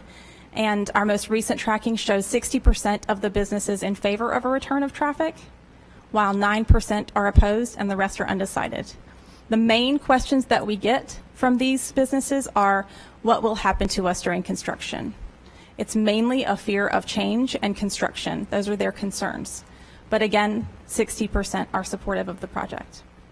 So what we plan to do moving forward is work with those businesses during construction. Randall mentioned that the construction mitigation from the actual construction team will be part of their process, but we will help with marketing, events, promotions, signage, things of that nature.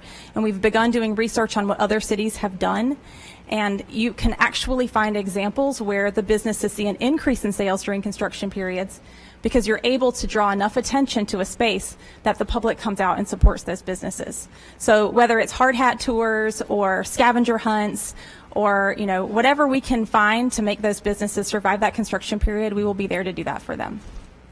And finally, I would just like to sum up by saying that the general consensus of property owners is supportive of this project, not just the ones on the mall, but the property owners that are represented on our board of directors. And I would even go so far as to say that the sentiment is very weary of this project not taking place. I am afraid that you will see people withdrawing from downtown if this doesn't move forward. I'm afraid that you will see existing investment cease from property owners, even outside of the mall, and I think some of them will speak to that tonight. But it's a critical time, and I appreciate you taking this very seriously because I think it has a very big impact. Thank you.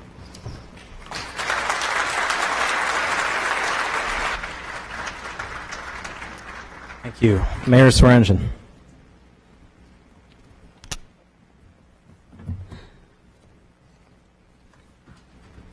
All right.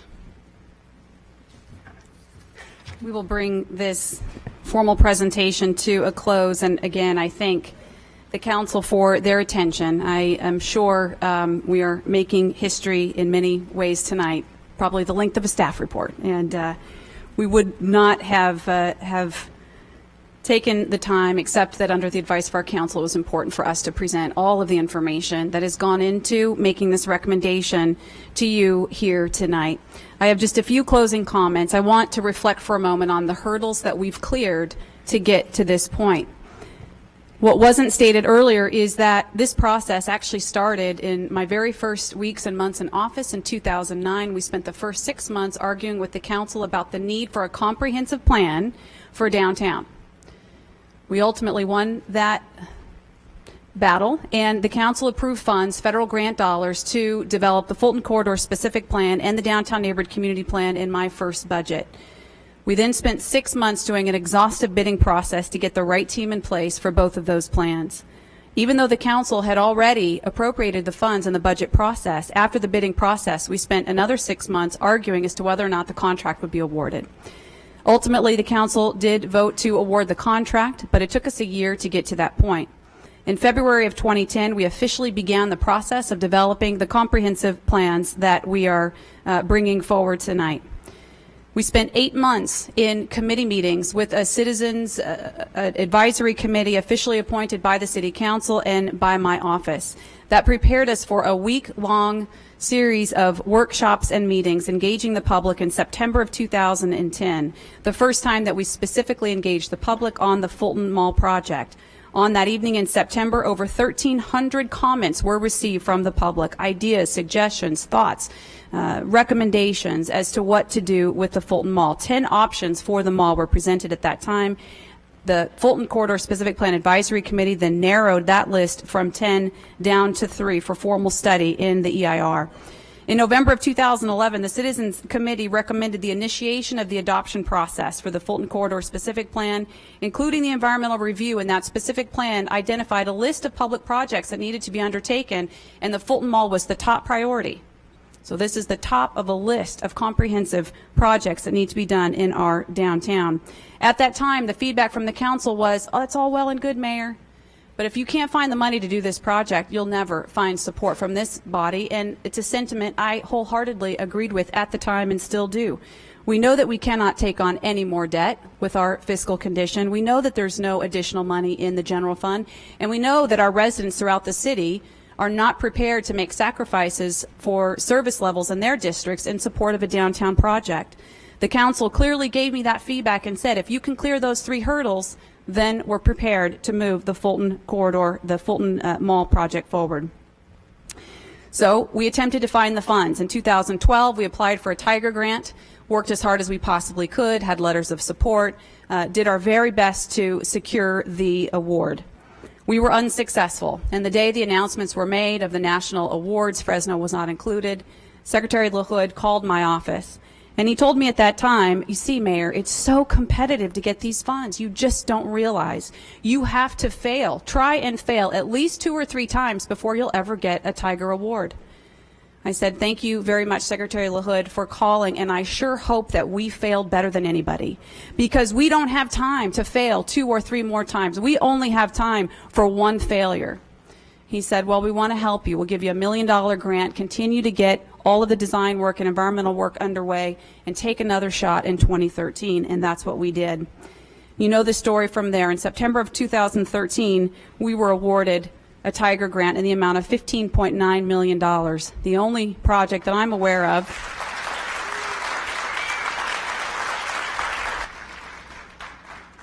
that actually received the full request that was submitted by the applicant, and the 5th largest award in the country. The feedback that I got from the council at that time offline was, well, that's all well and good, Mayor. That's all well and good, but you'll never meet the deadlines. You've got to get the environmental work done. You've got tight deadline. You're never going to meet the deadlines. Well, we're standing here before you today on schedule and on budget.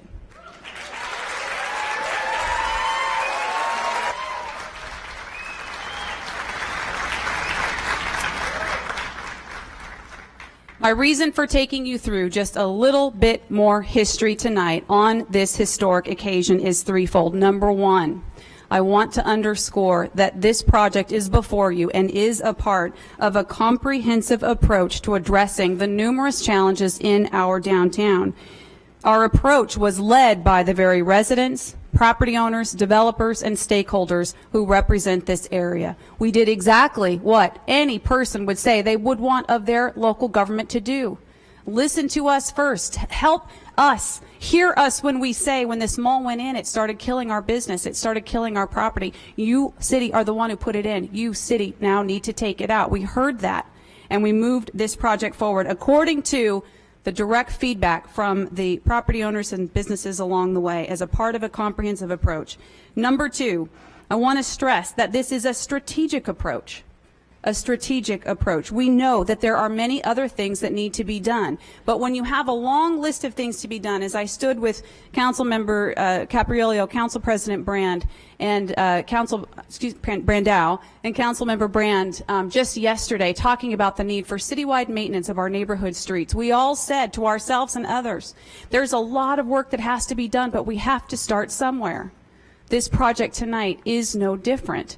We know there are many other things that have to be done, but we have to start somewhere. So where do you start? Where you know you can get the best return for the investment, and where we know we can see private investment start to flow that will raise the tides and create some of the revenues that are needed to make other changes in our downtown. The last thing is this. I want to impress upon the council, the public, and anyone who might fall ear to these words. I want us to stop saying as a community that revitalization can't happen here, it's too hard. I want us to stop saying that, because I've just ran through a list of 6 major hurdles that in the last 5 years, one after the other, after the other, after the other, we have cleared. And every hurdle that this council has asked us to clear, we have cleared. Do we have another 1,000 hurdles to go? Of course we do. But we've cleared some of the hardest and most difficult ones to date. So why don't we stop saying that it just simply can't be done? Because I think the last 5 years proves that maybe, in fact, it can be done. Maybe, in fact, the beginning of revitalization is underway. I'll close with this. The LA Times reads as follows: Dream unravels, Fresno, rise and fall of urban mall. The great Fulton Mall sits abandoned in the night, a 6-block monument to municipal vision and blindness. Iron gates stretch across the bargain shoe stores and jewelry shops that represent the latest mercantile dreams to inhabit the wide outdoor walkway, and the old office towers stand dark, their tenants having made tracks at sundown for the subdivisions. Only transients walk the mall after dark, and they tend to step quickly, steer to the shadows, and don't even window shop. No one else comes downtown to admire the expensive art pieces or dip hands in the gurgling fountains or hear the music pipe from strategically placed speakers. The music, though, plays all night, serenading trees and benches. Does that sound a lot like what we experience today along the Fulton corridor? You will be surprised to hear that that article was written on April 28th, 1988. That was 26 years ago, Council. Nothing has changed except the conditions have worsened.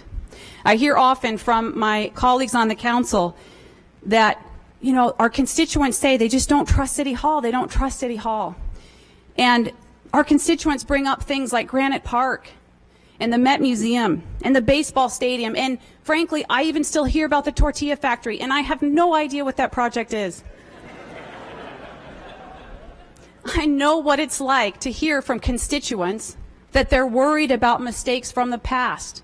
I would remind you that I hear the same things that you hear, only I hear it times 7. I do. I hear it times 7. But when I hear those comments, I think to myself, it's words of advice, good caution. We have to be careful. We have to be pragmatic. We can't take risks, which is why we made sure to secure the funding for this project in such a manner that we are not going into debt, that we are not compromising service levels from any other part of the city, that we're following the direct feedback and input from the property owners themselves who are asking us to move this forward. We are being strategic, we are being cautious, and by the way, we're simply doing a public works project. We are not going into business with the street company. We are not going into business with someone that wants to rehab a building. We're simply conducting a public works project. I believe, council, that tonight it is time to part company with the fear of failure. I believe that the fear of failure has hung over our city for decades. And that even 26 years ago, when clearly the results were not there from the promised results from the Fulton Mall, at that time and every year since, we have failed to act out of fear of failure. Tonight, council, I urge you, take action. Take action, council. Do not let another 26 years go by. Thank you.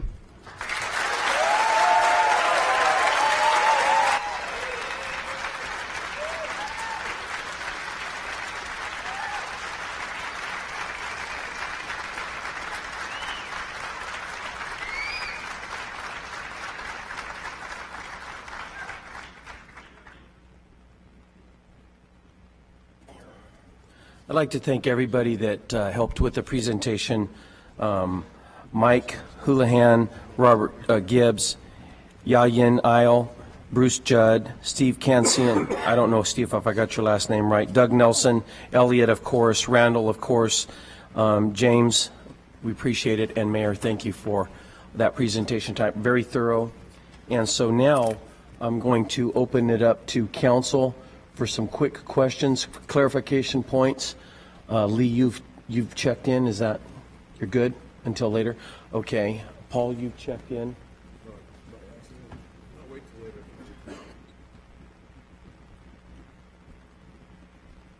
Okay.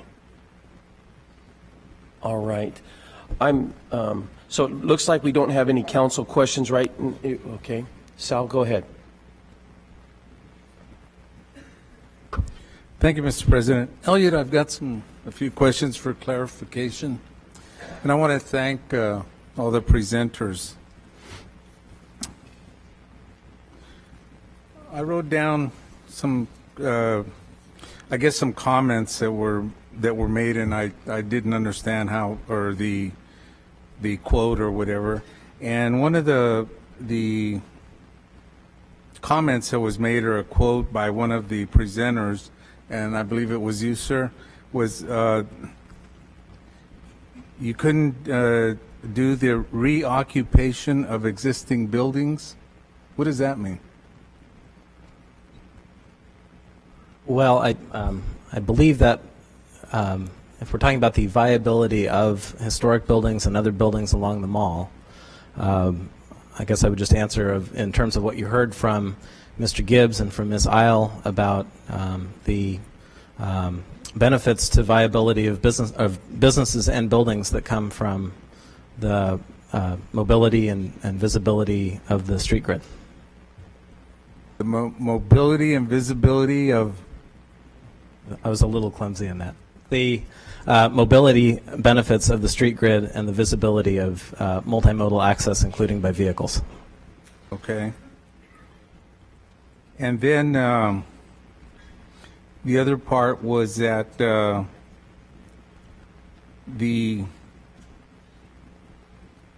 mall was never designated as a park. Okay. how is what is the process for doing something like that? Well, I Or might have to. criteria, I mean, or length of time, I don't know. That is a good question, and I might have to defer to the Parks Director about how parks are designated. I'm not sure. But I can say that the Fulton Mall was designated as a pedestrian mall in the municipal code. That's one of the sections we referred to in the bill that we're recommending for introduction. Okay. And it is right of way, like other streets and alleys today. I think the only reason there's a perception that the mall was a park is just because of the maintenance of the facility or the corridor was assigned to the Parks Department, because at the time they were the ones who were in charge of taking care of things such as landscaping. Kind of we just took it for granted that it was a park. I always argued that it was a pedestrian corridor and that it served as that. And interestingly enough, we introduced bicycles 3 or 4 years ago. In 08, I think. Because it was a pedestrian corridor and just didn't seem to make sense that we would preclude that from happening. So while I understand the perception, it's always been in my mind a pedestrian corridor. Just happened to be maintained by the Parks Department. Ironically, over the last 3 years, it's also now been maintained primarily by Community Sand and Public Works. So it's just a matter of operation and who was handed that responsibility at the time. And then we had some of the monies that we were going to bring back. I think that we had borrowed against or whatever from Eaton Plaza, and we were going to repay that. Is any of that money going to go toward the mall? Remember we had that discussion last year. There was some monies to develop Eaton Plaza and the money. Well, if you're referring to the park bond money, yes, we didn't borrow. We didn't do the Eaton Plaza project. In fact, the only funding left will probably go into the Universal Accessible Park, and that's it. Oh, okay. And then there was another comment that was made, I guess, through the environmental assessment comments, and I think you made them. And it showed that there would be no impact on minority populations. Well, and I don't know if Mr. Houlihan wants to expand, but it is disproportionate adverse impact. Right, disproportionate adverse environmental impact to What does that mean?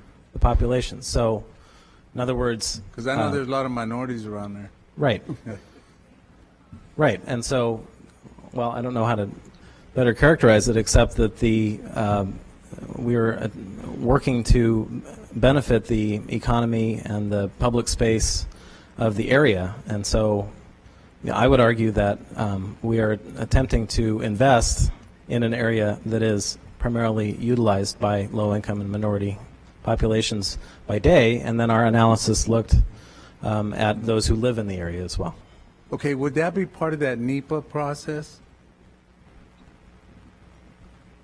Okay, and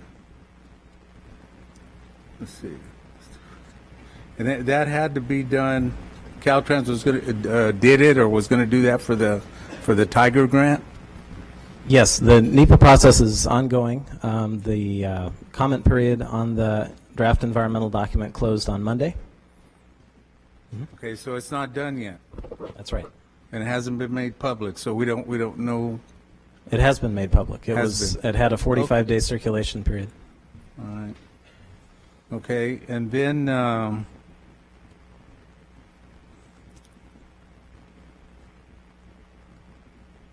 okay. So okay. So today now. So that's all been made public. So it's all okay now. In terms of what you're asking the council to do today, is one of the items is to certify, right? Certify the environmental impact report, the EIR, which is the CEQA document, which the city is the lead And we agency. have all that information, and Caltrans is done with everything with their part.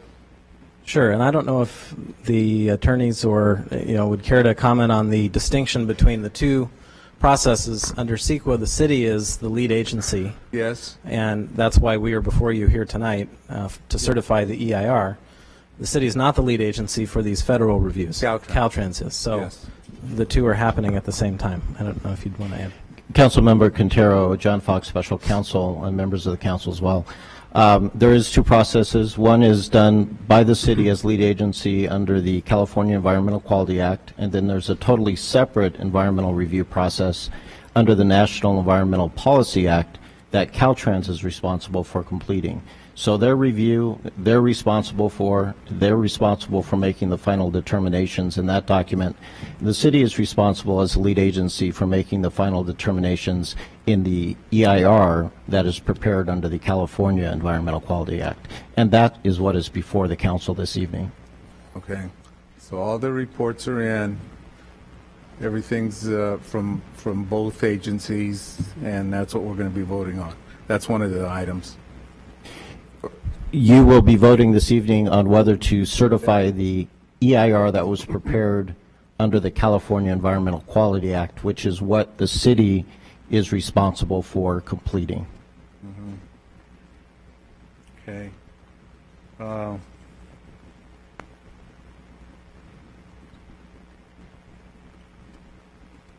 And there's also, well, as we go through the process of the different hearing from the public and then coming back to the council, we'll be able to present alternatives, right?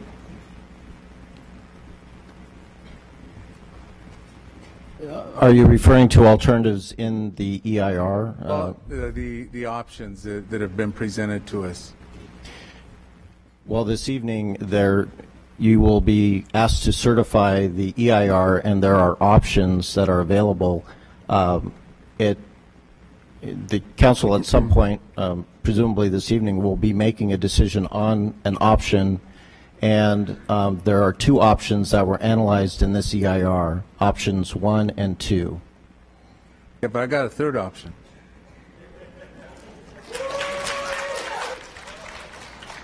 Can I do that, or?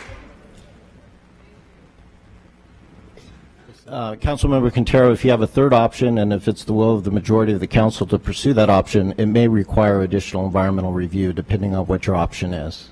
Right. I understand that. Well, we can always ask for modifications. We do it all the time. So, okay. All I got to do is punch up then, right? Okay. Thank you. Thank you, Mr. President. Appreciate it. Councilman Capriolio. Thank you, Council President. I wasn't here during all the hurdles that the mayor addressed.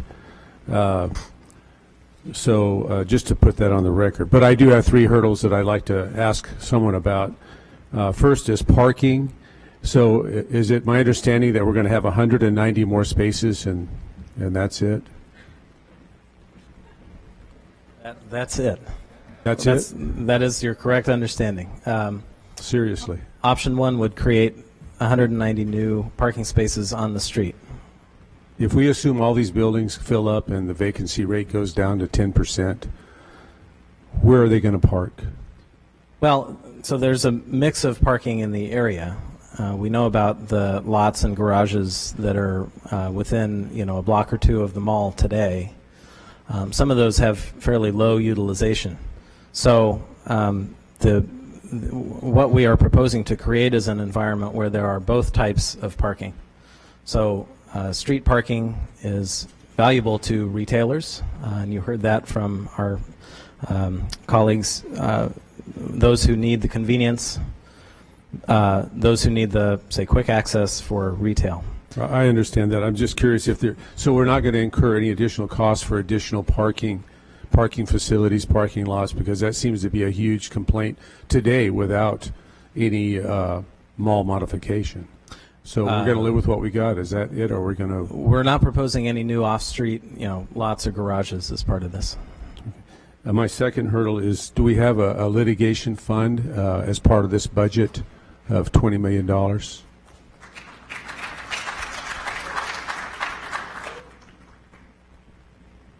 I understand our process, but I'm just asking. Oh, is it in the construction Is it in this $20 million budget?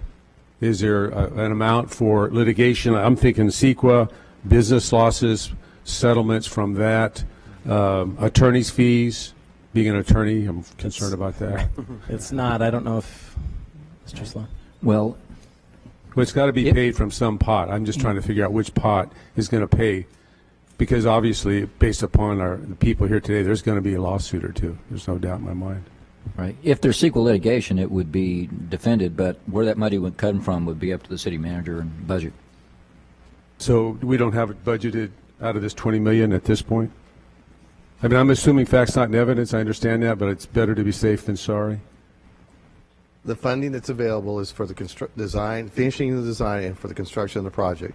And just like any other project we bring forward, I don't ever recall us putting into the capital budget the cost of litigation.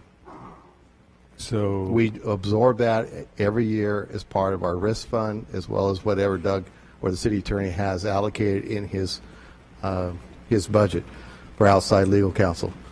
For example, we just settled I think we're about to settle two major lawsuits that we've had for the last couple of years. If there's a lawsuit in the future regarding this, probably be no more of an expense than we've already incurred for other lawsuits we've had in the past. So is there a litigation fund that we have now that's available? I'm not sure of that. Well, I'll let the city attorney expand on it, but the city attorney properly budgets every year. We also have a risk fund that we use to defend the city in the event of a lawsuit. So then have we budgeted anything for this particular public works project? Again, Council Member Capriolio, we budget based on our experience when it comes to litigation, and it's not as though we don't live in a litigious society. We budget based on our actual experience and actual costs every year. If this year you believe there's a need to increase the budget for litigation because of this or anything else that we have, and we've done that in the past, we can certainly do that. But we believe that we can absorb any potential litigation within the existing budget that we provide to council every year. My third hurdle is cost overrun source. I believe what the mayor said, that we can't take on any more debt. I believe that we don't want any more debt, but I haven't seen a project yet that has come in on time and under budget. So if there's a cost overrun, what is the source? Where are the funds going to come from that? Is that part of the $20 million? If so, has it been designated as a cost overrun? I understand there's a contingency fee of a couple of $1 million, but can anybody answer that question? Just first thing I'd mention is that in our available funding, we have a total of up to $21 million. So even though, as I said, with all of the contingencies and cost escalation factors, we anticipate, those have some headroom in them, and they still only get to 20, and we have $21 million available. And that's it. Okay, thank you.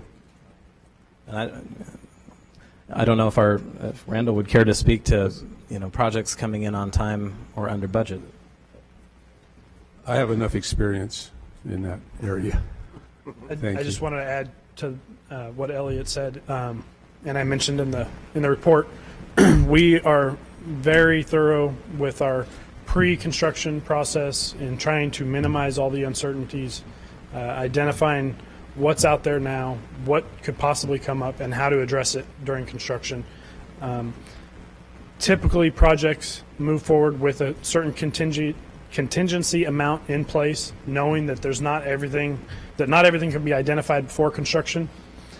And typical public works projects stay within that contingency amount. There's a set amount, 10%, like we mentioned in the presentation. There should, with the amount of effort we're putting into pre-construction right now, there should be no issue with exceeding that contingency amount when we get out to construction. And also, we will know more once bids come in. If the amount awarded is going to exceed our budget, then, like I also mentioned, the options for ad alternates and reducing the amount of street furniture or different aspects that that add to the special place, but don't necessarily take away from the objective of the project. So our process, we will do that value engineering, identify those possible ad alternates so that we don't have that issue. But assuming, again, unintended consequences, if it does go over, do we have a funding source? Is that going to be on the public or in general, or public dollars of one way or another, or do we know, or have we thought about that yet? Again, Council, as Mr. Morrison has pointed out, there's at least a 10% contingency. We won't know until we actually go out to bid where we are with regard to the budget. We just recently went out to bid. I'm looking down at Councilmember John because he's painfully aware of this, of a project that was supposed to come in at budget and didn't. That's why you do the value engineering. We work with the architects to look at alternatives in the event that the project does come in over budget. On top of that, anything that exceeds 10% by charter or by code has to come back to council. So in the event that there's an increase beyond the scope of the project, you would hear about it, and at that point in time, we would already have identified a source. But as the mayor and I have committed to you in the past, there will be no general fund money that is used to make this project whole. Thank you.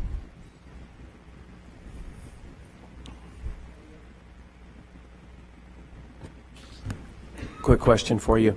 Could you do me a favor? I didn't see it anywhere, but a couple times my eyes glazed over. Tell me about the funding stream for this particular project. Where do these funds originate, and how did they get to us? So I don't, Todd, I don't know if you want to show the slides again. So just the breakdown of funding sources here. The federal Tiger grant that we are all aware of, $15.9 million, which was the subject of an application that the city submitted to the Tiger program. It's a competitive program. We submitted in June of last year and got word in September that we had been fully funded. And the announcement of the call for applications for that program was just a couple of months earlier in 2013, based on the Congress's action in March. Okay, that's actually where I want to pause right there. The other three items I understand, so I want to stay with the federal Tiger grant for a second. So does that come through the Transportation Authority, or where is that Tiger grant held? Is it ongoing funds, or is it specifically part of a stimulus package or anything like that? It is not. The funding was authorized by a particular act of Congress in 2013, forget the exact name, the Consolidated and Further Continuing Appropriations Act, which approved funding for a variety of programs, including the Tiger 2013 round. So it was a specific act of Congress related to the round of funding that we applied for.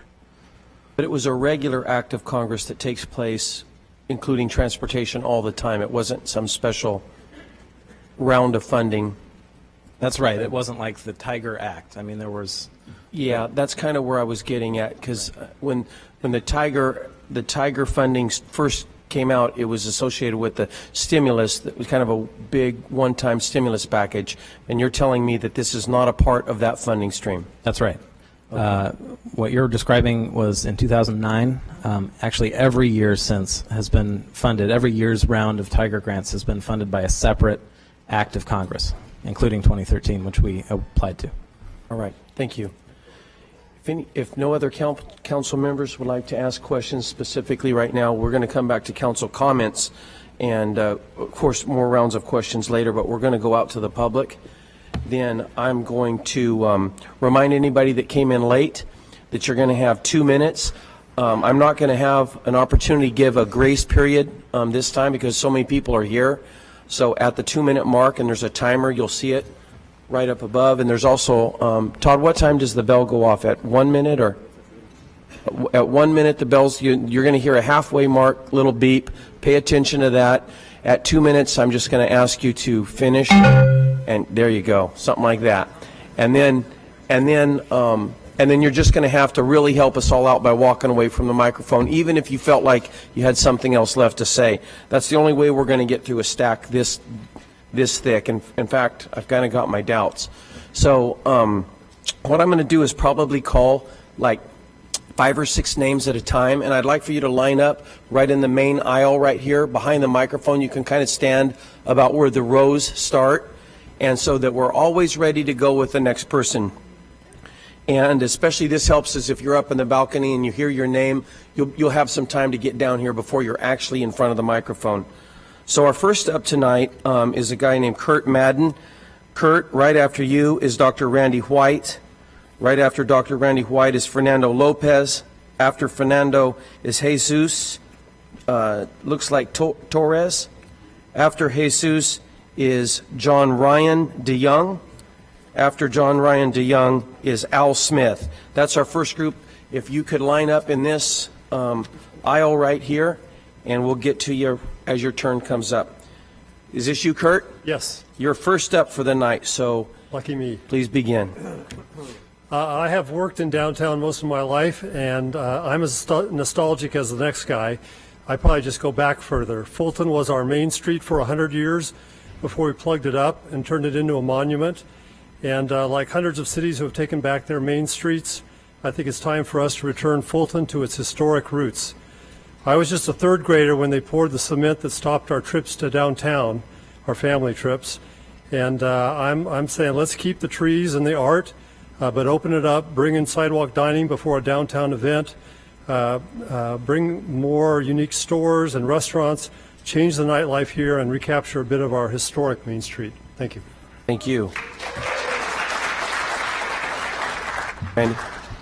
Good evening, Council. My name is Randy White. I am here tonight to support the return of vehicle access to the Fulton Mall and Option 1. And I'm asking you to move us beyond the tired debates and the worn-out excuses that have been based in nostalgia and not in the facts. Please prevent us from sinking into the pathological planning patterns of our past that have acted like a ball and chain around our ability to make progress in our city. We have an opportunity here that I think is all too rare in our city. We have significant federal help in investing in the transformation of a key part of our city, and to do it based on the rational assessment of other failed pedestrian malls across the country.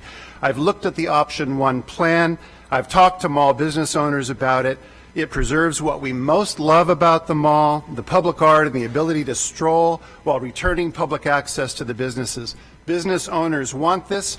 I live downtown. I can tell you much of my neighbors want this. There's no rational reason not to do it, not that rationality has always led us, but tonight I hope it will. It requires knowing that our city is like a living organism. When one part of the body struggles, the whole body struggles. It affects the whole body. Our downtown is seeing clear improvement, but we're at a crucial place in its recovery. It needs an infusion of pride and the red blood cells of hope, which is in itself generative. A decision for restoring auto access will catalyze many other improvements in our city, and I hope you can see that. Anyone can count the seeds in an apple. It takes real vision to count the apples in a seed, to look at the potential harvest that comes from planting a seed like this. Even God can't steer a parked car. Council, please get us moving, please. Thank you.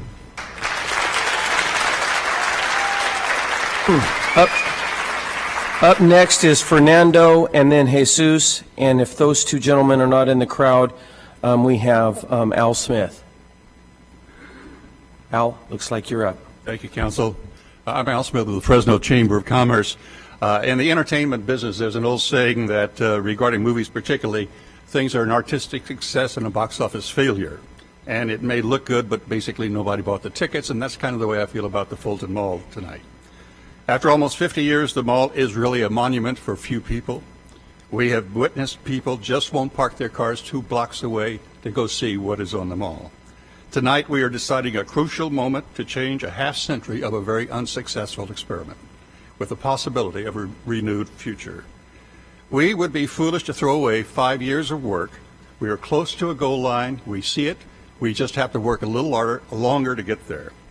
And I don't think any of us want to walk away from the treasures of our histories, those beautiful, multi-storied but empty buildings that reflect our history, the Bank of Italy, Security Pacific, JCPenney. Without some change, all of those will be the equivalent of tombstones in a downtown graveyard. So opening the mall is not a guarantee for success, but we can guarantee continued failure if we do nothing. So your bold decision can set the stage for a renewed future. It is that something that you will always be able to say, you were a part of making our future destiny look positive. Thank you. Yeah.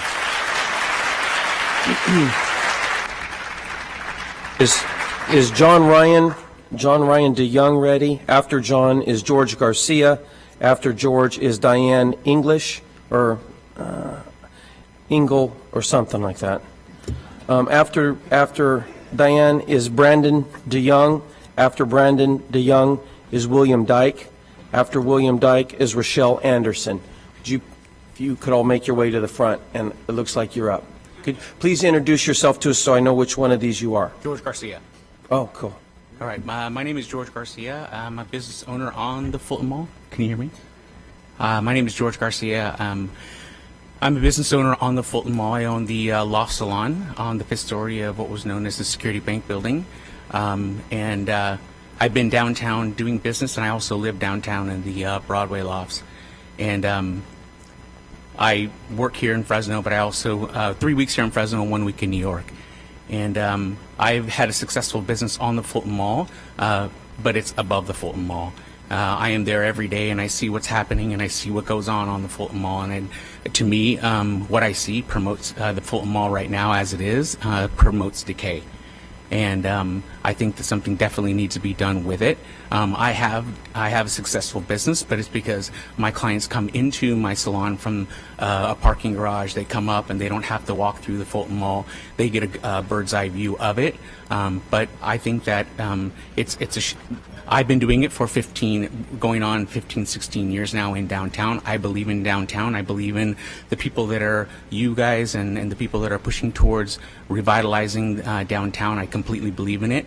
But what I think really, as far as me as a business owner, I've set myself apart, and I've given people, and my clientele is a very high-end clientele. They're paying $85 to $100 for a haircut, and they're coming all from the North End. And I believe that because we give them something worth coming downtown for, they're going to come downtown. And I beg you guys, City Council, give our downtown something worth coming downtown for. And I believe if we can do that, they will definitely come down and be a part of what we believe in down here. So thank you for your time. I appreciate it.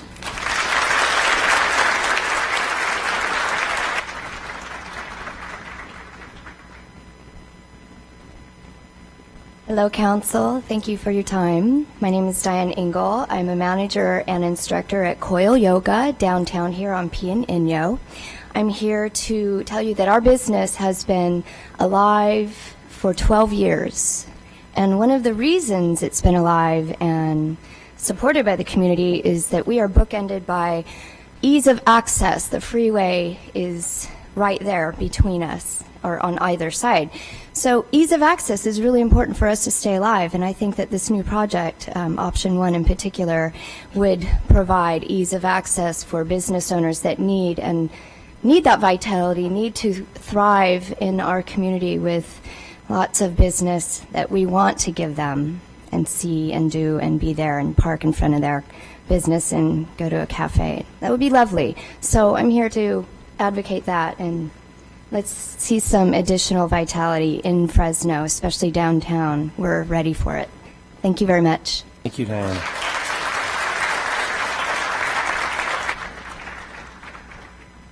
Good evening, council members. My name is William Dyke. I am an investor in downtown Fresno, and I'm an investor in the mall. And I believe in the vision for an open streetscape. I implore you today to please consider opening this and approving this measure. Thank you. Yeah, that's good. Brandon, we called you once. Brandon DeYoung and Rochelle Anderson. And if they're not available, we need Vicky Gadrao, Raul De Alba, Lyle Padilla, and Kyle Kirkland, and then Frank Esquivel. Those will be our next group. So please step up and introduce yourself. And my name is Vicki Goodrow. I'm a Clovis resident, and I'm also a business owner, and my business is in Fresno.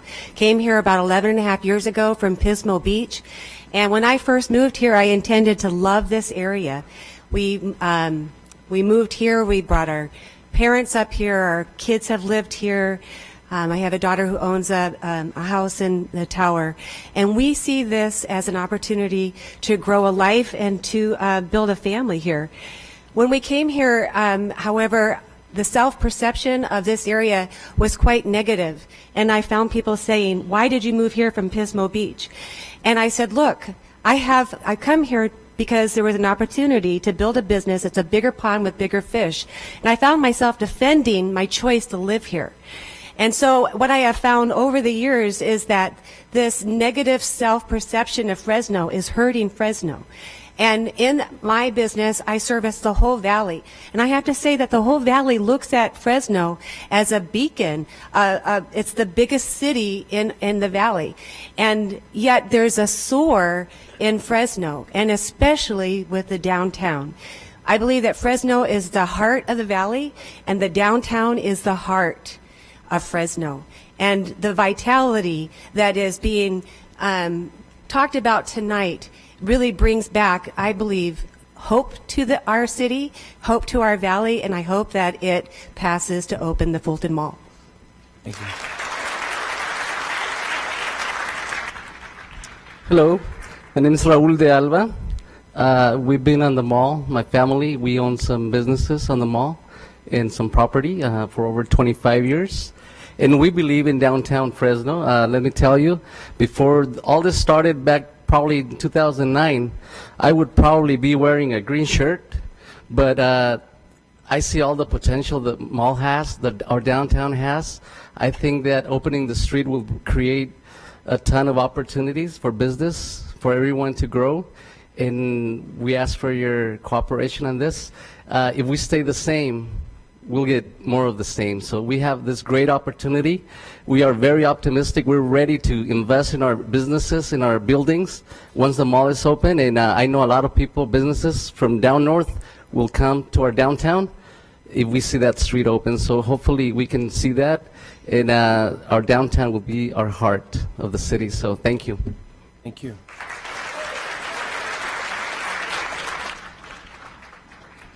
Mr. President, council members, thank you for allowing me to speak.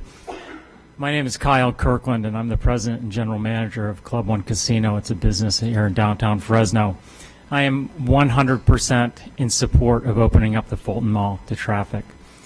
I own and operate a business adjacent to the Fulton Mall, and we've been in business for 18 years continuously. That's 6,600 days in a row, 24/7. We employ over 340 people in our facility. And as many of you know, we pay almost $1 million a year into the city's general fund. We've held hundreds of gaming and non-gaming events in our city, and we attract thousands of people downtown every year. We're very good at that. We've gone so far as to build a beach downtown and throw block parties and have nationally televised events. That said, we're challenged to bring folks downtown because we have to sell through the blight that surrounds us. Frankly, it's tiring, and I know it's a deterrent to other customers and other businesses coming down there. In addition to working downtown 70 to 80 hours a week, I also live downtown. I live in the Security Bank building. I've done that for 5 years. I walk on the mall. I run my dog. I spend a lot of time down there, and I can tell you it's not healthy by any stretch. And opening up the Fulton Mall to traffic, I believe, will improve that. I also have personal experience with a couple other pedestrian malls that are referenced. I have a home about 2 miles from the 3rd Street Promenade that has significantly more household income, significantly more traffic. It has more population, and it's 2 blocks from the Pacific Ocean. It is not comparable to what we have here. I also understand the Fremont Street experience in Las Vegas, and I will tell you that has a dozen casinos on it that spend millions of dollars to a market that sees 40 million visitors every year. Even with that money, the Las Vegas Strip with free-flowing traffic outdraws it 15 to 1. You need to open the Fulton Mall. Thank you. Thank you. Thank you, Kyle. Well, while Lupe and Frank are coming up, our next little batch is Kenny Schroeder, Jeff Becker, Sai Ramya Madali, Steve Skibby, excuse me, and Richard Roman. If you folks can make your way to the front. Thank you. Hi, my name is Lupe Padilla. I represent one of the Fulton Mall owners. I own a travel agency downtown. For 20 years we've been there. We've seen the ups and downs for my kind of business. We've struggled so much, and we're willing to struggle more, because what's happening now, it's not helping anybody on the mall as much as it would if you open the mall. I've seen throughout the world, I've been to a lot of cities as a travel agent.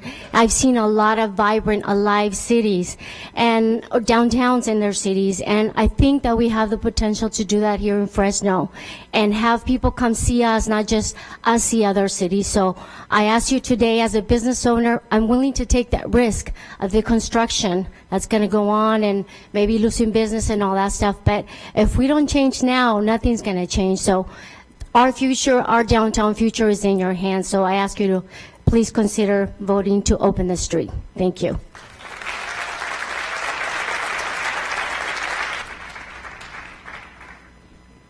Thank you for hearing us out today.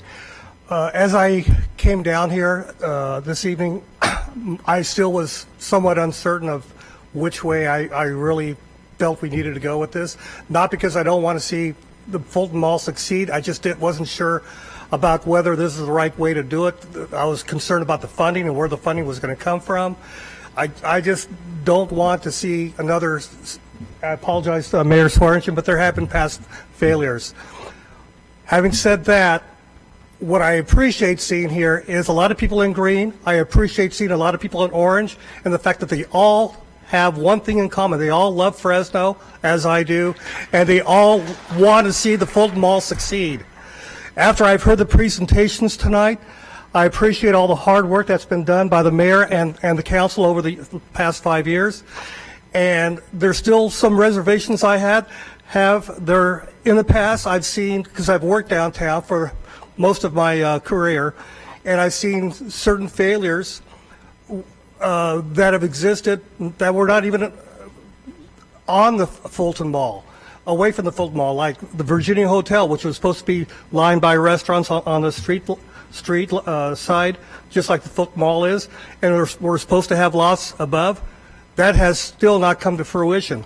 What is the reason why that hasn't happened? I just don't want to see a repeat of projects that have occurred and not be successful. That's my biggest concern.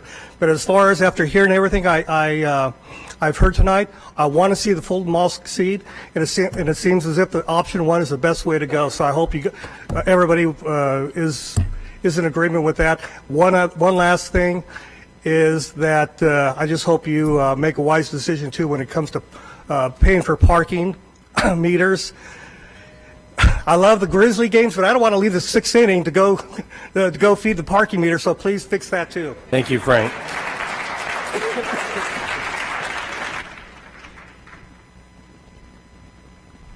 Good evening, President Brandow, members of the council, Mayor Swearingen.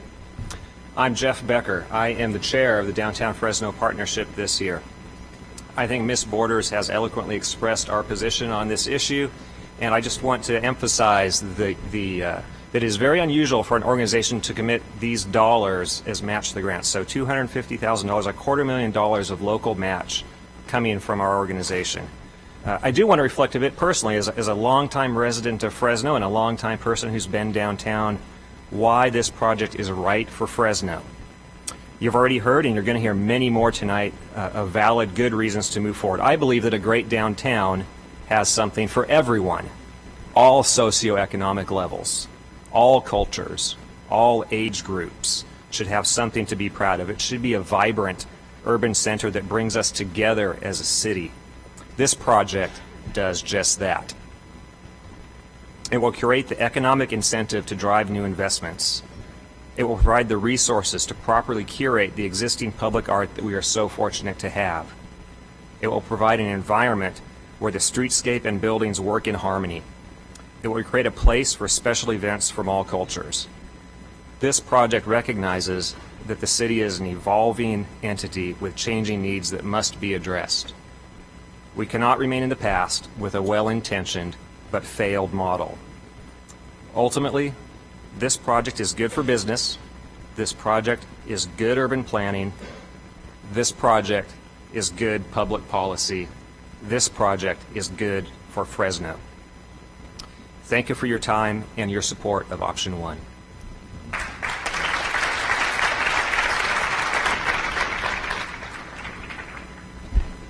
Namaste. My name is Sairamia Madali. I'm a resident of downtown Fresno. I live on L Street. I believe that the Fulton Mall has a great capacity for growth and vitality. I'm fortunate that I have a mere 5 to 10 minute walk to downtown, and I'm therefore able to enjoy all the burgeoning businesses. I spend most of my free time locked up in one of those coffee beans, doing work, reading, having meetings, conversations with my friends, and I can tell you that there is so much life. I believe that it has untapped potential, and those who are farther away are not as lucky as I am. I believe that downtown can be an accessible, walkable destination that creates a sense of place, supports commerce, arts and culture, and a high quality of life.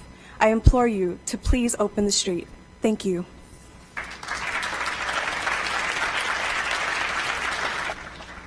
Council President, thank you for listening. Mayor, also. My name is Steve Skibby. I live at 395 North San Pablo. I've lived downtown 18 years, going on 18 years.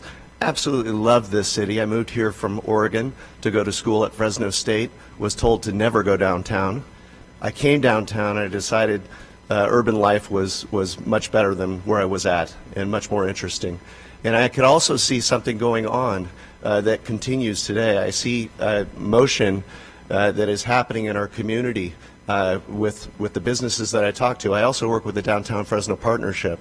I'm a business liaison with them, so I visited all 60 of those businesses that we quoted earlier. Those pictures that you saw holding the I Believe sign, those were businesses who believe.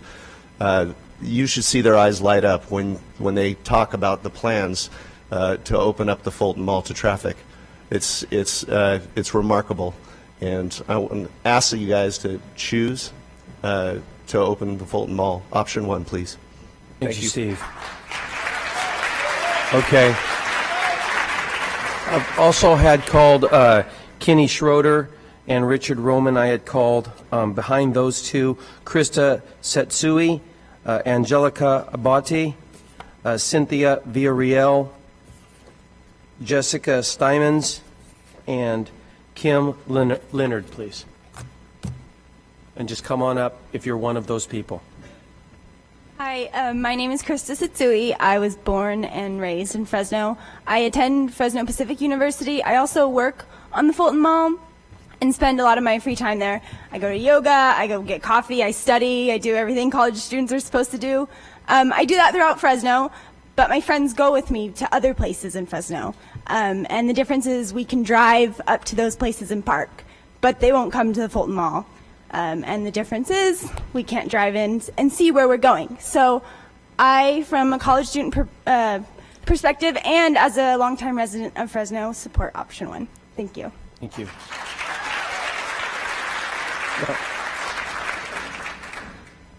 Good evening. I am Kim Leonard, and I am the front desk weirdo and communications gal for Downtown Fresno Partnership. And as the first person that people speak to when they come into DFP, I get a lot of questions about the Fulton Mall. It's deeply unsettling how much misinformation is out there, but I'm pleased to say that most of the interactions I have with people who are on the fence, once they're presented with the facts and the findings from our research and also shown the alternatives analysis report, they've ended up with overwhelming support for an open Fulton Street. I know that I'm only a mediocre debater, so the facts must really be able to stand on their own. So I support opening Fulton Street. Thank you. Thank you. Okay. I've called Angela Abadi, Cynthia Villarreal, and Jessanne Stymans. If you're one of those, please come up. After them, Cole Judge, Ephraim Bossi, and Shay Magami. O'Shea, if you're one of those people, please approach and just go ahead and come to the microphone and let me know who you are. Good evening, Mr. President and council member. My name is Shay Magami, and I am the owner of J.C. Penney Building. And I live in Los Angeles. However, I came to Fresno in 1963. I went to Fresno City College. I went to Fresno State. I married a Fresno girl to whom I've been married for 48 years. So I am a Fresno. No, I heard somebody, Mayor, refer to somebody saying that downtown cannot be revitalized. Let me tell you something. We revitalized a city named Asmara in East Africa. We revitalized the country of Haiti after 6.7 earthquake and 250,000 deaths. And I can go on and on and on. Don't tell me that downtown cannot be revitalized. Now, we invested in downtown because I have seen other downtowns. I have seen them revitalized. I have seen them to go from almost nothing to almost everything. And this downtown Fresno has a lot of promise. And if you open the mall, and if you do option one, as somebody referred to it, every downtown is the heart of the city, and every main street is the heart of the city. But this heart, gentlemen, is ailing. This heart is sick. And we have given it, we investors have given it vitamins. But you can give it the shock that brings this heart back to life. I urge you, please vote yes on option one. Thank you, Shay.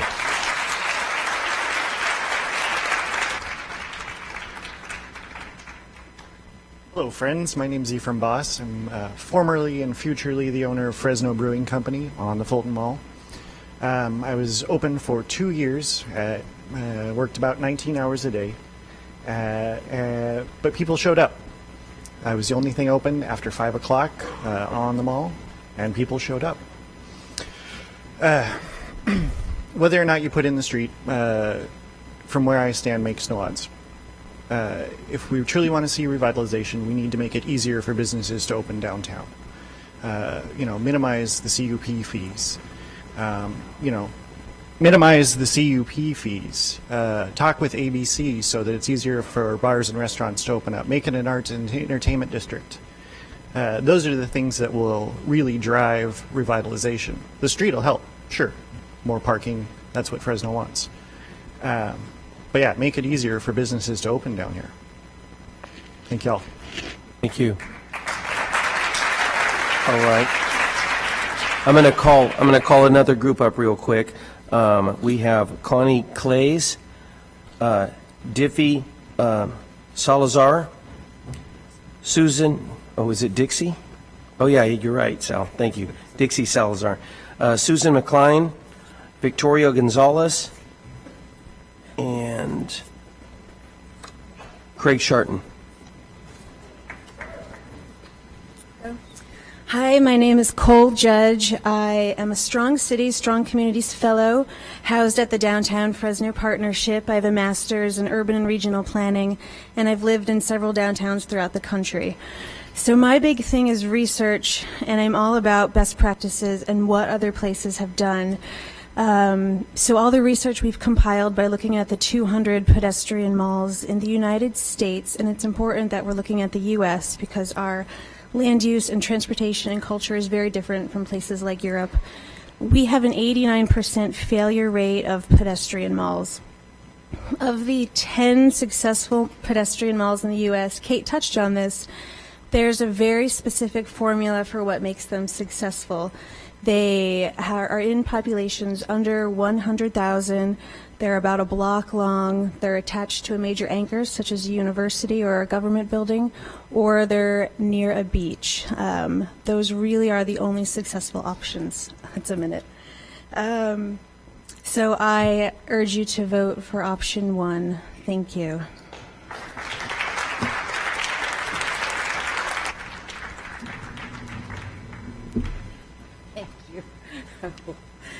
Oh, I hate these microphones. I'm Connie Clays, and I thank you. Good evening, Mr. President, Council Chamber, and our Mayor. Thank you. I am concerned about the destruction of the Fulton Mall. There are ample public parking lots and garages throughout the area, but the company that runs the parking lots charges $3 for only a half hour of parking, and every hour it changes, and going up to $9 for all-day parking. I commend the numerous families that shop on the Fulton Mall where they must pay outrageous prices for public parking. There is also metered parking, which is affordable, but the fear of getting a costly and troublesome parking ticket when the meter time runs out keeps many people away. I have a big concern about the parking. The other shopping centers, such as Manchester, River Park, and Fashion Fair, all have free parking. The convenience of free parking encourages shoppers. I highly recommend using monies earmarked for destroying our beautiful Fulton Mall to subsidize free parking. I think it's a major thing we need to consider. Thank you. Thank you.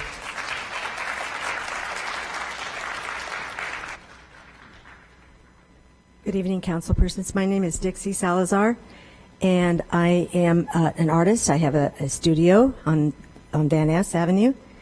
Hearing all this talk about what a failure the mall is today, presently, the mall didn't fail. The city of Fresno failed the mall. It was allowed to fall into its present state.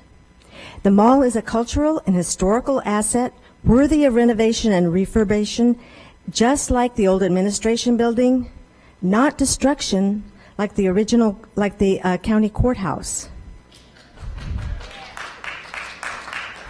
Once the mall is gone, it's gone. Well, I happen to think it's worthy of there's worthy things there. Yeah. I don't think we did that when other people made their presentations. Yeah, we can't have that. Some Thank things you. have value beyond economics. We haven't even tried to make the mall work yet. It was created as an art piece as a whole. If you put a road down the center, you're ripping up an art piece. That's not something to be taken lightly. I think we should invest some money in giving it a chance to succeed as it is, and we haven't really tried that yet. And finally, I'm concerned about the air quality in Fresno. Nobody's talked about the air quality yet today, and I don't think there's not much argument about the air quality in Fresno. Cars in the mall will only add to that problem. Thank you.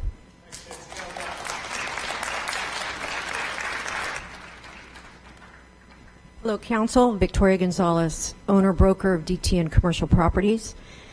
And I, like many others in this room, have participated in the revitalization efforts for downtown Fresno and for the Fulton Mall in particular. It's been over 21 years for many of us that we've worked really hard, have sat on commissions, boards, committees, been on organizations that have focused on the Fulton Mall and downtown Fresno. We have had so many surveys commissioned. We've had so many plans and ideas and things put on paper, analysis. I mean, so much money and effort has gone in to the revitalization efforts for this Fulton Mall project. But we've never had the money to implement it. The point is, we now have the money, and I can't understand why we're even having this discussion about moving forward. The mayor has gotten us this money. The plans are in place. We've got people that support this and have supported it, including the property owners, the investors, and the people that actually use downtown. So my advice is to just, let's do this and move on. Thank you.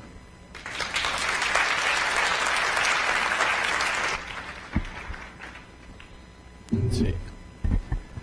Good evening, council members. My name is Craig Sharton. I live in downtown at 271 North Glen, and for the past 5.5 months have had a business on the Fulton Mall at 1243 Fulton Mall.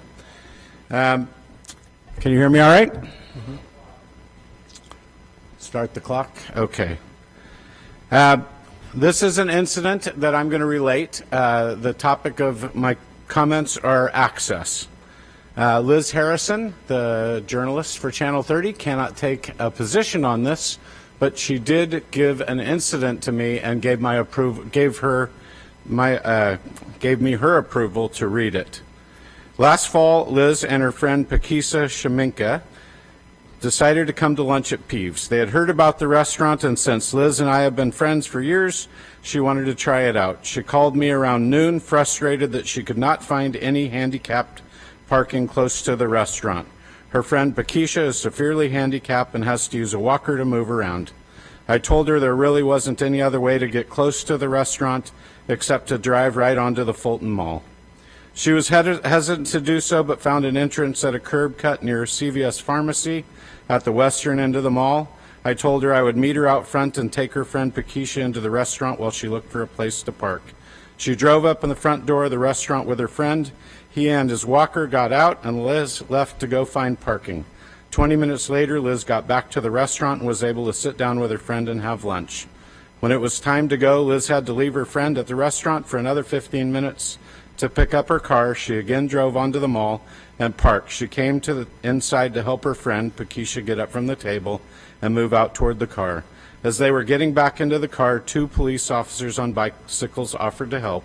They said nothing to Liz about being parked on the mall and even offered to get Liz's friend settled into the car. They have not been back to the restaurant since that day.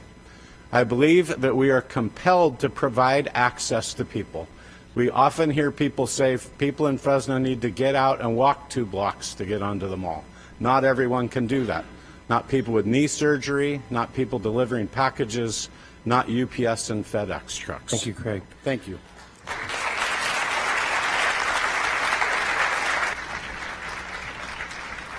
I'm going to call out some more names. If you could start making your way to the front. Brent Weiner, Ray McKnight, Michelle Downer, Mitch Friend, it looks like, Chuck Leonard, Catherine Fowler. If you folks could please make your way to the front. Yes, ma'am. My name is Susan McCline. 50 years ago, architect Victor Gruen told the city of Fresno that very soon the proposed highways must be built. Now, this was 1964, and that neighborhood housing must be developed to ensure the success of the Fulton Mall. We know that was not done. 50 years later, at last, the highways are at last being completed and apartments near the mall being constructed. Some mall business owners have already noticed an improvement in activity. Now, to use 14 months to dismantle the Fulton Mall in order to replace a street that was failing 50 years ago seems very expensive and highly risky. A recycled Fulton Street must compete with all the developments that the past city council's members approved. There are new developments in the works to further increase business competition. Only those working and living near the mall are the true majority of customers. I would prefer that you had gotten a grant to clean up and restore our urban park-like mall. Should this be possible, looks like we're running out of time, but the mall needs a supporting entity. Thank you.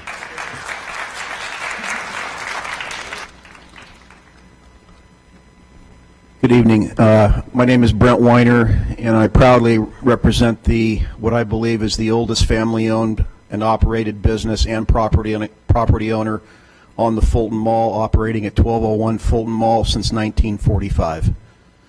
I'm not that old. First, I'm going to be quick, but I do want to say that the mall in its current state, the city is doing an outstanding job at maintaining what we have today. It is doing what is there today. The city is doing an outstanding job at maintaining what we have. Quite simply, we cannot keep polishing the thing. We've polished it enough. Enough. The one simple fact is option one gives an opportunity for all factions to have what they want to have.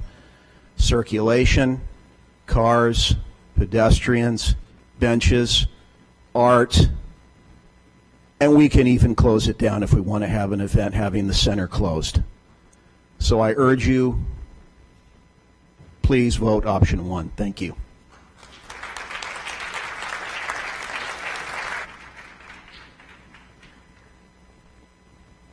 Mr. President, council members, this is a project based on deception. Last year, the perpetrators hired a firm to conduct workshops and consultations, inviting citizens to give time and effort to present their ideas regarding 3 options chosen by the Fulton Quarter Citizens Advisory Committee, while they at the same time were preparing a project that excludes consideration of the 3rd option. The meetings that were held were attended always by city staff members, and Mayor Swearingen was at some of them. It was specifically represented to attendees that all 3 alternatives were being examined on an equal basis, that no decision had been made about which alternative to pursue, and that the City Council would receive a report from the consultants that would include an evaluation of all 3 alternatives. Clearly, the citizens participating in this process were duped. If I had more time, I would also make a case and explain to you how the Tiger grant proposal was deliberately written to exclude any possibility of considering the funding of option 3. In effect, this was intended to box you in. I urge you to vote no on all of the agenda items before you to send the perpetrators of this scheme back to the drawing board.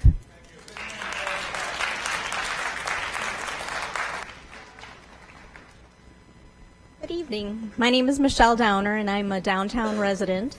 And I believe that the best path towards downtown's revitalization is option 1 in opening the mall to traffic. Please support all of the items before you tonight. Thank you.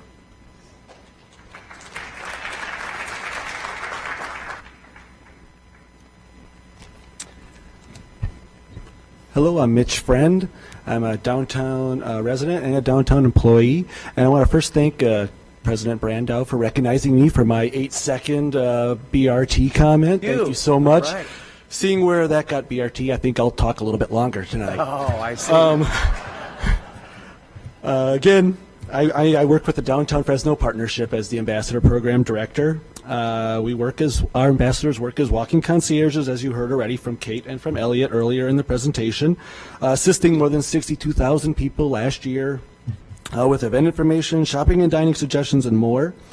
Working also as extra eyes and ears on the street, we ambassadors reported more than 2,000 cleanliness and safety concerns, and with the city's help, most of those incidents were resolved within 24 hours, and I'd just like to take this moment to recognize and thank the city for working so quickly and responsively to us and our needs downtown. So our ambassadors, one person at a time, are currently revitalizing downtown Fresno, but we can't do it alone. Reopening Fulton Mall to multimodal traffic is another step in many steps in the city's revitalization, and I hope you'll join us in supporting this next step. Thanks. Okay, I have a couple that I've already called: Mitch Friend, Chuck Leonard, Catherine Fowler, but I'm going to call a few more if you can make your way to the front. Jill Fields, Susan McCline, Brian Tavares, or something like that, and Sevek Ketchadorian, Jurgita Ketchadorian. If you folks could make your way to the front, and we'll proceed. Good evening. My name is Catherine Fowler. I live in Madera now, but I used to live in Fresno, and I used to live real close to the mall and spent a lot of time down here. And I've done some time down in the mall, too, as an artist involved in some of the great projects that brought thousands of people down there. You know, the more things change, the more they stay the same. And I want to read to you right now from Vintage Fresno, which was written by Edwin Eaton in 1965. This is called Fresno's Pedestrian Malls. I'm not going to read the whole thing to you, but the most important part that I think is significant for right now.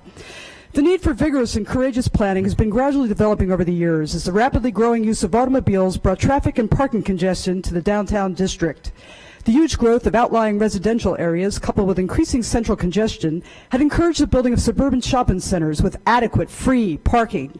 This in turn brought about a serious decline in the volume of downtown sales and a gradual decrease in assessed valuations as owners of vacant properties allowed their buildings to deteriorate. To reverse this trend and build back property values, the Gruen Plan proposed that the redevelopment agency acquire properties needed for parking space and the obsolete buildings whose owners were not willing to bring them into conformity with current structural requirements. Okay, so it said get rid of the vehicle traffic on Fresno Street. On the Fulton Mall, what we need to do is we need to take open areas, buildings that are not used anymore, that we cannot do anything with, that we just can never bring them back up. We need to eliminate these. We need to put free parking. As a matter of fact, I think we would invigorate all of downtown by getting rid of every one of these blasted parking meters right now, okay, and letting the green people and the orange people have a place to park.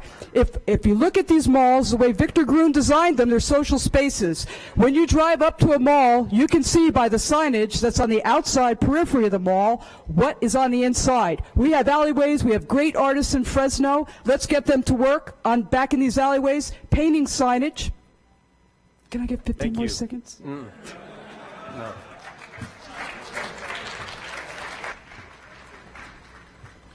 Thank you. Thank you.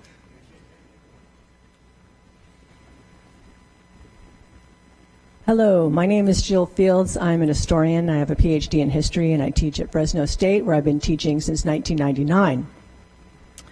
Let me start here. The Fulton Mall is widely regarded as one of ECBO's masterworks. Fulton Mall is also an exhibit space for one of the finest public art collections anywhere. I didn't write that. That's what's written on the County of Fresno tourism website. But I agree with that. I so appreciated what the Fresno leaders created for us. Yes, they made that mall for you and me. You know why 2 of the mall artists are here tonight? Because 50 years ago, they were really young. That's right. Fresno leaders in the 1960s had faith in our local young artists, including a young woman in an era where women's artistic ability was denigrated. Their vision was borne out. In 2001, our wonderful Joyce Aiken was awarded a Lifetime Achievement Award by a leading women's arts organization. Leaders 50 years ago knew what they were doing. That's why the AP story on the Tiger Grant announcement started, quote, while many U.S. cities are converting urban cores into walkable oases where people can stroll to restaurants and shops, bike and be green, Fresno is going in the opposite direction. Ouch. 50 years ago, Fresno was ahead of the times, and now our mayor wants to take us, back to the times of when cars were the answer.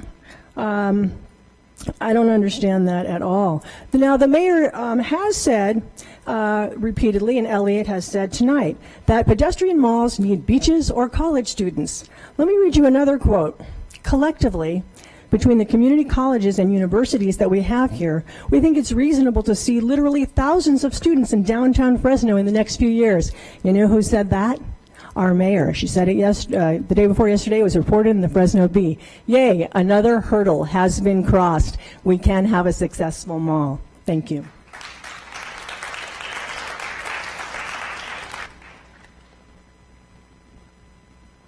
Good evening. My name is Brian Traverso, and I work in downtown Fresno. Specifically, my office is in a building on the Fulton Mall. I don't have charts, I don't have reports, I don't have a lot of data to burden you with. But what I do have is firsthand experience of walking the mall practically every day. There's no question about it that it needs change. You have the support from many organizations, from the mayor's office to the PBID, that have empowered you tonight to make that change. They've done all the hard work so you can make a difference in Fresno. I ask for your support for option 1. Thank you.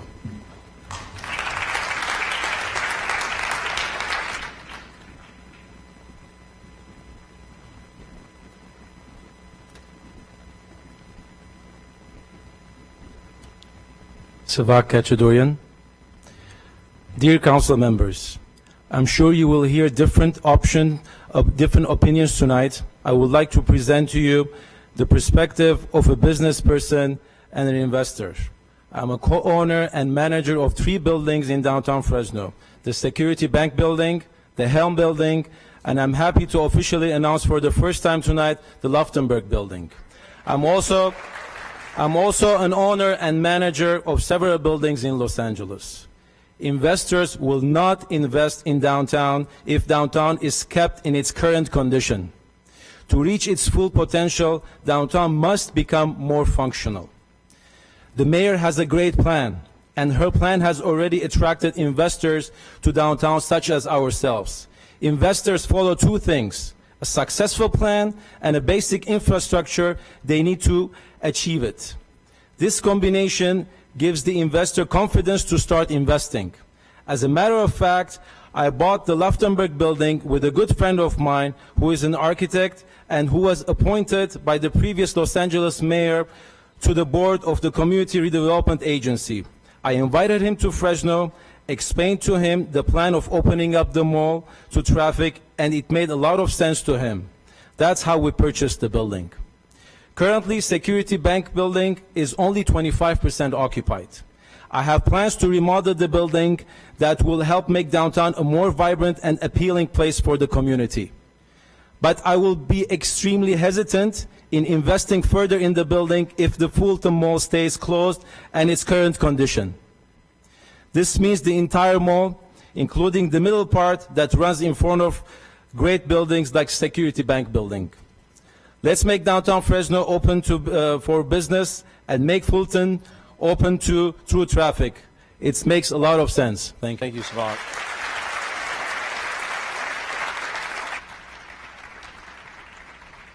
Okay, everybody, we are going to take a 10-minute break. Right outside of the doors down this way are restrooms, and that is true on all 3 floors. If these restrooms get a little crowded, you might just want to take a quick walk up to the 3rd floor, to the 1st floor below, and we'll be back in 10 minutes. Thank you.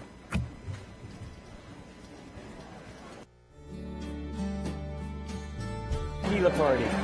We're starting a new... Can you ask if anybody does?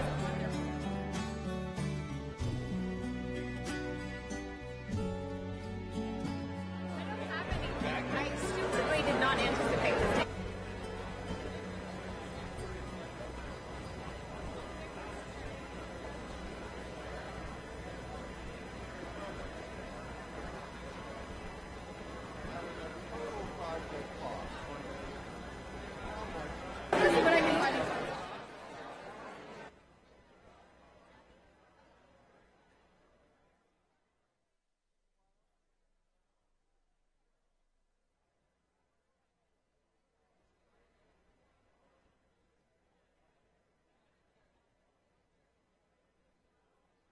Hey, Jennifer.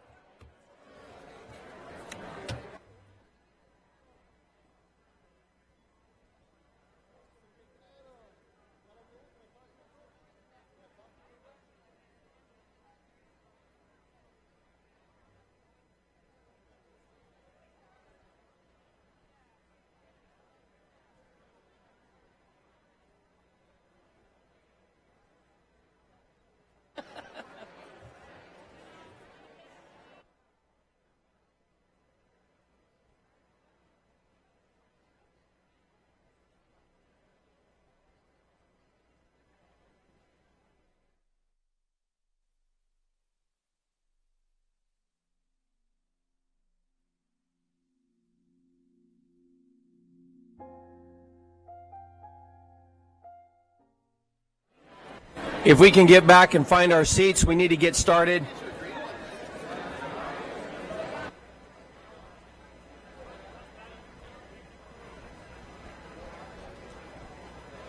Yeah, well, I already gave her the stack we've gone through.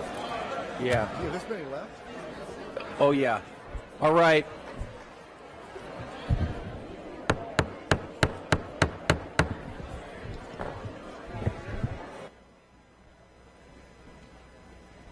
All right, everybody, if we could find our seats real quick.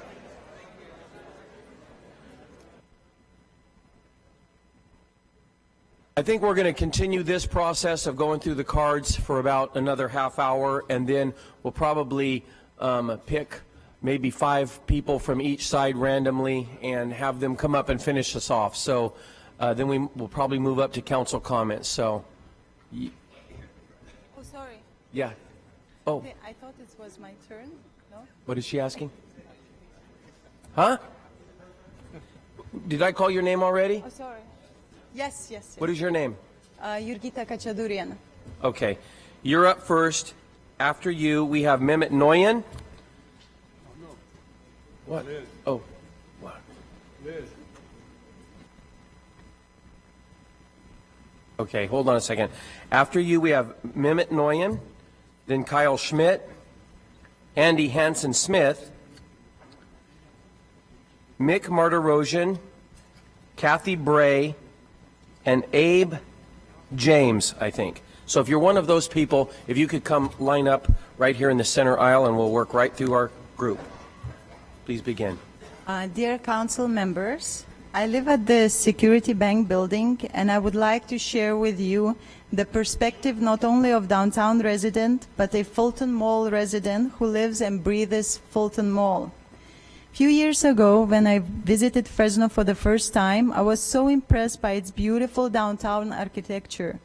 Little did I know how impaired downtown Fresno, more precise Fulton Mall, was. Not much change in the past few years. Buildings are mostly vacant. The businesses that did not already leave are reduced to providing only very basic services. The pedestrian streets of downtown are virtually empty and feel unsafe from 6 p.m. to 6 a.m. That's half the day. Downtown is not attracting clients, and businesses cannot survive in such an environment. The clients of those businesses need to have easy, convenient car access for shopping, dining, for loading and unloading, for dropping off and picking up their sons and daughters. The investors and business owners need to know that their part of town is not artificially cut off from the rest of the city. Fulton Mall needs to be opened up to traffic.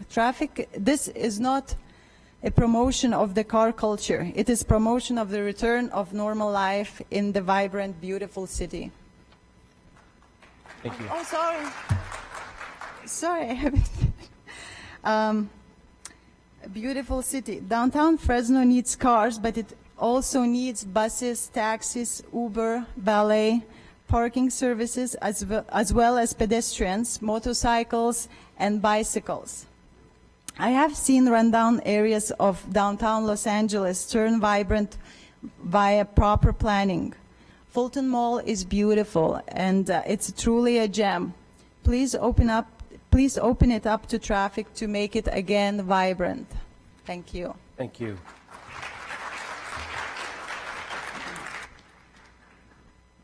Members of the council, Mr. President, good evening. My name is Mehmet Noyan. I'm here tonight speaking in 2 capacities. First and foremost, as a citizen of Fresno. At about 7:30 this morning, I'm trying to think, what could I possibly say that would sway the council's thinking? And I happened upon an article that appeared in the Fresno Bee, and it was written by Darius Assimi. It was actually a editorial. And it says, Fresno needs realistic plan for revitalization. In the 43 years that I've lived in Fresno, I've never seen a more thorough, well-thought-out plan than option 1, and I applaud the staff for all the work and the energy they put into it. Secondly, I have to read a quote that says from Darius, I love Fresno. This community has been instrumental in the success of my family and my company, and for that, I feel a deep sense of responsibility for its revival. And I, as a businessman and an investor and a developer, feel a sense of the revival. And we've been working with my partner, Terrence Frazier, for the last 4 years, looking at a key piece on the Fulton Mall. We want to be stakeholders. We want to invest in the mall. But we only want to invest on Fulton Street, not on Fulton Mall. So I would ask you today to please adopt option 1, and also I would ask that you certify the environmental impact report. I suffer from insomnia, so I read the environmental impact report. It's thorough, it's well done, and it is defensible. Thank you very much. Thank you, Mehmet.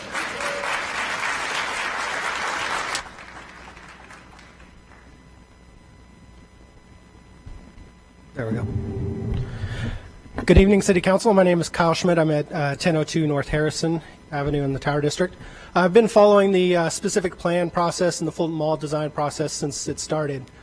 Before the mayor got elected, I sat in the living room with Elliot Balch and their kind of key team working on her election campaign. And her pitch was doing the small things, doing the simple things, incremental steps. Very stark contrast to the Alan Autry administration that was the silver bullet projects, the multi-million-dollar infrastructure rich, silver bullet going to solve all our problems. That's what we have here today is a large multi-million-dollar project rather than a lot of the simple things that have been left along the way. In regard to the design of the Fulton Mall, I'm a supporter of option 3, which has been removed from the table, to restore the Fulton Mall. Steve and the earlier consultant spoke that during the public meetings, through that process, they've improved every plan, and I don't believe that's true. The Fulton Mall plan has been pretty much the same since the first presentation of the 8 options at the Charrette. It's looked the same, it sounded the same, they've developed more details about the costs, but I think a lot of that cost hasn't been thoroughly looked into. What we have in front of us is a historic landscape which allows us to use the historic building code to address a lot of the accessibility issues with the Fulton Mall. Instead of really diving into that, like I suggested to the consultants, they said that doesn't apply. The entire mall to be preserved has to be torn out and redone. So the cost that you see in front of you for a very similar street versus mall is not apples to apples. There is very much cost-effective ways to restore the Fulton Mall that haven't been explored. Further, without opposing the historic nature of the mall, the building owners could establish a historic easement that would give them tax benefits to improving their own buildings if they put the mall into a historic trust that then the difference of the... You got to cut you loose, Sorry. my friend. I think that cutting short of our public process, we need everybody to be able to speak. Everybody, this is a very important topic. Everybody here should have a chance to speak.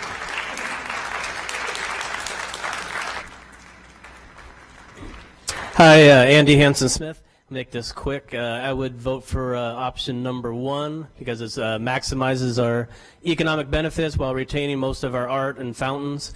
And if you do vote yes, do option 1 over number 2 because I think it's better for events on the mall. Thank you. Good evening, council members. My name is Mick Martirosian. My mother brought me to the dedication of the mall in 1964. We were proud of what was occurring there. I have owned property and practiced law on the Fulton Mall since 1985. I've been downtown. I worked with Paul Capriolo. He was my first supervisor in the DA's office in 1975, so I've been around downtown most of my life. I live downtown currently today. Let me take that experience and say this.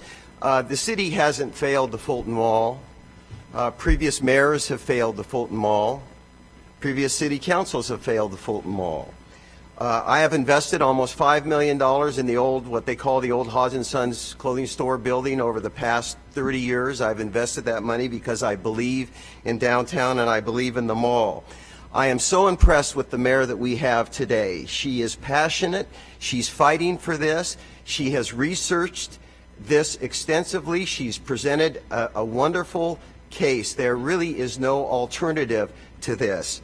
I have seen over the years the access to the Fulton Mall dwindle in spite of the different mayors, in spite of the different councils, in spite of the efforts that have been made to polish it up, clean it up. I've seen the access to it dwindle and continue to dwindle. I've seen these old pictures of Pop Laval and these pictures that we've seen tonight. Those changes that have occurred, there's been changes. The people that put in this mall, the council, they were brave. They knew that change was necessary. I ask you to be brave. Do invest in downtown. A vital downtown is very, very important, and be brave. I know most of you, I went to school with most of you, I know that you'll do the right thing. Give downtown the shot in the arm that it needs tonight. They need the change.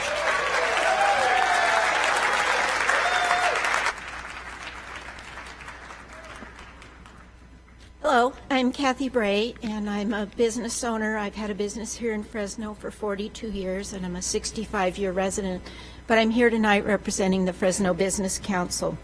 In 1998, the Business Council teamed up with the American Farmland Trust, the Farm Bureau, the Business Industry Association, and the Fresno Chamber of Commerce, and we produced a report called The Landscape of Choice. When we did that, we called ourselves the Growth Alternatives Alliance, and we pledged to defend the principles on which that report was based. Those guiding principles are that we're going to utilize urban land as effectively as possible, develop livable communities that emphasize pedestrian or transit-oriented design, and recognize the importance of agriculture and the need to protect productive farmland. We know that the downtown is the heart and soul of our community. We are the 5th largest city in California, not a bedroom community. Old patterns of growth have been costly, not just in terms of finances, but in terms of the quality of life and a sense of unity. We support actions that serve the whole of our region. Restoring traffic to the Fulton Mall, supporting the BRT, and reorienting growth so that we have a balance between infill and growth all make good sense. As businesses and citizens, we ask that you support the restoration of our city. Thank you. Thank you. Now, I had called a couple of these names, so some might have left. Is Abe James available? After Abe, we have Kate McKnight, Coke Hallowell, Terrence Frazier, Tracy Waite, Charles McGill. If you're any of those people, if you can make your way to the microphone.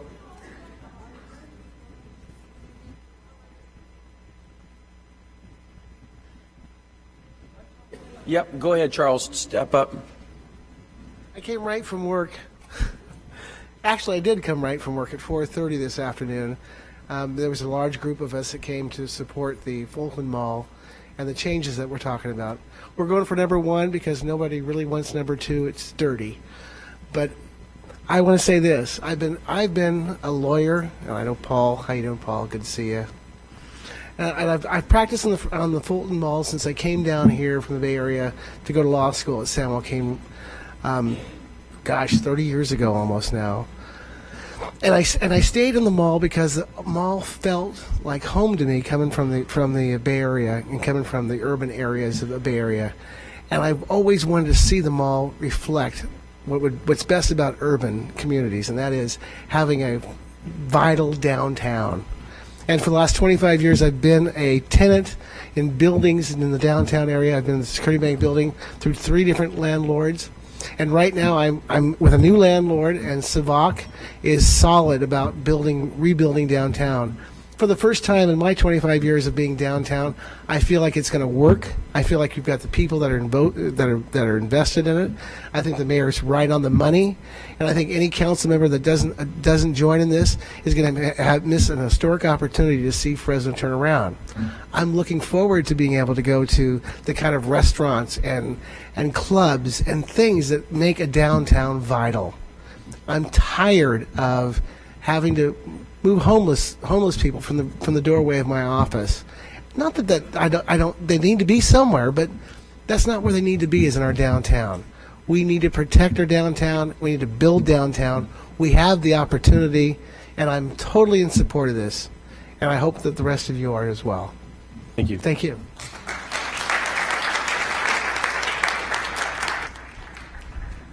Good evening, Council President and Council members and staff. I'm Kate McKnight. I'm a local educator and a performing artist. Since I moved back to Fresno after 2 years living in San Diego, back to my hometown, I happily rediscovered downtown Fresno, and in particular, the Fulton Mall. I was one of the first people to attend the cart hop that's on Thursdays in Fulton Mall. I had a period of unemployed teacher, and I was able to ride my bike daily to experience the mall. I rode it at night with no problem. I drove my car from my Tower District home to events such as Fiestas Patrias, an event that's gone on for many years and I'd never attended despite growing up here in this multicultural place. I was so excited when I saw other artists get new art hop stops on the mall, in the vault in particular in the Pacific Southwest building. I worked as a volunteer at last summer's Catacomb Party, which was free to the public, music all day and all night. And thousands of people came to an event. They found a place to park. They had no problem coming. They had no fear. That includes also the ice rink 2 years in a row. People came and told me they'd never been to the Fulton Mall before. They were always afraid. What made them come? It was something unique, something unusual. There were signs, there were billboards, there was promotion. They felt that it was something that had never happened anywhere else in town. That's what brought them down. And again, they found a place to park. I live in Fresno now, and I believe in this city, just like everyone else here, whether you're an orange shirt or a green shirt or on the fence. The mall could be a place to be promoted as a destination. It's a lot cooler to stand on pavement than asphalt. We don't need another street. We need something that's one of a kind with world-class art. And please protect them all. Thank you.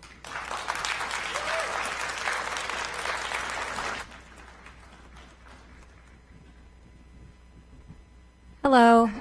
First and foremost, I want to say my name's Tracy Waite, and I've noticed that not many of you are putting your mouths close enough to this black thing here, and you guys have wonderful messages, but I haven't heard like half of what anyone's saying, so I want to urge everyone after me to just kind of get a little closer here. I also want to say I plan on using every single second on the clock. I thought it wasn't going to be enough time at first, but after everyone got up here with their notes, I was like, what am I going to say? I don't know what I'm going to say. So I want to say first that it's been a pleasure for myself and my husband to have been downtown and have moved into the Civic Center Square area directly across from the convention center. We've just reopened a sushi place there called Umi Sushi. And what I want to say, in this very short time that we've been open, I have seen what it's going to be like. And we came to the state of downtown, and everyone said, their logo was, if you build it, they will come. But I am here tonight to tell you, just do it already, really. Just do it. Now I'm borrowing that from Washington, so you know, it's not exactly my slogan, but just do it. You have nothing to lose. You've got this money. It's here. It's now. I tell you what, this is a trendy little city. If you build things that are pretty, people will come. They'll come enjoy them. So just do it already. And that's all I have to say. Thank you.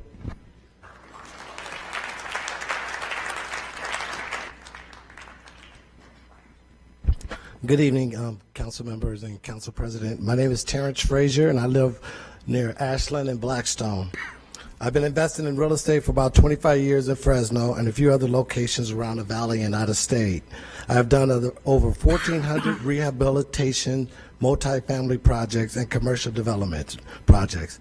Sal, 15 years ago, I remember you was on the council seat, and you had to talk about the Fulton Mall, and you said that Fulton Mall needs to be open to revitalize downtown. And you also said that, well, you got to put your money where your mouth is. So 1,400 rehabs later, I said, I put my money where my mouth is. Now it's time for the council members to do the same.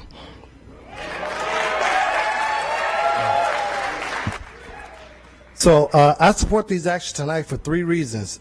Downtown matters. You cannot have a great city without a downtown. It is the heart of the city.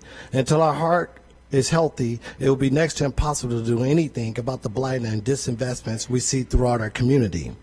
Our poverty line is now up to Herndon Avenue. We have to turn around downtown Fresno to have a chance at reversing blight throughout the rest of the city. Number two, the Fulton corridor matters. It's where all the buildings are. Fulton Street is Fresno's historic main street, and it makes sense that the city revitalization efforts focus on the place where all the historic buildings are. As a developer, I would not move forward with investments and development projects along the mall with the mall currently in its place. If the mall is removed, I and other investors are prepared immediately to put development proposals for the city to consider. I want to repeat, if the mall is here, there's very little, if any, opportunity for private investment. If the mall is removed, we will invest. Number three, the plan the administration is bringing forward tonight is the right plan. Approving the CEQA documents tonight would allow the city staff to figure out the final numbers on the budget and bid out the project. That's the way all construction projects work. Let's adopt the environmental and bid out the project. In closing, I urge you to support tonight. Take my word as a private investor, if the mall isn't removed, we will not see private investment in this area. Thank you. Thank you, Terrence. Okay, I had called Coke Hollowell. I think I saw her earlier. So Coke, if you're still here. Oh, she had to leave. All right, all right. So our next group, Linda Cano, Robert Turner, Don Scorino, Ronald Bohigian.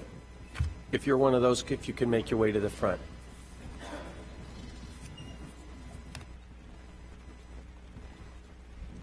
My name is Robert Turner. I'm surprised that people are stating that there's only 10 successful malls in the country. I can count more than 10, but I don't have time to do that.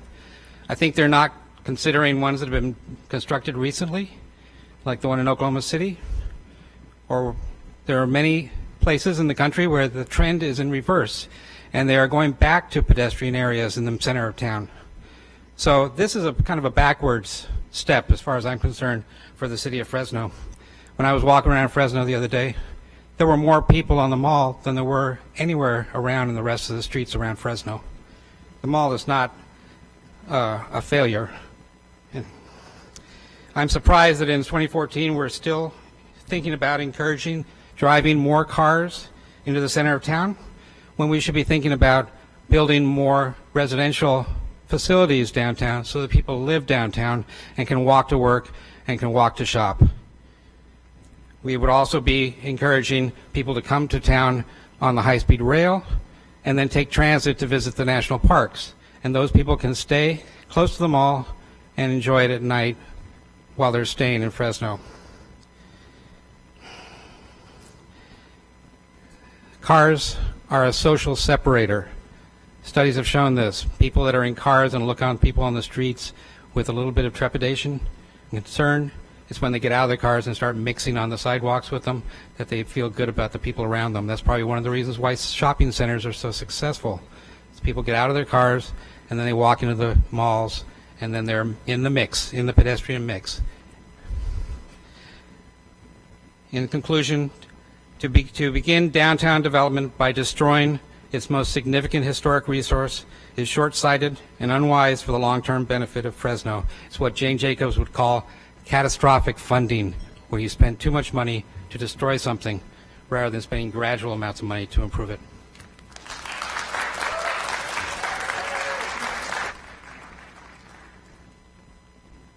My name is Linda Cano, and I first learned about the power of art to bring people together as a community on the Fulton Mall as a very young girl. I was able to see Renzi, Jean Ray Laurie, Joyce Aiken's work right next to the most famous artists in the world, the work of Renoir, Calder, and Volkos. Our Fresno artists celebrated right next to those very famous artists.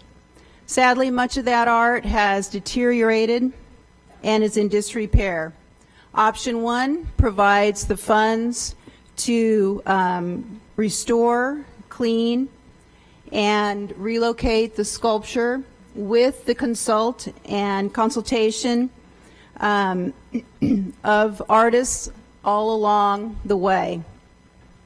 where else would we get the funding to restore and clean and relocate and relight that artwork? I'd like to read a quote from Gordon Ekbo, the 20th century architect, one of the great figures in 20th century landscape architecture, who designed the mall. He believed design shall be dynamic, not static. We do not want to live in a static world. I agree with that quote, and I urge you to accept option 1. Thank you.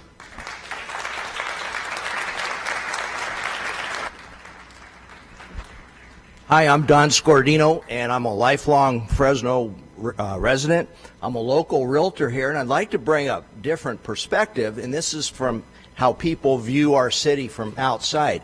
I have the opportunity to work with probably 25 to 30 families a year that are considering relocating to Fresno, and they're from all over the United States.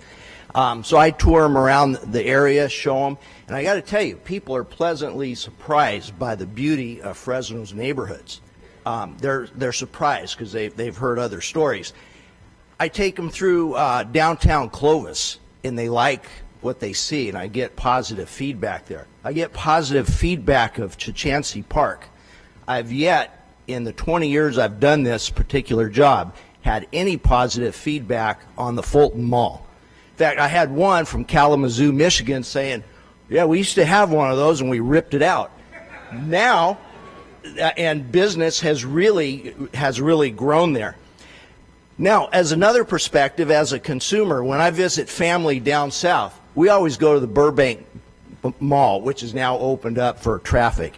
And a lot of my family right now is at Stanford Medical Center, and the call that I got today is that they're all hanging out at the Mountain View downtown area that we drove through about a week ago because they knew it was there and all the shops were there. And those are all local places that we're going to and spending money.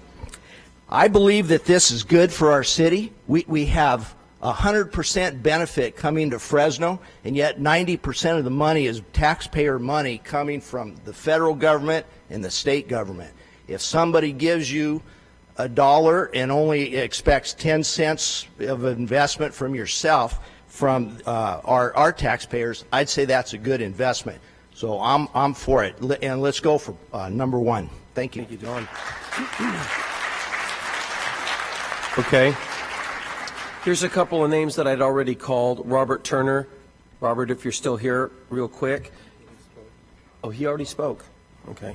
How about Ronald Bohigian? He left. Okay. Cliff Tutelian and Mary Combs.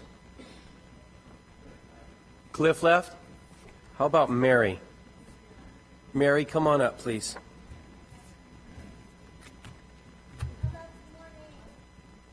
Well, Mary's actually going to be our last speaker in a row, and then we're going to shift to a different program. So go ahead, Mary. Mr. President. Yeah.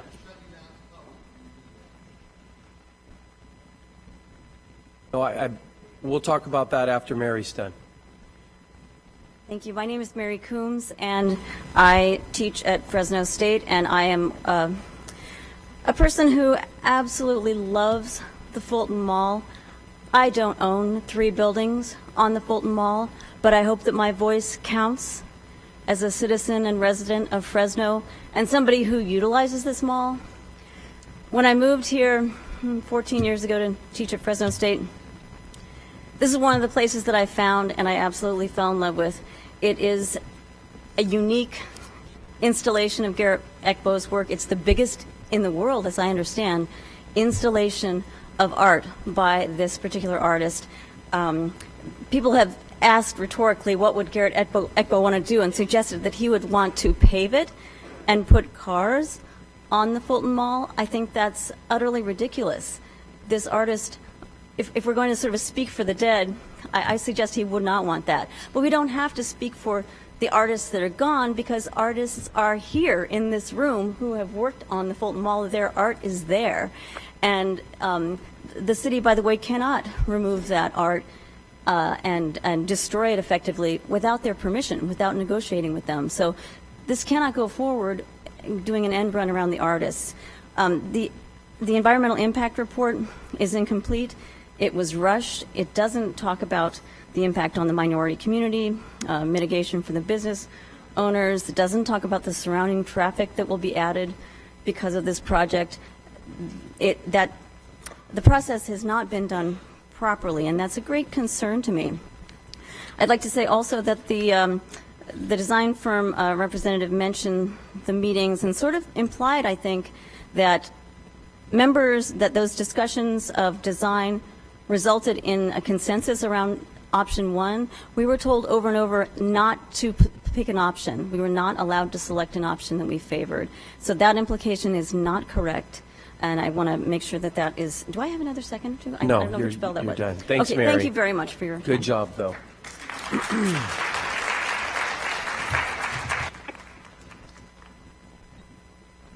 We're done with those.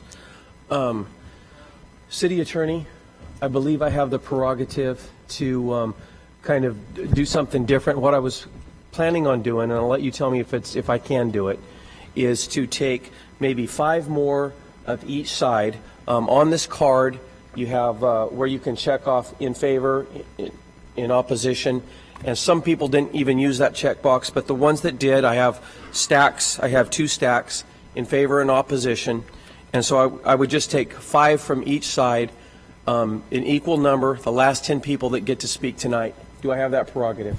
Yes, the council has that authority to place reasonable time limits on the discussion and to allow finishing up here when things start becoming repetitive, allow both sides to be fairly represented. Hey, to my fellow council members, you guys have a problem with this? You have a problem with it? Okay. Clint, you have a problem with it?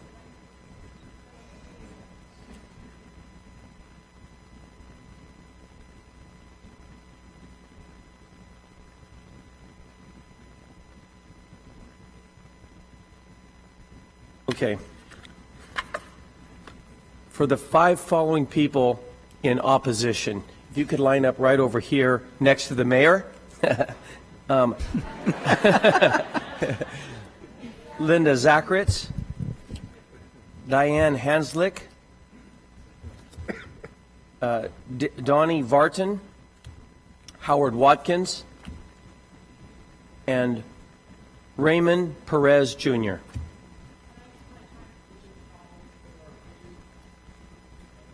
I'll allow you to do that to speed things up. Make it real quick. Those in favor, if you'll line up right over here on this side, that would be Guillermo Moreno, John Valentino, Nathan DeLahey, Max Otlendorf, and Mather DeLeon. And if somebody is not here, then I'll just add to that side, and we'll make sure we get 5 of each. So, ma'am, if you could step up, just tell us your name, tell us if you're in favor or against, please, and then your 2 minutes. Well, I'm in favor of option 3. So I'm Lilia Gonzalez Chavez, Executive Director of the Fresno Arts Council. And I have 3 points: art, cost, and people.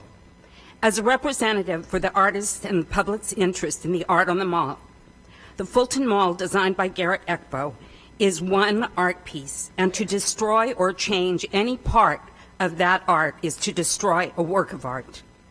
Many of the individual pieces of art on the mall were designed and created for the specific space that they occupy. It is not plop art, and it can't be arbitrarily moved and changed. The proposed plans that include a street show that some art will be destroyed, or the integrity of the artist's vision for the piece will be lost. Those are some of the issues that were described as without mitigation. That's not okay. In those instances where the artist's rights are infringed upon, under civil code, artists could seek legal measures to collect damages. Councilman Capriolio, there are your additional costs in legal costs. There are also going to be costs related to infrastructure and improvements for downtown. You all know that, and we heard the mayor say that that was important. But we don't have the money yet to address those issues. The last and most important is people. This gentrification project will displace a significant portion of our city's residents. The elderly, many new immigrants, and the low-income residents of downtown, among others, shop in the stores that provide affordable products that they seek. With this gentrification project, should it go through, there will be increased rents, and those business owners that serve that population currently will be displaced. Thank you, ma'am. What was your name again? Lilia Gonzalez Lydia. Chavez. Thank you, Lydia. Sir. Good evening. My name is Nathan Delahaye. I'm a downtown resident, council president, council members, Madam Mayor, fellow Fresnans. I moved to Fresno in 2007 from Arizona with every intention of moving away to LA within 2 years. But Fresno got her hooks in me, and she got her hooks in deep, and specifically downtown. I moved, as I said, downtown in 2007. In 2010, my wife and I decided to put our money where our mouth is, and we purchased the first NSP home that was rehabbed in the Lowell neighborhood in downtown. And we love our neighborhood. We love downtown. I believe in downtown, and I believe the only way, this is the first step to revitalizing downtown, is to pave the Fulton Mall. I agree that the Fulton Mall is a work of art. I don't think that anybody would disagree. But a rotary phone is also a work of art. And like a rotary phone, the Fulton Mall has seen its day in the sun. I think it's time for something different. It's time for change. Thank you. Thank you. Okay. Now, during the BRT meeting, we got really energized right at the end, and then some people said some things I think they wish they wouldn't have said. Let's not do that. Everybody's doing a great job. Sir, introduce yourself, please. Hi, my name is Doug Rickert. With all these orange shirts here, I kind of feel like Hoover High School going to Clovis North. Hate Clovis North. Obviously, my shirt tells you the position I stand and what the position I want you to take. I want to rebut some of the stuff that the information you're giving in at Staff Council. A direct question on the Caltrans environmental work should have been, no, they're not done. They still have a comment period and probably a few days after that. That would have been a direct, quick answer. An answer over here on the parking percentage is added by option 1 is less than 6% of additional spaces in the study area. And actually, when you include all of downtown parking, it's even less than that, a small amount of parking space. Councilman Baines, they kind of took a hit on the downtown and Fulton Mall, specifically in crime. They said it was a very high crime rate going up. This comes from a statistic, one statistic that was using graffiti incidents from a period of April to November of 1 year, not even a full year. And they quoted the statistics in acreage per acre rather than per capita like the FBI does. FBI knows a little bit something about crime. The Gibbs economic studies had a footnote in his report that he offered no guarantee on economic predictions and offers no warranty that those predictions are right. I think we also have a clear local example with the old county courthouse and the old administration building. Both had similar issues with money and not having money in new building. One was torn down, we regret it today. One was rebuilt and refurbished, and it's a prime jewel of the campus on Fresno City today. And I think that's a clear option and clear lesson we need to learn from our history.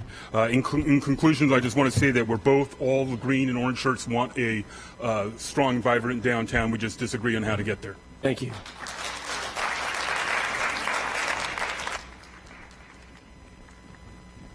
Good evening, how are you?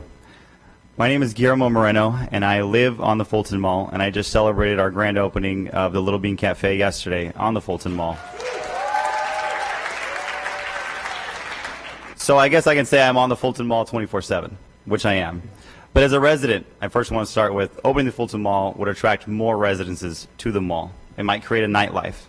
And on the business side, as the cafe owner, we really desperately need vehicular traffic in front of the cafe. Instead of relying solely on pedestrian traffic, we can rely on cars coming in and out, and maybe we can compete with the national chains.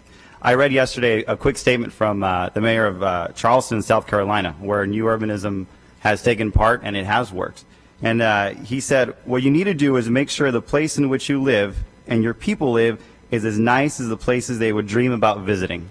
I've been so blessed to work with a property owner and to realize our dream of a cafe. So I humbly urge that you please vote for opening up the street, and then we can all dream about how we want to see the Fulton Mall. And if you stay up, and if you dream too late and you're just a little sleepy in the morning, come by the Little Bean Cafe. We have great espresso, and I promise you, you'll like it. So thank you. And thank you. I vote for yeah. My time's well. I'll just save it to the next person. Thank you. Thanks, Guillermo.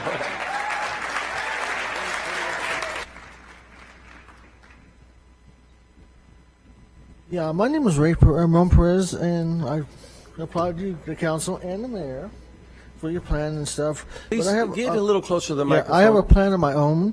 I was at the planning commission, and a lot of people spoke, and a lot of people that spoke for not having a road through the mall. And my opinion is, I think that we can improve the mall without having to put a road through it. I've got plans to, that you guys put like a movie theater in there. You can put an arcade, a video store, whatever. And another thing we need down there at the mall is a store. We need a store down there, and I know there's at the planning commission there was a guy, a lawyer. I think he spoke earlier. He said he goes to Grizzlies game at night, but he's afraid to walk the mall at night. But if you put a road in, I'm going to cover, like, I live at the Californian. I know there's 3 facilities that deal with senior and elderly people who can't walk. They have walkers, they have wheelchairs, they have canes, and they also have pets. And I know there's a lot of kids that go down to the mall, and you put a road in, it's going to cause a lot more accidents. There's going to be texting. There's going to be cars stalling, and traffic jams, and all that stuff. And the thing was that if the road goes in, it's basically just kind of cutting off your throat, and. If you put a road in, it's basically going to be like the Old West. You're going to have an old ghost town. Nobody's going to live there. You have a good day. Thanks. Thank you.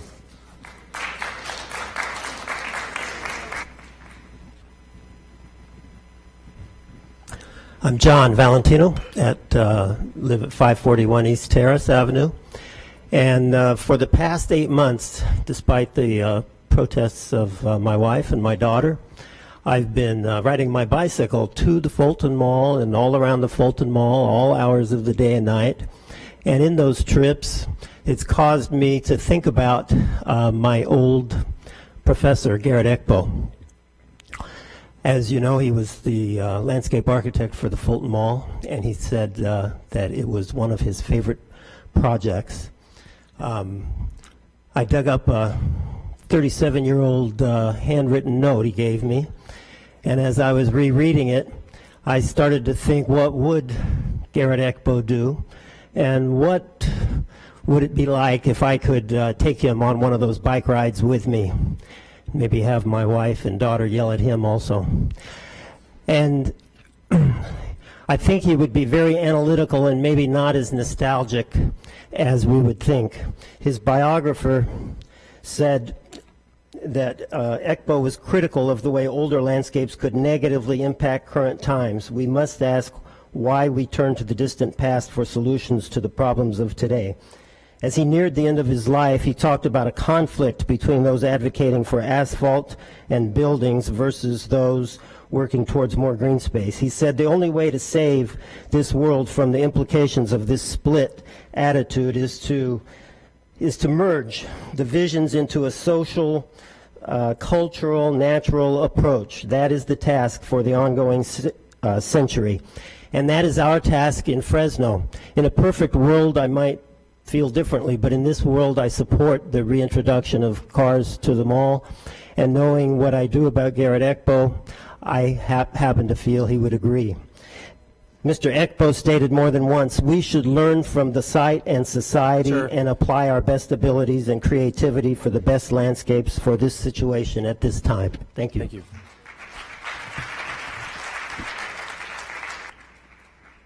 Mr. President, Howard Watkins. First, I'm just curious, besides those standing, how many people still want to speak on this issue, whether it's 1, 2, 3, or something else?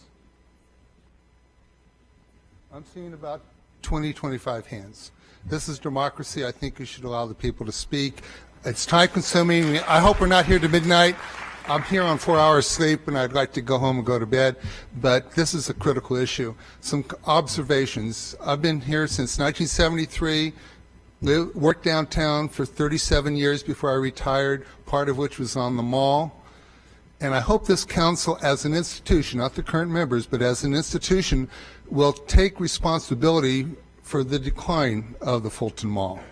Fashion Fair, other shopping centers, northern sprawl, and no housing development around the downtown area until the Assimi projects up in the Cultural Arts District. In '73, they were talking about, well, we need to get housing down here. We need to have people living down here. And nothing's happened until the last few years. It isn't cars, it's people that live here is what's critical. Now, the investors here are talking about we need to open it up to make the investment. You need the investment. That's a trade-off. Where you go with that, I'm not an expert on it. But some observations. River Park by Edwards Theater has a walking mall. People cannot drive up to the restaurant to get off if they're handicapped. They still have to go in the parking lot or the curb away from the restaurant or the movie theater.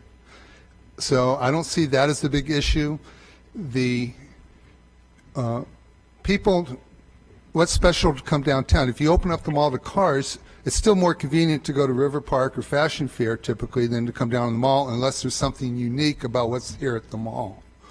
And that's what's important, having people live here and having unique development down here. One quick observation is to keep the mall the way it is from Tulare to Fresno Street, and if you're going to open the traffic, open up the other ends. Thank you, Howard.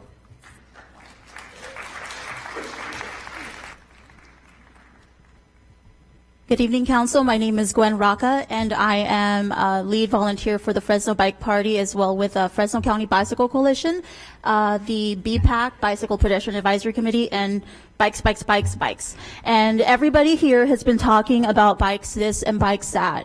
But me and my team are the people who get together and decide which local small business are we going to go on ahead and attract our young people, our family people, get on our bikes and go. And I can tell you that it is an incredible struggle to get anybody to go downtown. I do not live downtown, and somebody, I don't want to say this side, but a young lady said, well, all the people who are in support are people who live downtown. That is false. I live in District 2. Hi, Mr. Brandau. Do you remember me? Anywho, I live in District 2, and it takes me about an hour to ride my bike from my house to downtown, or it takes me about half an hour to get down in my car. And as much as I love the pedestrian, I can ride my bike down there, as much as I love that, it is not worth us losing downtown because of that pedestrian mall. Say what you want about the art. We've been there, we've done that. It is not working. I would love to go on ahead, maybe in a few years from now, when I'm a little old lady on my trike, and say, you know what, I was part of making history. We had this opportunity, we went for it. The mayor has done what she has, she's putting the cards on your table. And for us to not make this happen is absolutely setting us backwards. Everybody says Fresno, Fres yes. I go on ahead and say Fres now, today, right here. It's all in your hands. And I know you guys will absolutely do the right thing. I was born and raised in Los Angeles, lived in San Francisco, and I love Fresno because it is this blank canvas where we can make it whatever we want to make it. We can go on ahead and compare it to this and compare it to that. But we have the opportunity to make Fresno what we want it to be. We have that opportunity. Do not fail your city.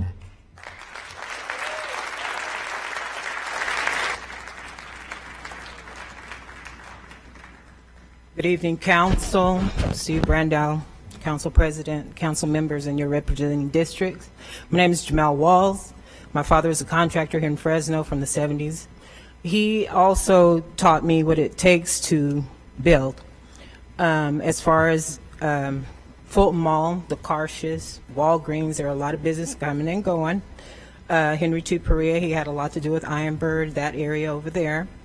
As far as transportation, what we're talking about is Tiger, bringing income to this area. The fact that you might use it one way or another, whether it's for buses, for students at Fresno State, which are 3 buses there, you have Alliant, you have any other college here, if a person is to use the bus, the time and travel to get from there to downtown and back again is more than 2 hours. So if a person is studying or whatever, how feasible is that? Most students eat top ramen and cannot drive. I will say, due to the fact of the Art Viraz Samuelson, who is an Armenian, this whole area, this whole thing, the infrastructure that you tear up, the pipes, rebar, everything that it takes, you might have that money, but after that, you're going to have to get matching public funds to say where they come from. 3 months from now, you have a gold standard that's changing. You have no water. You're going to put a high-speed rail through here with the San Andreas Fault at any time from backward, forward, backward, forward. You don't know where you're going to stop. Here in Fresno, there's no activity whatsoever except maybe a zoo and a water park to have anyone come and say, wow, this is a viable stop.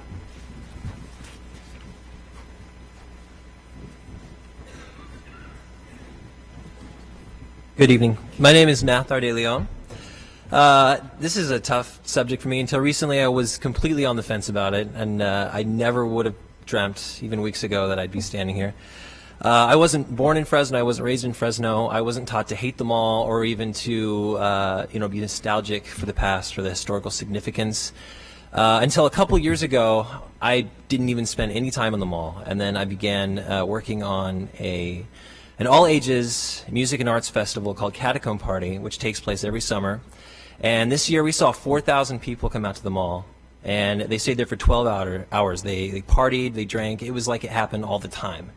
And I've traveled to many cities, and this is the first time I'd ever seen something that powerful happen directly around me, directly involved with my life, so powerful, so impactful. And, a lot of people asked me, assuming the answer, what are you going to do when they tear up the mall? What are you going to do? How are you going to do Catacomb Party? And my answer is, we'll just do it. We'll just do it no matter what. Street, no street, we will do it. And Catacomb Party doesn't really take a stance officially on the issue because we believe in people. We think people are more significant than architecture. And so no matter what you decide tonight, I personally am in favor of a street. I believe that no matter what you decide, please don't forget about the people on the mall because they were the most powerful thing about that festival. Everybody I encountered in downtown showed nothing but support. And I believe that they will support this option when it finally begins to roll out. Thank you.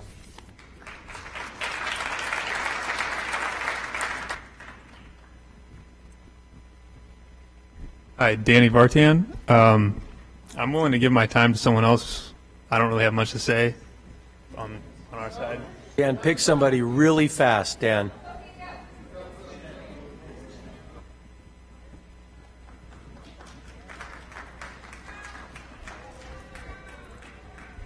Stan Bitters. The last steering committee that I attended, the mayor got up in front of us and announced that if there were sufficient people in this community that wanted the mall, she would go and get another grant to do that. And therein lies, I think, the possibility that we could go with a plan like we've been providing, in that we add to the mall with more sculpture and fountains and provide a big impact of tourists to the downtown area, which I think will do great things for the revitalization of downtown. I think much better than parking meters. And I really advocate that we investigate that potential. We can do like she did, get another grant and go for it. And that's what I'm advocating. Thank you. Thank you. Hey, Todd, can you lower that microphone, please? No, you blew your chance. This girl right here is our last speaker of the night.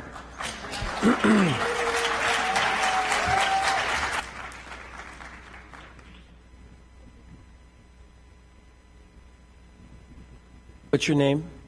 Sophia. Right on, Sophia. Thank you for coming. There you go.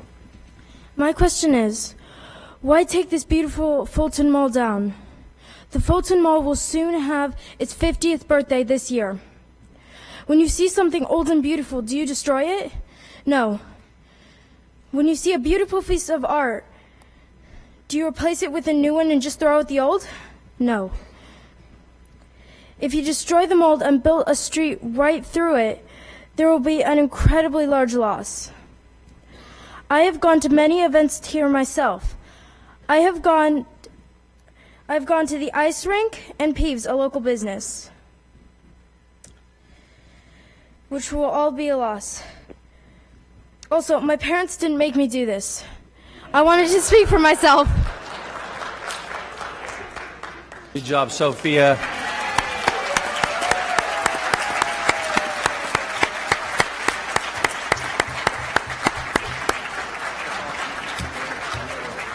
All right. That concludes the public comments part of our evening. I'm going to come up to Councilmember Oliver Baines for District 3, where the Fulton Mall is located. Oliver, if you could start us off with council comments. Thank you, Council President. I actually, because I have tremendous respect for my friend and colleague, Member Lee Brand, I'm going to, if it's okay with the council, allow Member Brand to speak first on this topic. I think he has some insights he'd like to share to start the evening off, and if it's okay if I can speak after Lee, I'd be okay with that. So, Member Brand, go right ahead. Yep. Perfect. 50 years ago, in 1964, the city of Fresno was at a crossroads. The downtown business core was slowly moving out. Urban flight was moving in full progress. And that city council, like this city council, had tough decisions to make.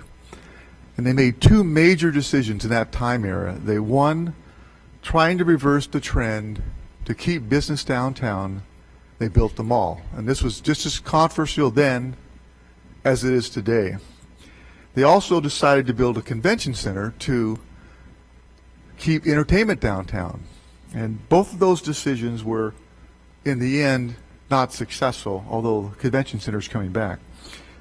Here we are, 50 years later, in 2014, and the city again is at a crossroads. The Fulton Mall has had 50 years to prove itself. The property values have declined. The buildings have deteriorated, functional obsolescent. You've heard the studies from the experts on the staff. Market rents at 50 cents a foot.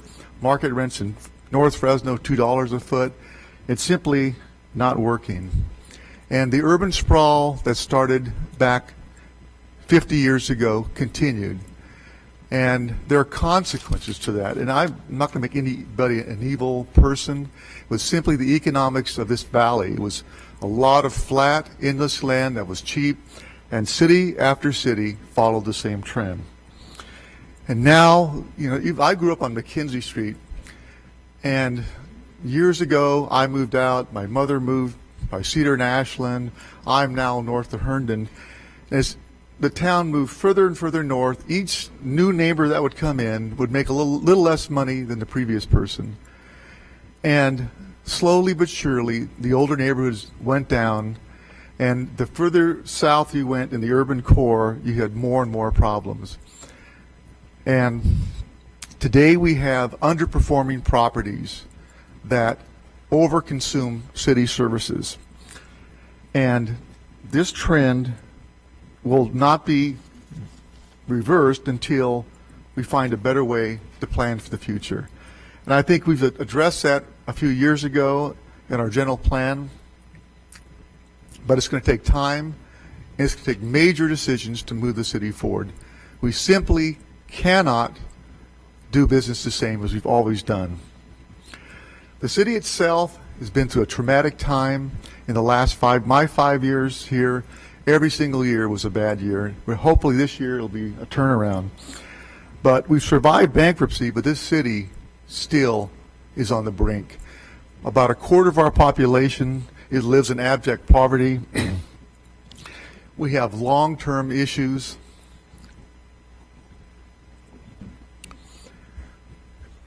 We are, in every level of government, service insolvent. That applies to public safety, applies to parks, public works. The other day, we've laid off roughly, I think, 800 people in the 5 years since I've been here, and from public safety to all departments. I just figured if we tried to restore those pre-2009 levels, just to bring back half of the staff would be roughly $30 million a year. A figure that I can't even imagine where we're going to find $30 million to bring back just half of the people that we laid off over the last 5 years. And to give you one specific illustration of the city of Fresno, the other day, my other council colleagues, Brandow and Caparolio, and our mayor, I hope I got that right, Paul, had a press conference to try to find a solution for our street maintenance, just one area of the city maintenance. Currently spend about $1.6 million a year citywide on street maintenance. Pre-2009, we spent about roughly $6, $7, $8 million. According to the city professionals, based on a 15-year life, we should be spending $15 million per year. So $15 million a year, we're doing $1.5 million a year. So you simply take this current gap and you go out 10 or 20 years, what's going to happen? We're going to look like Detroit in 20 years. The city is in deep trouble, and we need to make bold decisions to reverse that trend. The city cannot, and I'm speaking as a conservative, cannot solve its problems simply on free market forces. The city needs massive amounts of money from the federal government and the state government to pay for both infrastructure and capital projects. Really, the simple truth is the city's broken and we've got to find a solution. I'm an optimist. I think we can find solutions, but those solutions aren't following the same old prescription we've always followed for many years.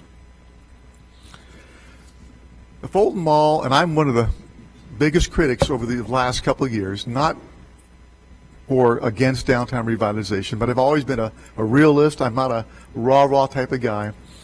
But I can tell you that the only way we're going to start to make a change is to open the Fulton Mall. And we can't do this without $20 million from both state and federal sources. This simply can't be done. And I have friends out there, well, we can't spend the money. We have to spend the money. I believe that it provides enough of a critical mass to make a major difference downtown. The early people that started revitalizing downtown were, in some cases, eclectic people, very, I call them dreamers, but they're the pioneers. But what I'm seeing in recent times is some major, substantial developers with deep pockets that are willing to invest in downtown. And that tells me these are the same people that don't get rich because they make bad projects. There's something going on downtown. And there's things I know right now that I can't disclose that have a direct, significant impact on downtown and the entire city of Fresno if we don't open the Fulton Mall. And I understand the nostalgia and the emotion for downtown. I was in junior high when I was proud. This is Fulton Mall. Fresno finally got a little acclaim. But we simply don't have that luxury to have artwork to admire. We have to do the business of the city. And really, for the greater good of the entire community, I believe we have to make this change. And it's not easy. And I appreciate and respect many of the people I know, their opinion, but this is the state of the city right now. We have to make bold decisions. And I think this will be a significant step that maybe 20 years from now we can all say we were part of this move this major move that changed the arc of the city, because the arc of the city is the same thing over and over again. Over 10% unemployment, poverty, high dropout rate. There are so many things going on in this community by leaders like Mayor Swearengin and others that are changing the arc of Fresno. And I believe we can change the arc of Fresno. But simply getting money and just saying, let's throw the money out there, let's hope it works. You've got to have prudent, judicious management of the money. And I'm going to make a motion to approve, and City Attorney, can I approve all 4 items or 5 items in one motion? Yes, you can make that motion. Okay. And there's a document I'll pass out, and I've shown this to the mayor, to the city manager, and the city attorney, and it's conditions for approval on our vote tonight, because my fellow council members have raised some really good points. I saw the same things myself, that the first engineer's report, which was done at 30% of the findings, had option 1, which I clearly believe is the best option, at $19.9 million. It was a pretty tight fit. And that was based on roughly $16 million for the Tiger Grant, a couple $1 million in TOD, and between $2 and $3 million for the state grants. And I'm not going to read this verbatim, but basically it's going to be subject to a confirmation, and this is all common sense anyway, of the engineer's final estimate of cost, a confirmation of the contractor's final bid for option 1. It's going to include the verification of the final funding sources, that it does add up to this total. It's going to include an estimate for legal cost, and I agree with the city attorney and the city manager. Unfortunately, we get sued all the time. It's part and parcel, but this is a very high-profile issue, and I think it's only prudent that we include that in there. It includes a timeline for construction, and in the event, due to potential litigation, it moves it out maybe a year. And I know there's a deadline, city attorney, right, on the start of the construction. It has to be by a certain date. Is that correct? 2015? Staff could better tell you that. Elliot? Tiger does have a deadline, but it is on the obligation of the funding, so the completion of environmental and design work. It's not so much on the execution. But what it would do would ask the engineer and the experts to basically put an inflationary factor in there. And most importantly, I've talked to the mayor about this before, is that in the event there's a cost overrun, the final estimate comes up to $22 million, we have $20 million. Well, we'll just scale back. We need to be more precise. So I'm asking for a plan B, which would basically be 2 scenarios. One scenario is that the costs are 10% short, or the funding is 10% short, and 2, we're 20% short. Because in a complex project like this, doing 6 city blocks, installing millions of dollars of infrastructure, you can't just go and say, well, we're going to take out two less trees or do 5 out of 6 blocks. I wanted it identified, so in that event, we can do that and have it planned and meet within the budget. Because 3 or 4 months ago, I made a statement myself, I won't support this unless it's fully funded by state and federal sources, and our mayor has delivered exactly what she promised. And I'm going to do my part of it and support it the way she's presented it. And it'll be subject to a comparative analysis of the cost between the current mall and 6 streets, 6 asphalt streets. The preliminary costs are showing that it's going to save $80,000 per year at least. And that was my intuitive belief anyway, that this is cheaper to maintain than the mall itself. The other promise here to my fellow council members is to turn around this ship, to move the Titanic back in the right direction, is to look at the potential economic dividends of revitalizing this heart of our city, this critical juncture at our city. A couple of days ago, I was at a presentation, and Mehmet Noyan was there, and he talked about what he had done in Palm Bluffs. Palm Bluffs 20 years ago was the old Vendo factories falling apart. I think the entire area there by Palm and Herndon and that Knees was probably a $2 million valuation. Today, that property is worth probably over $200 million. The Fulton Mall in this 6-block area, let's call it $25 million base. I believe if this is done right, and the job of the city is to lay the platform, and the job of the private sector is to take it from there. If we could be successful, I mean, make the same kind of improvements in 10 or 20 years and raise that elevation to $250 million, that is a huge difference in terms of trying to find, as I mentioned earlier, those solutions that we have to find money for public safety, for streets, for parks, all those things that are essential to run a city. Sales tax, I can go on and on.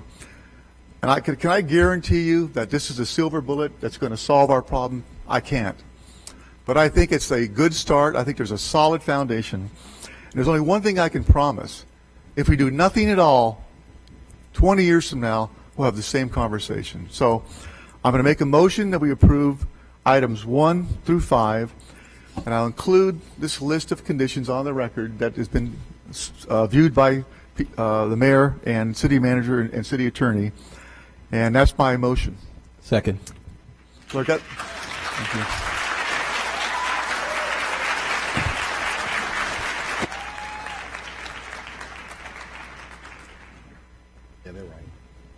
All right, Councilman Baines. I'm the second.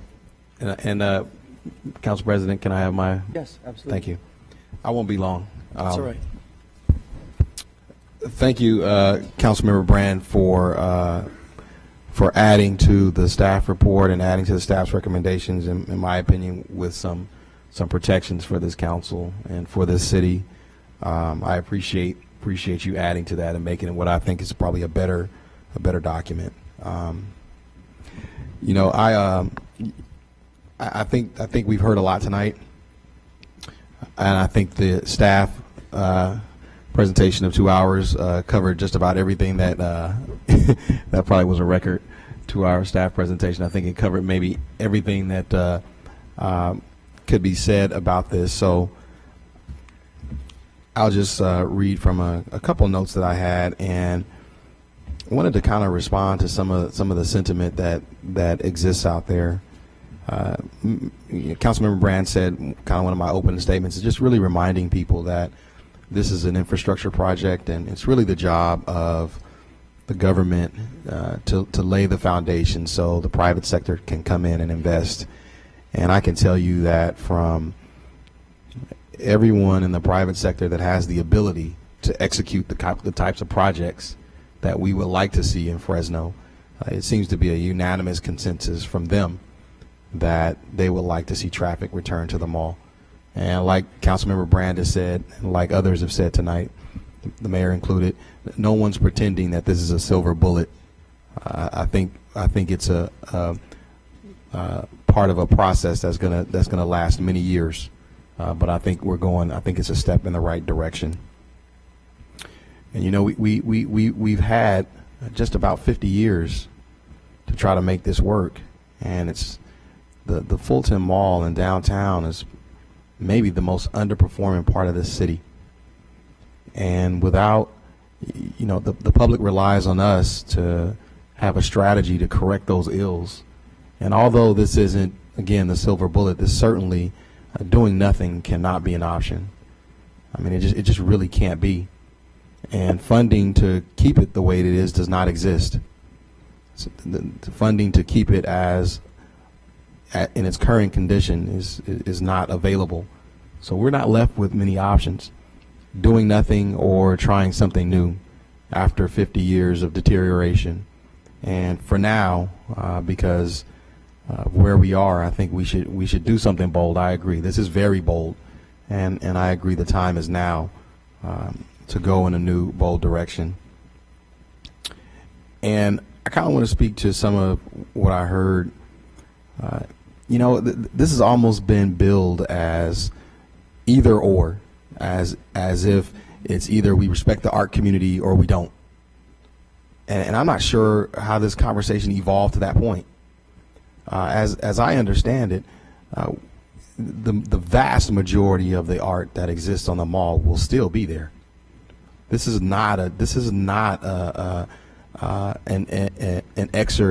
exorcism of the art that exists on the mall. It's not that. Now reasonable people can debate over the actual mall being a canvas. That is true. I will not deny that. That is true. And I had a lot of heartburn over that. I'll be very honest with you. It took me a long time to come to this decision, because although I'm not an art fanatic, I certainly do respect art and respect its place in our society. But when I realized that we were really debating over one piece of art and not 50 pieces of art, my perspective changed slightly. The actual mall itself is a work of art, and I want to acknowledge that for every person here who is affectionate of the arts. I acknowledge that. But I also want to remind you all that we are preserving the rest of the art. This is not an either or. I think that this is probably what the way this should be done in our society. This is a compromise. This is a compromise, folks. We can't have everything. So we can't keep the Fulton Mall just an art piece and have it stay in the condition where it drains the rest of the city. And so I think we may have found a way to preserve the intent of the art community and the artists by preserving the art, but at the same time allowing activity to grow and thrive there. And I think that's right. I think given the alternatives, that's right. There are no perfect answers here. There really isn't. There's no perfect solution. There's no perfect answer, and I don't want us to pretend that it is, and it hurts and it's bad. But this is probably, it's not perfect, but it's good. We are going to possibly sacrifice a piece of art. We are going to do that, but I think we're going to preserve a lot more. And I think that this conversation can't continue to be this or that. The people that desire to see traffic return to the mall, I think that they are just as much respecters of art as everyone else. And I think we found a way to preserve as much as we can given the circumstance. So I don't want to take a lot of time. I know my colleagues have things to say, and I think everything that I was going to say has been said. And so I think the only comments I had was to remind everyone that we're not talking about either or. We're talking about this and. And I think that sometimes conversations get very, very polarized when they should not be. This is really not a polarizing discussion. I think the mayor and her staff did a tremendous job in being so very conscious of the rich history of art that exists on the mall and preserving it. And I don't think you guys are giving enough credit for that. I think that unfortunately the discussion has been one side versus the other, but that is not really the case, folks. I think they've actually done a good job, and I really want to thank staff for all the work that you all had to do. I want to thank the consultants, because not easy work. It was not easy work, but I think you pulled it off. Somebody I like to quote often says, "You don't sacrifice the perfect for the good."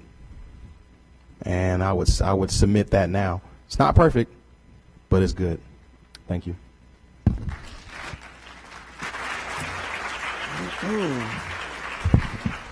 Councilman Quintero.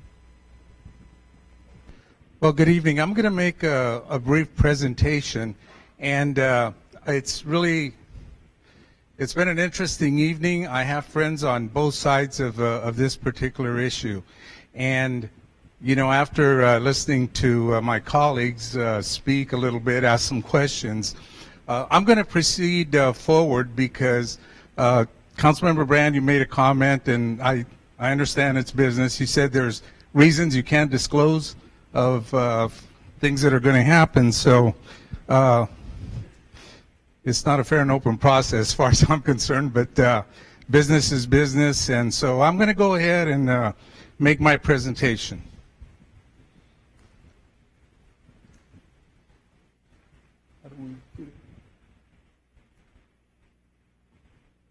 One of the things that I've heard, you know, the past week and a half, I get different emails, phone calls from people throughout the city as well as outside of Fresno. And I grew up in Fresno, grew up loving the mall, spent a lot of time there. And the first time I was on council in the mid-'90s, I'd go down there a lot because it was changing already and not for the best. But I'd sit there and I wanted to see who was going where, what they were shopping for, and what was going on. So I got to see that and experience that as well. So listening to both sides, there's and the questions that I asked earlier is I want to show you a what I call a compromise, a modification. We got friends on both sides, like I said. And Terrence, you made a comment that I told you about opening up the mall. It need to be opened up. Well, you're half right, because I'm going to open up half of it, is my proposal. So I'd like to show you what, and you know, one of the things that we do in government, I don't know how ironclad this grant is as far as the approval of the plan, but you know, we constantly receive money and we constantly make modifications. We constantly make modifications or we ask for extensions. And we do that with the federal government, we do that with state government. So it's not showing up.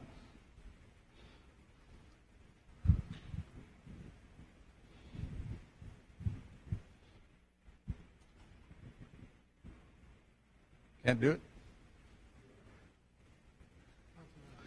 Okay, they can see it, okay.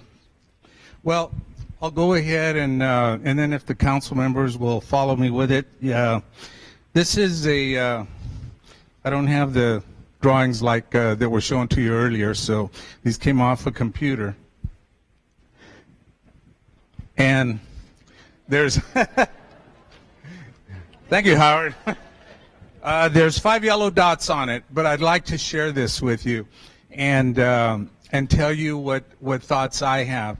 And one of the quotes that I do know that really fits both sides of this issue is a quote many years ago by George Bernard Shaw when he said, "Some people see things as they are and ask why. We can dream of things that never were and say why not." So I want you to think about that as we go through this. The proposal, and I shared this with the mayor and Elliot, who were in my office, we did talk about it, is that the proposal that I brought was that what if we were able to close off Fresno Street to Tulare? Okay, try to envision that. Fresno Street to Tulare. We close that off. We make that a town square. Cities in Europe seem to do okay after all these years with town squares. And the reason that's a good fit for that is that we have the Mariposa Mall, or the Mariposa Avenue from City Hall, that we have a corridor there all ready to go there, okay? Now, if we go west of that town square is directly where the new high-speed rail station is going to be. See? So that's one part. So envision that as the town square. Now, let's go back to Fresno Street and go north. Let's open up those 2 blocks. Let's open them up and make a nice design. Because in the middle 90s, when I was on the council, the city council designated the area north of Tuolumne, I believe, was it, Elliott, or Fresno Street, as the Arts, Entertainment, and Cultural District. We had Artes Americas there. We had the Met Museum. So why? Why couldn't we go ahead and use that portion of the mall, open that up to traffic, and you're only opening up from Fresno Street to Tuolumne? Now, here's the thought. What if we redid some of those buildings on that two-block section that we want to open up and put neon on it? Let's make it alive. Let's put some neon on those buildings. We create restaurants, art galleries, nightclubs, and you know what? Now you've got a quarter to the Tower District. And you got those little trolley buses that can take you back and forth, but you've got a nightlife, and you've got a very active life. And Peeves will make a lot more money too, and Liz Harrison will go have lunch there more. Now, let's look at the other part. The southern part of that town square would be Tulare Street. Tulare Street to Inyo. Let's open that up, okay? Let's open that up.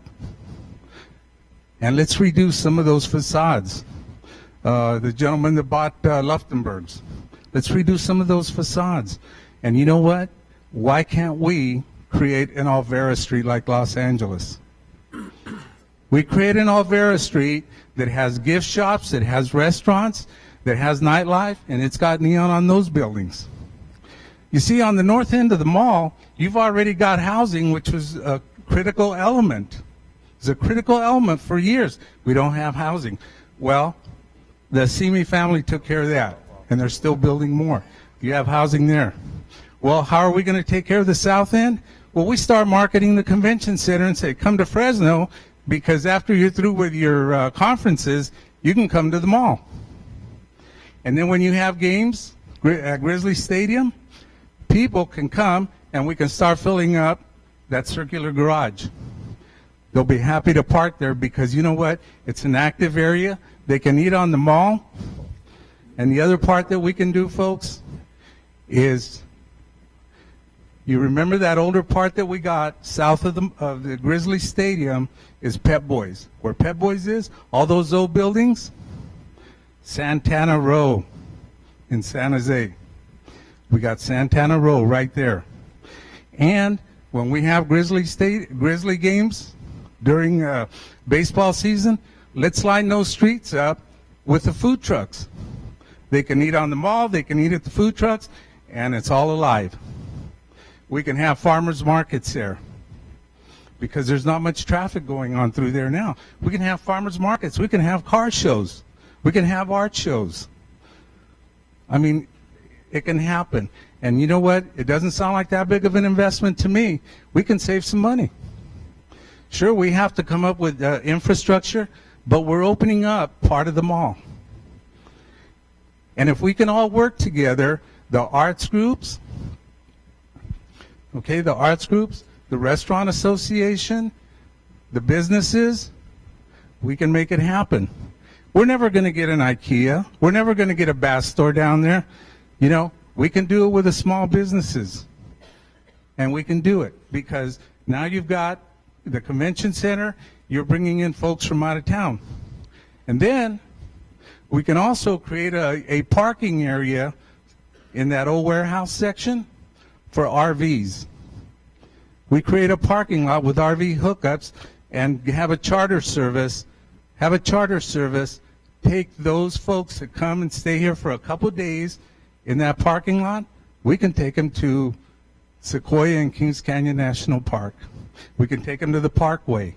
We can take them to the Blossom Trail, and they can leave their cars there. National parks aren't allowing as many vehicles as before, simply because of the air, simply because of that. But you see, that way we have a captive audience for a couple days right in the downtown area. You know, that's something that we have to look at, and I don't believe that it's going to cost us as much money, and we're taking care of not just the Fulton Mall area, we're taking care of the other parts around it. We're doing that. Now, recently, I went to the Monterey area over by Cannery Row, and I'm walking around and looking at the parking. I'm looking at the parking, on-street parking, and I said, wow, this is pretty good. One side of the street had parking meters. The other side of the street had signs that said 2-hour parking, 3-hour parking, free. And you know how many tourists they get there, but they're still generating some revenue because they got parking meters on one side of the street. And this is just sprinkled throughout that Cannery Row and the Wharf area down in Monterey. And, you know, I really believe that with working on the parking, that's always been a big issue. The years that I've been here, parking is always an issue. You open up the street, parking's the issue. Meters is the issue. Okay? And why couldn't we even enhance that mall area in the downtown area, just putting up more lights? We can put up more lighting, and then you've got nightlife. The artwork. Let's work with the Arts Council and the people on where we can place those if we do open up those streets. And I heard a word tonight more than once, and it was called gentrification. And I think, yeah, it's going to affect a lot of people. You know, this plan is going to affect a lot of people, and I really feel for those people if it comes to pass that have toughed it out there for 10 or 15 years. You know, we say we're not going to generate too much business. Well, you know, Olive Street is open. They're right now they're a little bit on the downslide. And so some people say, well, it's because a police substation left. Well, if we're going to generate a few more dollars coming in through our business tax and our property taxes, why couldn't we open some small substations like we did in the 90s? We had substations in southeast Fresno, we had them in west Fresno, and other parts of the city. And I really believe that that'll be a big help. So, you know, to me, that's part of the reason that I feel that we can still go ahead and do the kinds of things that need to get done. And also not spending as much money, but we're taking care of the entire downtown area. And I believe that working together we can do it. You know, and just remember that quote from George Bernard Shaw, is that some people see things as they are and ask why. We can dream of things that never were and ask why not. And Councilmember Brand also referred to the Palm Bluffs area. And we did a lot of votes during those years to help out Palm Bluffs succeed like it has today. And those were council votes. So we worked together on those things. And, you know, you've made a motion, you've got a second, but the motion that I was going to make was that to give the staff direction to ask the federal government on flexibility of funds to accommodate the compromise option, and then return with a response and options to move forward. So that was going to be my motion, but you know, I had to share this with you because I do really believe that there's a way to get to where we both want to get to. So thank you for your time. I don't believe that I'll get a second, but I just had to share it. Thank you.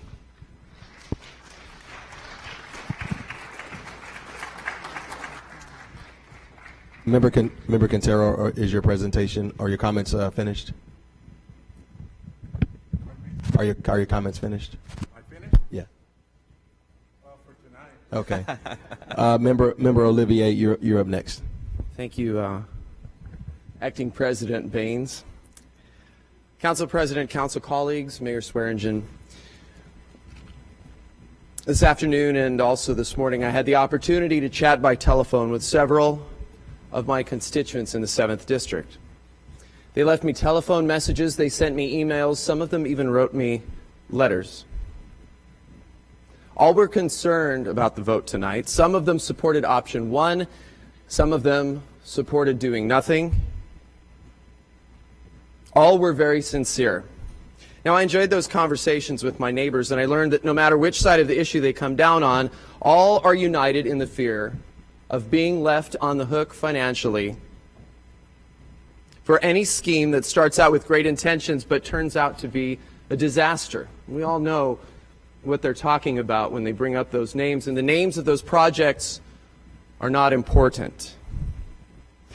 Now, we still pay for them, and although it's been years since these projects gone south, emotions are still raw in the neighborhoods in the heart of our city. Now, constituents in the 7th District know that millions of general fund dollars go to pay for the mistakes of the past. We can't hire more police. We can't hire more firefighters. We can't fix our roads, but we're working on it. It's the same sentiment citywide, not just in the district that I represent. Now, I cannot in good conscience support a project that uses 1 cent of general fund money to either finance or backstop construction costs. The Fulton Street project before us uses no general fund money. There is no threat of the general fund being raided if this project unwinds. In conclusion, I thank my colleague from the 6th District, Lee Brand, for proposing the additional safeguards that can only serve to protect the taxpayer, not just in the 7th District, but across the entire city of Fresno. And I will vote in support of this item with complete confidence. Thank you.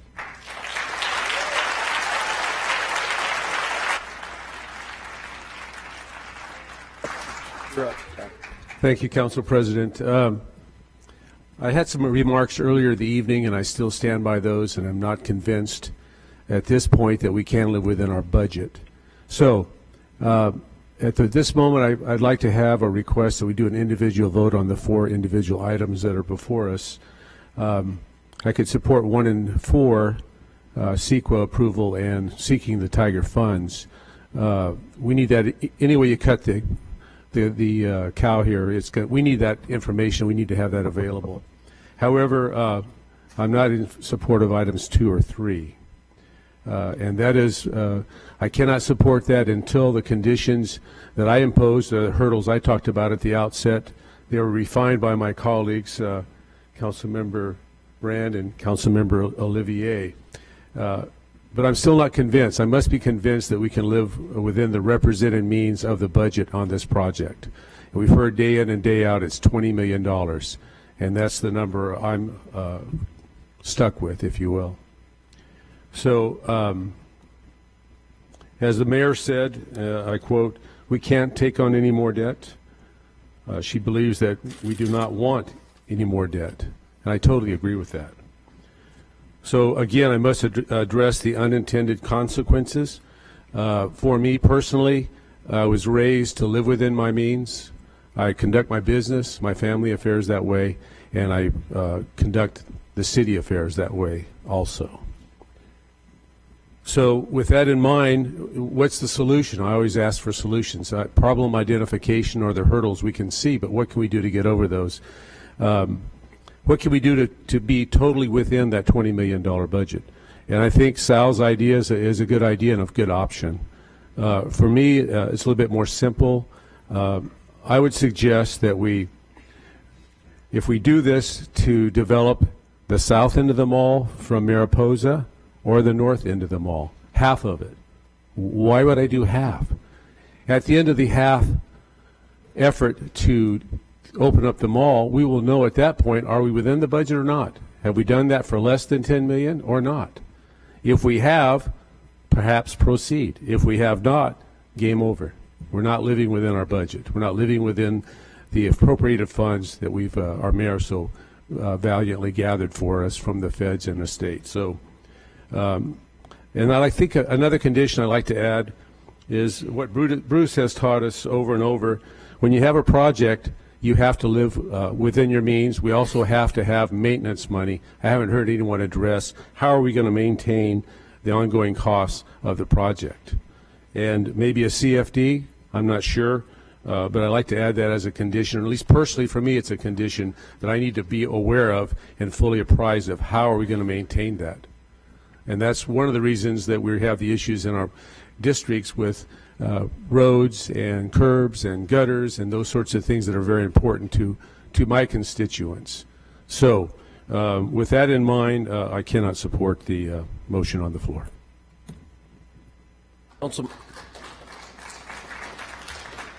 Councilman Zhang. I'll try to avoid the numbers for a little bit. But Elliot, just a question. I need a clarification on the gentrification issue.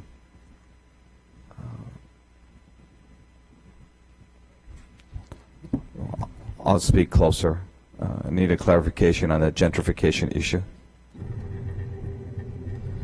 Well, I don't know about clarification, but I can offer just some additional thoughts, perhaps. I mean, the purpose of the project is to help primarily locally owned independent business owners to be more successful.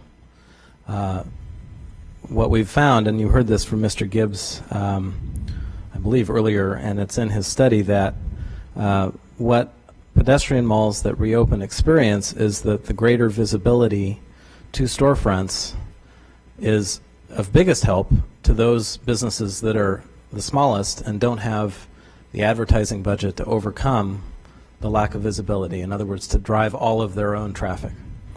And so I would say that the things that we are doing will enable businesses that are there and also businesses that are thinking about going there to be more successful. I would also say that, I spent some hours on the mall on Sunday afternoon just talking to people who were walking around in the space in English and Spanish. And my impression was that probably 80% of the people that I talked to, as we walked through what some of the design elements were that our team presented, actually chalked out some of the things, talked about benches, talked about trees. I would say everyone that I talked to recognized that the area could work better, could be more vibrant, not only during the day but especially at night. And so, I think part of what we see here is an investment in an area that hasn't had a lot of investment in the structure for 50 years. So here's my concern of the unintended consequences. And I think we had a gentleman here that talked about the low neighborhood and moving in there. And I raised this concern when we've invested in those areas, that the people that lives there, originally that lives there, and we put the investment into the neighborhoods. We improved the neighborhoods. We raised the quality of life in that neighborhood. But then the people in there somehow is no longer there, and we have other people that move into there. And so the people that originated the effort, originated, all the activities to get this process, to come to meetings, to be here, be there, and do all the work, at the end don't necessarily benefit in what has come, and others have come, and they are, or not all of them, but a good portion then gets moved out to a more challenging area because we've improved that area. So I want a sense of, I don't want to say security, because it's going to be hard to say it's 100% guarantee, but what are we doing to try to mitigate that issue? And maybe you're telling me that the retail is a little bit different than residential or not, but I haven't heard it enough to give me a sense of comprehension up here. Well, the biggest thing that we can do with this project is what we have described in terms of the construction period and making sure that businesses remain accessible throughout. Not only that, but really using the opportunity of the project happening as an opportunity for marketing. And as Kate Borders mentioned, the fact that in some places they've seen an increase in business during. And then, at the meantime, the Downtown Partnership has been doing this is working with the business owners to ensure that they have the tools, whether that's in service on how to get financing, which I know they've been working on with Wells Fargo, for example. Whether that's talking to them about how to have an online presence, social marketing presence. So those things have been happening and will need to continue to happen. And business owners will have not only the access and the visibility to take advantage of, but also these other tools, and ultimately some, we hope will take the opportunity to thrive. Right? And maybe I'm not sure how this gets crafted, and maybe I'm thinking a little bit differently. If I'm a small business, and which I have, and been a little bit with a family business, I invest and I stay there, and I come into the business. I'm staying with the growth and everything, and I'm seeing traffic and success too. But as we say, part of the value of this investment also increases the tax revenue, the base, the square footage, and all those things. So let's say that this particular business has been there for a long time, has invested, has been a part of that growth. But then, the market drives the market, right, to a certain point. And so the market drives it up to a higher point where the small business who's invested, who was there from the beginning, who has stayed there for a long time, now that rates go up higher than what the particular market is. And you have a lot of people that wants it to be there now. And so then you say, well, we love you, we did all this work with you, but the market's telling us it's no longer $1.80, it's $4. Even if you increase this business, even if you increase that, there still has to be a break-even point as to be successful, correct? And so what is it are we doing to make sure that our small business investors that are sticking with us, that are committed to this, say, hey, what type of commitment are we having for them in the long term? Because they're here with us when we're saying that the mall is not successful. They're here with us when they're doing all this challenge. They're here speaking to opening this. What I don't want to see is, if we're successful, 3 years down the road, 5 years down the road, that we price them out, and then they're out, I guess, on the other side of the mall, that's going to go through another opening process.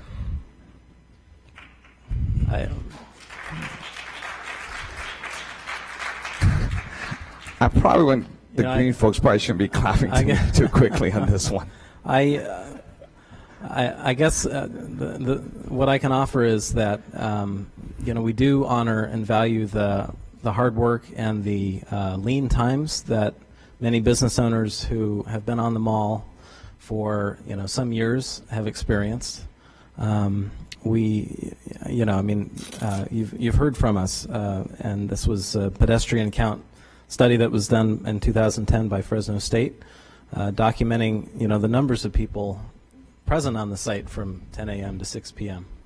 But everyone I've talked to, in the area understands and feels that the area needs to be more vibrant, not just from an economic level, but from a community level. And what I would say is that just think about the alternative. So, is the way to honor folks who have been down there for 10 or 15 or more years, is the way to honor them not to invest in the area, not to fix it up, not to add the access and visibility? How does that, honor their time there? We can have a discussion at both sides all night long, if that's what we want. But I'm just saying to our folks, our small business here, right, make sure that the sales pitch is still the sales pitch, that we're clear on the sales pitch. Okay, I just want to make sure that we're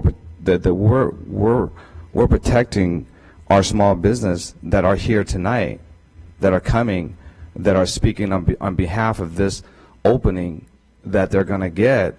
That I don't want them 5 years down the road, coming back to city council, say, hey, you voted for this and protecting our small business.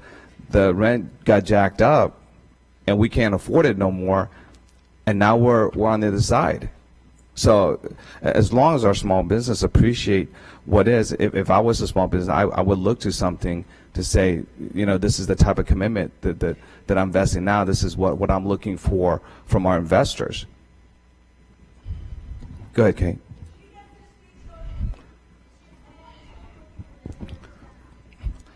Hold on, Council President. I think we have the ability All right. to call people up. Thank you. I appreciate that. Folks, please. She's answering my questions. Please, Kate. No. Please. Would you like me to speak? Jean, you can call up anybody you'd like. I do. Please answer my question. Thank you. I just wanted to clarify some of the programs that we are doing currently and will continue to do working with the business owners. We actually have worked, as Elliot mentioned briefly, we received a grant from Wells Fargo, and we've been working with them for over a year now, and we also partnered with Fresno State and had students come in and work with the businesses one-on-one on all of their social media platforms, internet connections, getting businesses who previously didn't even have internet accounts up online, and it's making a big difference in their current situation. We're going to continue all of that work. We work really well with Wells Fargo, with the SBA, with the CDFIs that are in town, linking these small businesses directly to loan programs, grant programs. We have plans in works to do facade improvement programs for these small business owners that will be matched by grant dollars. So our programs will help these small business owners moving forward. And not only through this process, but as they come out on the other side of construction, we will always be there to help them with any issues that they're facing as small business owners.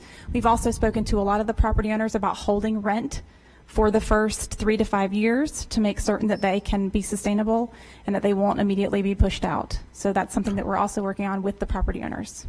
All right. And I appreciate some of the... And I appreciate some of the mitigation factor. Sorry. No, He just asked her a question. no, please. Yeah. No, he was asking her a question. If somebody wants to ask you a question. No, it's not about being fair. He wanted a point of clarification. If some council member wants to ask you. No.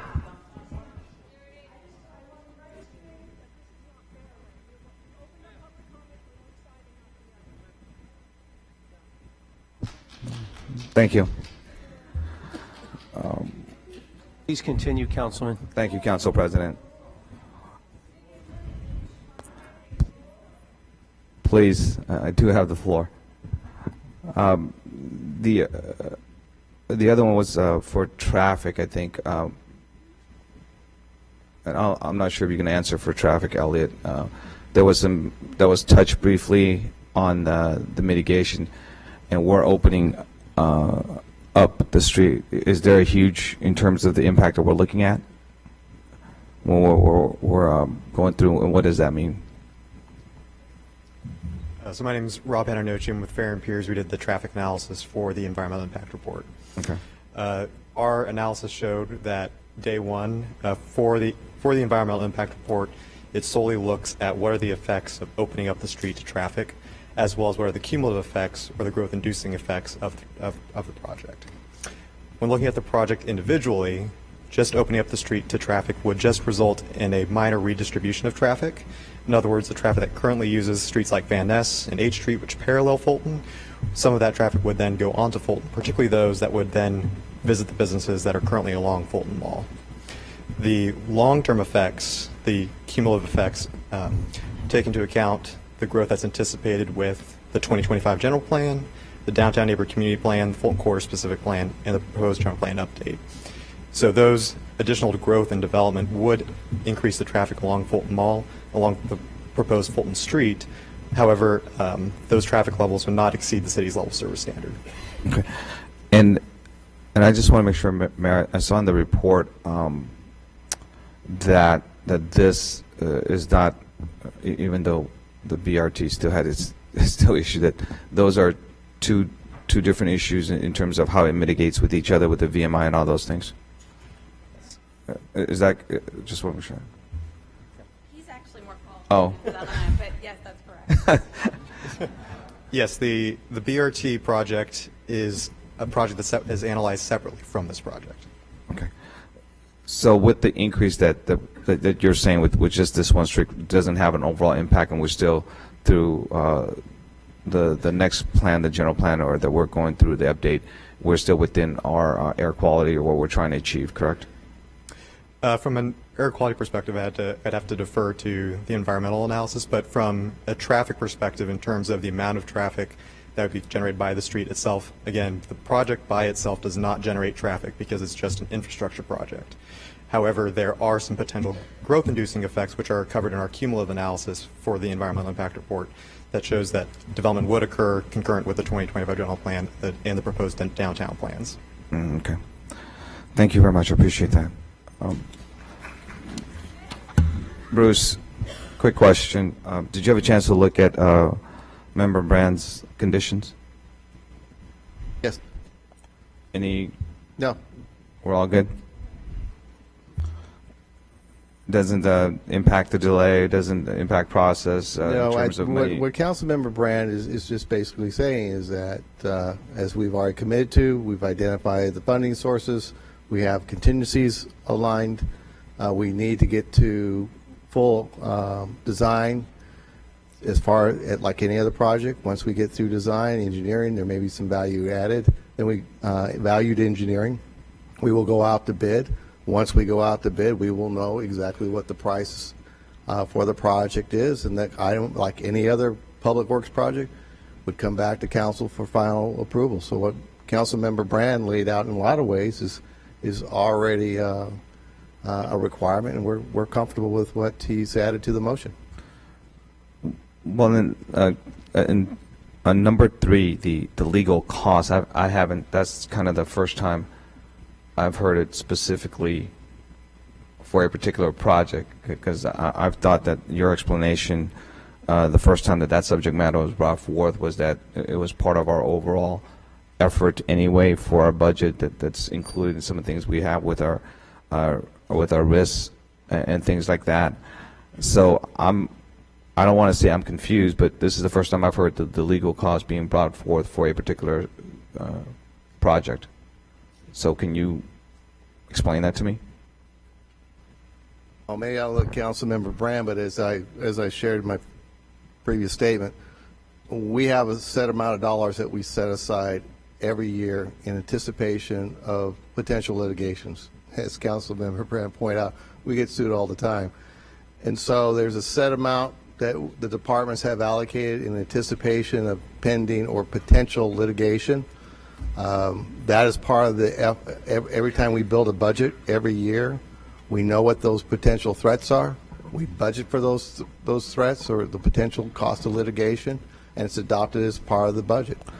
Maybe what Councilmember Brand would like to expand upon is that as part of this year's deliberations when it comes to the budget, that we also take into consideration, like we would any other potential lawsuit, the cost of a challenge with this particular project. Okay, Member Brand, is this an additional?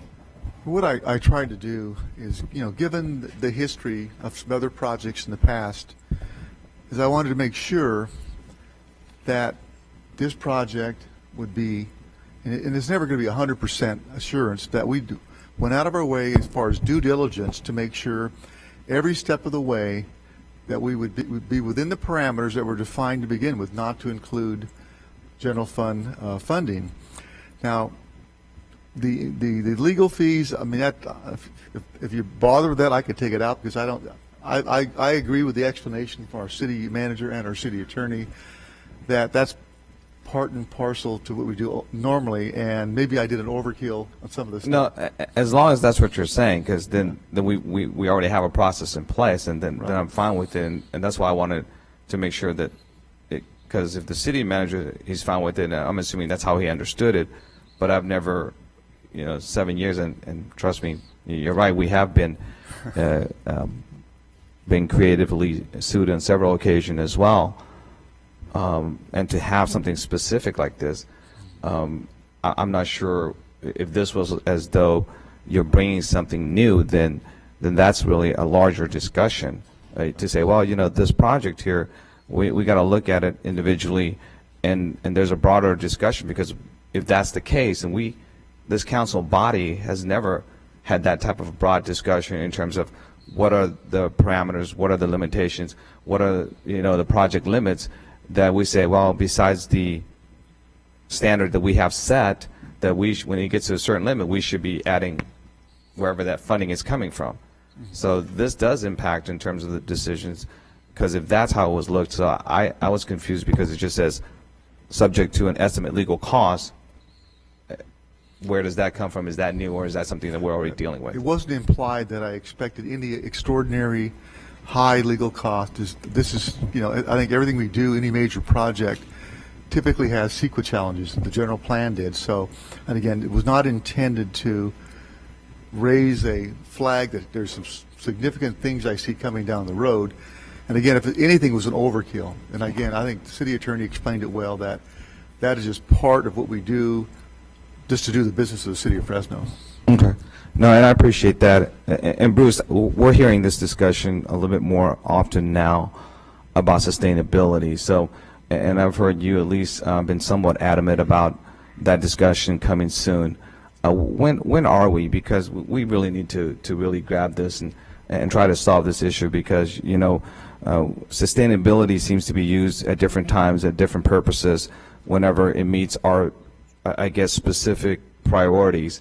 I think this body needs to really have a better process when we talk about what sustainability means and what sustainability means to cost in terms of development, cost of investment for us, so that when we say this to our constituents or our residents that come here, that they have a better understanding what we think sustainability is all about. So when are we going to have that, Bruce? Well, probably the most significant discussion on that particular topic will probably roll out in the next 60 days when the mayor introduces the FY15 budget, and we start talking about our ability to address some debt that we took on as early as last year, the lack of reserves and the competing need to try to restore services or address a long laundry list of other priorities such as street maintenance. And that is, at the end of the day, what a budget is. It is a priority of our resources, and that is one of those topics I think is going to be at the core of the debate this year. It isn't going to be about what we're going to be cutting. It will be what we can sustain. I want to make sure that part of that discussion doesn't just say what we sustain, what it would cost to give us our sustainability. So that means if our partners in development, our partners in business, our residents, because there could be some discussion on some additional revenues coming from different ways. And so I just want to make sure that we have that frank discussion so that we quit throwing out sustainability when I guess it suits us up here to look at different projects that whether we like it or not. And so I'm starting to hear a lot of that this year. So I hope that becomes a serious conversation with this particular budget. I'm looking forward to that, Bruce. Really, folks, as Member Baines has said, this definitely has been a difficult and tough decision in terms of both sides, friends on both sides, on where we want to be, and what our residents should expect from this body and from their electeds, that things shouldn't be things shouldn't go too easy, too smooth, folks, because that's what happened in the past when things are just too smooth, when we don't have this type of dialogue. And yeah, we have hurdles, and the mayor stated correctly, but I just want to let you know too that we up here, we have hurdles to get our things done as well. So it's one of those things that I think it's an extremely important piece of checks and balances that occurs. Now, is it taking a little bit longer? Maybe. I'm not sure. But you would want us, whether it's coming from the mayor, whether it's coming from the council president or the city staff, that your elected council representative take their time and do their due diligence to make sure that they have at least a different perspective, it's not as simple as just do it. Trust me, it's not. If there was, we wouldn't be doing a lot of just do it projects. And so those hurdles, I think, are important for all of us to go through. To see the group here stay this long, and I thank you. I mean, it's not the same. There's more people here, trust me on this one, but it didn't have the same marathon as the BRT, although it did kind of a deja vu a little bit. Okay, so those are the things that I just want to make sure it's clear that this body, this council body, whether what side we're on or not, is doing its due diligence for its representative in their districts and for this city, to make sure that we're asking different questions, because each of these council members have maybe a different perspective on what their issues, what their concerns are. But they all come to a conclusion to hopefully do what we think is best for this city. So I do commend the staff for the amount of work that has been done and the length of time that has taken to all the community engagements and the criticism that it has received, and support as well. But more importantly, to the involvement of all of our residents on both sides in this process. It has, at least from me, impacted how I go about making my decision and supporting some of the comments that are made here by my colleagues, both in support and oppose. But ultimately, it also leans, on what I believe that is important, that this does have some concern for me about the existing business. As I've said, gentrification is huge. I've seen it happen at both at the neighborhood level, and I want to make sure that we do our best to provide some safety mechanism for those that continue to fight for us, that have stayed there during the long, tough times. But the decision to move forward, although tough, is very critical for us. So I applaud the work the staff done, and thank you, Mayor, for your leadership on this. I know it wasn't easy. As Member Brand has says, you and I have worked so well together for the many years that we've been here. And I think I will continue to do my due diligence and work and continue to ask at least what I think is important about not only the district but about the diverse community that we represent, especially those that I believe are underrepresented and sometimes need somebody's voice to at least shine a light on. But I look forward to move this project forward, but very cautionary. Just because of the challenge and the type of investment that we're putting into this effort. So thank you very much.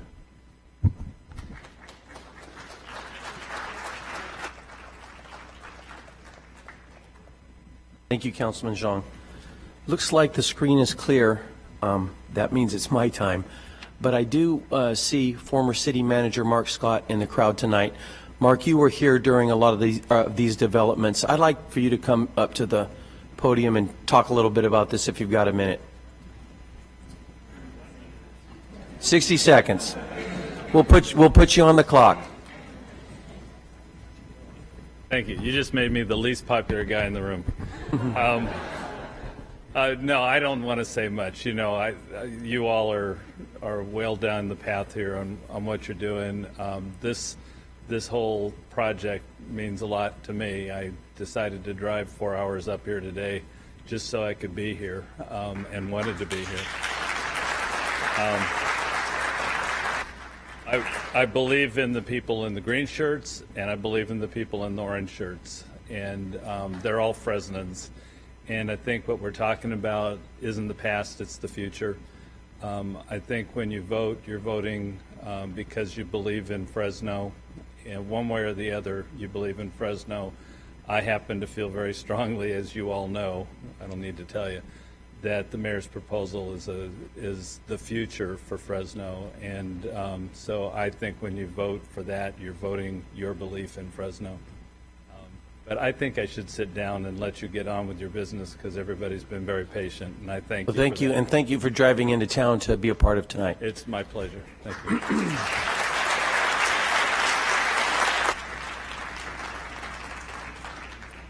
Mayor, I actually want to ask you some questions directly, okay? Not Elliot, not anybody else, not Bruce, not Lee. And so, you were out of the room a little bit earlier. I did ask Elliot this question earlier, but I've talked with you about it, but I need it to go on the record. It's very important to me. It's about the funding stream, the Tiger Grant, dealing with this. A lot of people that support me are very concerned about where does this money come from. And if you could clarify that for me, it'd be very helpful. Sure. And if you look in the staff report, just for the record, it's also stated very, very clearly there. The Federal Register, which is the official publication that notes all of the official business of the federal government, identifies that Tiger 2013 was approved by Congress. Forget the exact date, but I believe it was in March of 2013. So the 2013 Tiger program was a part of the regular budget that was approved by Congress. And I might add, that particular continuing resolution was adopted by Congress by a large margin, which doesn't happen in Congress these days. So it was bipartisan support for that year's budget, and it was included as a part of that process. Okay, so this is not related to stimulus packages back from 2009? No. Correct, it is not. All right, cool. Thank you very much. Here's another question. For anybody who could have been sleeping through tonight, they've already heard this, but tonight is clearly not the final vote on this project. Is that correct? Correct. We still would have to get to 100% design on the project, bid it out, get those bids back, go through the modifications or the clarifications that Councilmember Brand is proposing tonight in terms of verifying the construction costs, the contingencies, that sort of thing. And then we would have to bring a construction contract to you, likely in January of next year. That would be the final point at which funds would be committed and the project would move forward. So tonight really is a policy vote. No funds are being spent or committed, but you are adopting a policy that enables us to move forward with the design, bid the project, and bring back that documentation to you for the final vote, which would commit the dollars. Okay, and so, and I appreciate that. In that you talked about the design. So is it clear, am I right on this? Is our engineering design built at about 60% right now, and tonight's vote will take it to 100%, at which time we'll vote on spending money at that point? Okay, cool. Thank you. Let's see. A couple of other things. I've met with a lot of people, all different sides of the aisles, plural. And so I have just a couple questions that maybe help different things that I heard throughout the week. Is the downtown Fulton Mall project dependent in any way upon high-speed rail? It is not. Okay. Is the Fulton Mall project dependent on any way to bus rapid transit? It is not. Okay, cool. And then I want to talk, I met with some great people yesterday, and we talked about art for a little bit. And it's a very odd subject because art's kind of like beauty's in the eye of the beholder type of thing. But who would be in charge in our city? Is there somebody will be tasked with really saving, restoring, moving, dealing with this art if we do choose option one? There are two aspects to the process. One is a legal process, which was noted earlier by some members of the public, that there is a precise legal process that has to be undertaken to get in touch with the current artists or their estates or their closest family members if the artists are deceased. We have to work with them to get consent on how their art would be treated. So the law firm that we're working with on all the environmental documentation has a lawyer that specializes in that process. He's already been involved in advising us on the steps that would have to be taken. In addition, one of the subcontractors to the overall process would specifically be charged with all of the staff work related to cleaning and restoring and then recurating the art. And again, that's subject to the legal process that has to involve the artists and their estates or family members directly. Okay. And is there any way there's some concerns that a city, a government really doesn't know how to handle art. Is there any way to include the art community in this process? Most definitely. Okay, because I don't want Councilman Capriolio helping out with that.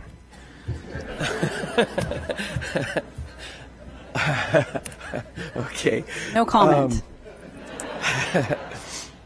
But that would be, I met with a lot of people this week who their concerns were revolved around art. And if the vote goes to proceed with option one, there's going to be some disappointments. And I told them that my commitment would be to work with them to make sure that the art is respected as much as possible. And so I think that's a good idea to include some of them. Let's see.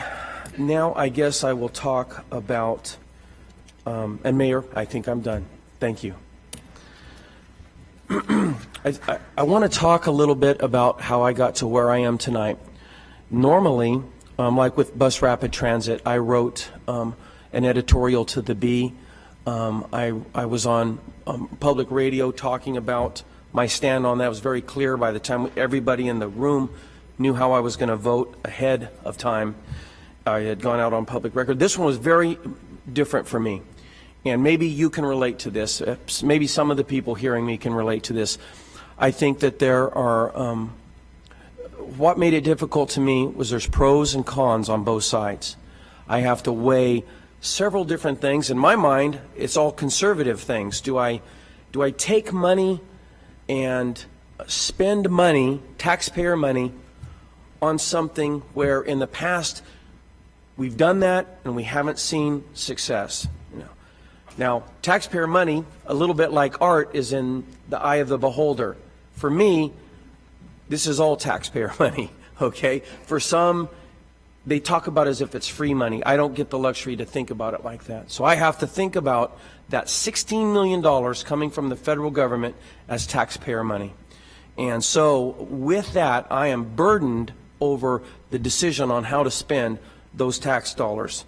And however, balanced against that is something very pragmatic, which is that I've walked the Fulton Mall twice in the last 10 days and 3 times in about the last month, and bought a shirt down there about 3 weeks ago. So I physically wanted to walk the mall, and my eyes absorb it, my feet see what's going on. And what I came up with is, and this is the balance to spending dollars, hard-earned tax dollars, is that mall is not functioning right now properly, okay?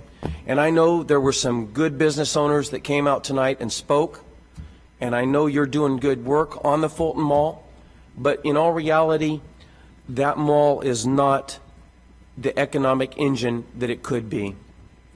And I think to myself, because I spent a lot more time at River Park, and I think we probably have more money spent in River Park in any 2 minutes than 12 hours on the Fulton Mall. We need to do something about that. So I have these two, in my mind, very conservative concepts that I have to bring together and vote tonight in front of all of you and on the record. And so I think the thing that, and so I came in tonight very open, and I'm very rarely open. I'm very opinionated usually. And so I think I surprised a lot of people by being open tonight, and open to a lot of things that I heard tonight. And one of the things that was really impactful, and I wrote down a lot of the people's comments on both sides. I circled a bunch of people who are business owners. That's business owners on Fulton Mall, current business owners. I came up with 15 of them and I might have got that off. I might have missed one, but I got about 15 business owners that identified when they came to the microphone as business owners. Each one of those business owners was a yes, we need to open the mall, okay? That's kind of impactful to me. There are many other impactful things as well, but I think about that a lot as a business owner myself. So I guess my pragmatic side is the fact that that mall is not working right now. I love all of the developers that came up and spoke. I guess I've been accused of loving developers, but I love people who have a vision, who want to do things if given the chance. And they have some of them have grand ideas and some of them have little niche ideas, and I like them all. I like to hear people who are willing to put their capital at risk to try to do things and in the end employ people. However, my job stops at opening that street. Okay, I cannot guarantee for the citizens of Fresno, I can't guarantee for the people in orange shirts, I can't guarantee for the people in green shirts that this mall will ultimately be a success. I wish I could. I believe it will, okay, in time. But I can't guarantee that. My job, however, is not to do that. That is the job of the builders that live in this community and will come in from out of town sometimes to help us. But my job is to make sure the infrastructure is functional. And when I walk that Fulton Mall, I don't see functional infrastructure. So, despite the fact that I can't, you know, in all reality, it's quite possibly that Fulton Mall is like an economic Berlin Wall. It's like that is where the economy stops, right on that street. So, weighing everything, and I know I'm going to disappoint some and make some others happy. I'm going to disappoint some of my dear friends who are really believing in me to take a very tough stand, but at the same time, I've balanced everything out. In my mind, at least, I feel comfortable saying that my job is to help open that mall at this point in time and let people who can take the free market and expand it and do more with that mall than is currently happening. That's my job. I'm going to support the opening of the Fulton Mall.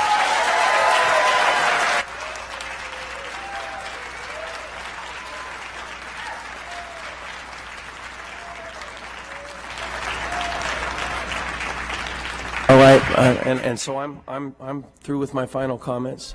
We have an open screen now, so I guess we're ready to take a vote. We have a motion. I'd withdraw that request to do an individual vote. Let's just go up or down. Okay, and this includes the conditions that you added to the record. That is correct. Okay. All right then, Madam. What's that? We want to do electronic? No, man, I'm in love with the roll call vote. What's that? Oh, they want a picture. Okay, we'll do electronic. You want a picture, right, Howard? Yeah. All right, let's do electronic. Let me remember. Where's my yes? Okay. All right, council members, please take your vote.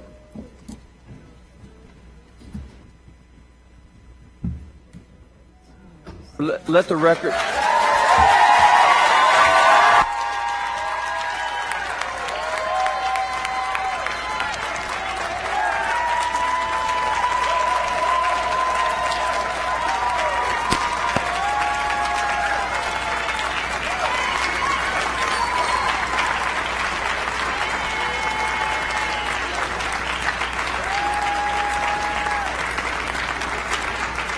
Madam Clerk, so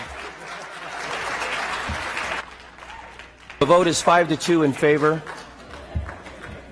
Thank you, everybody, for coming out and participating in our system. Thank you.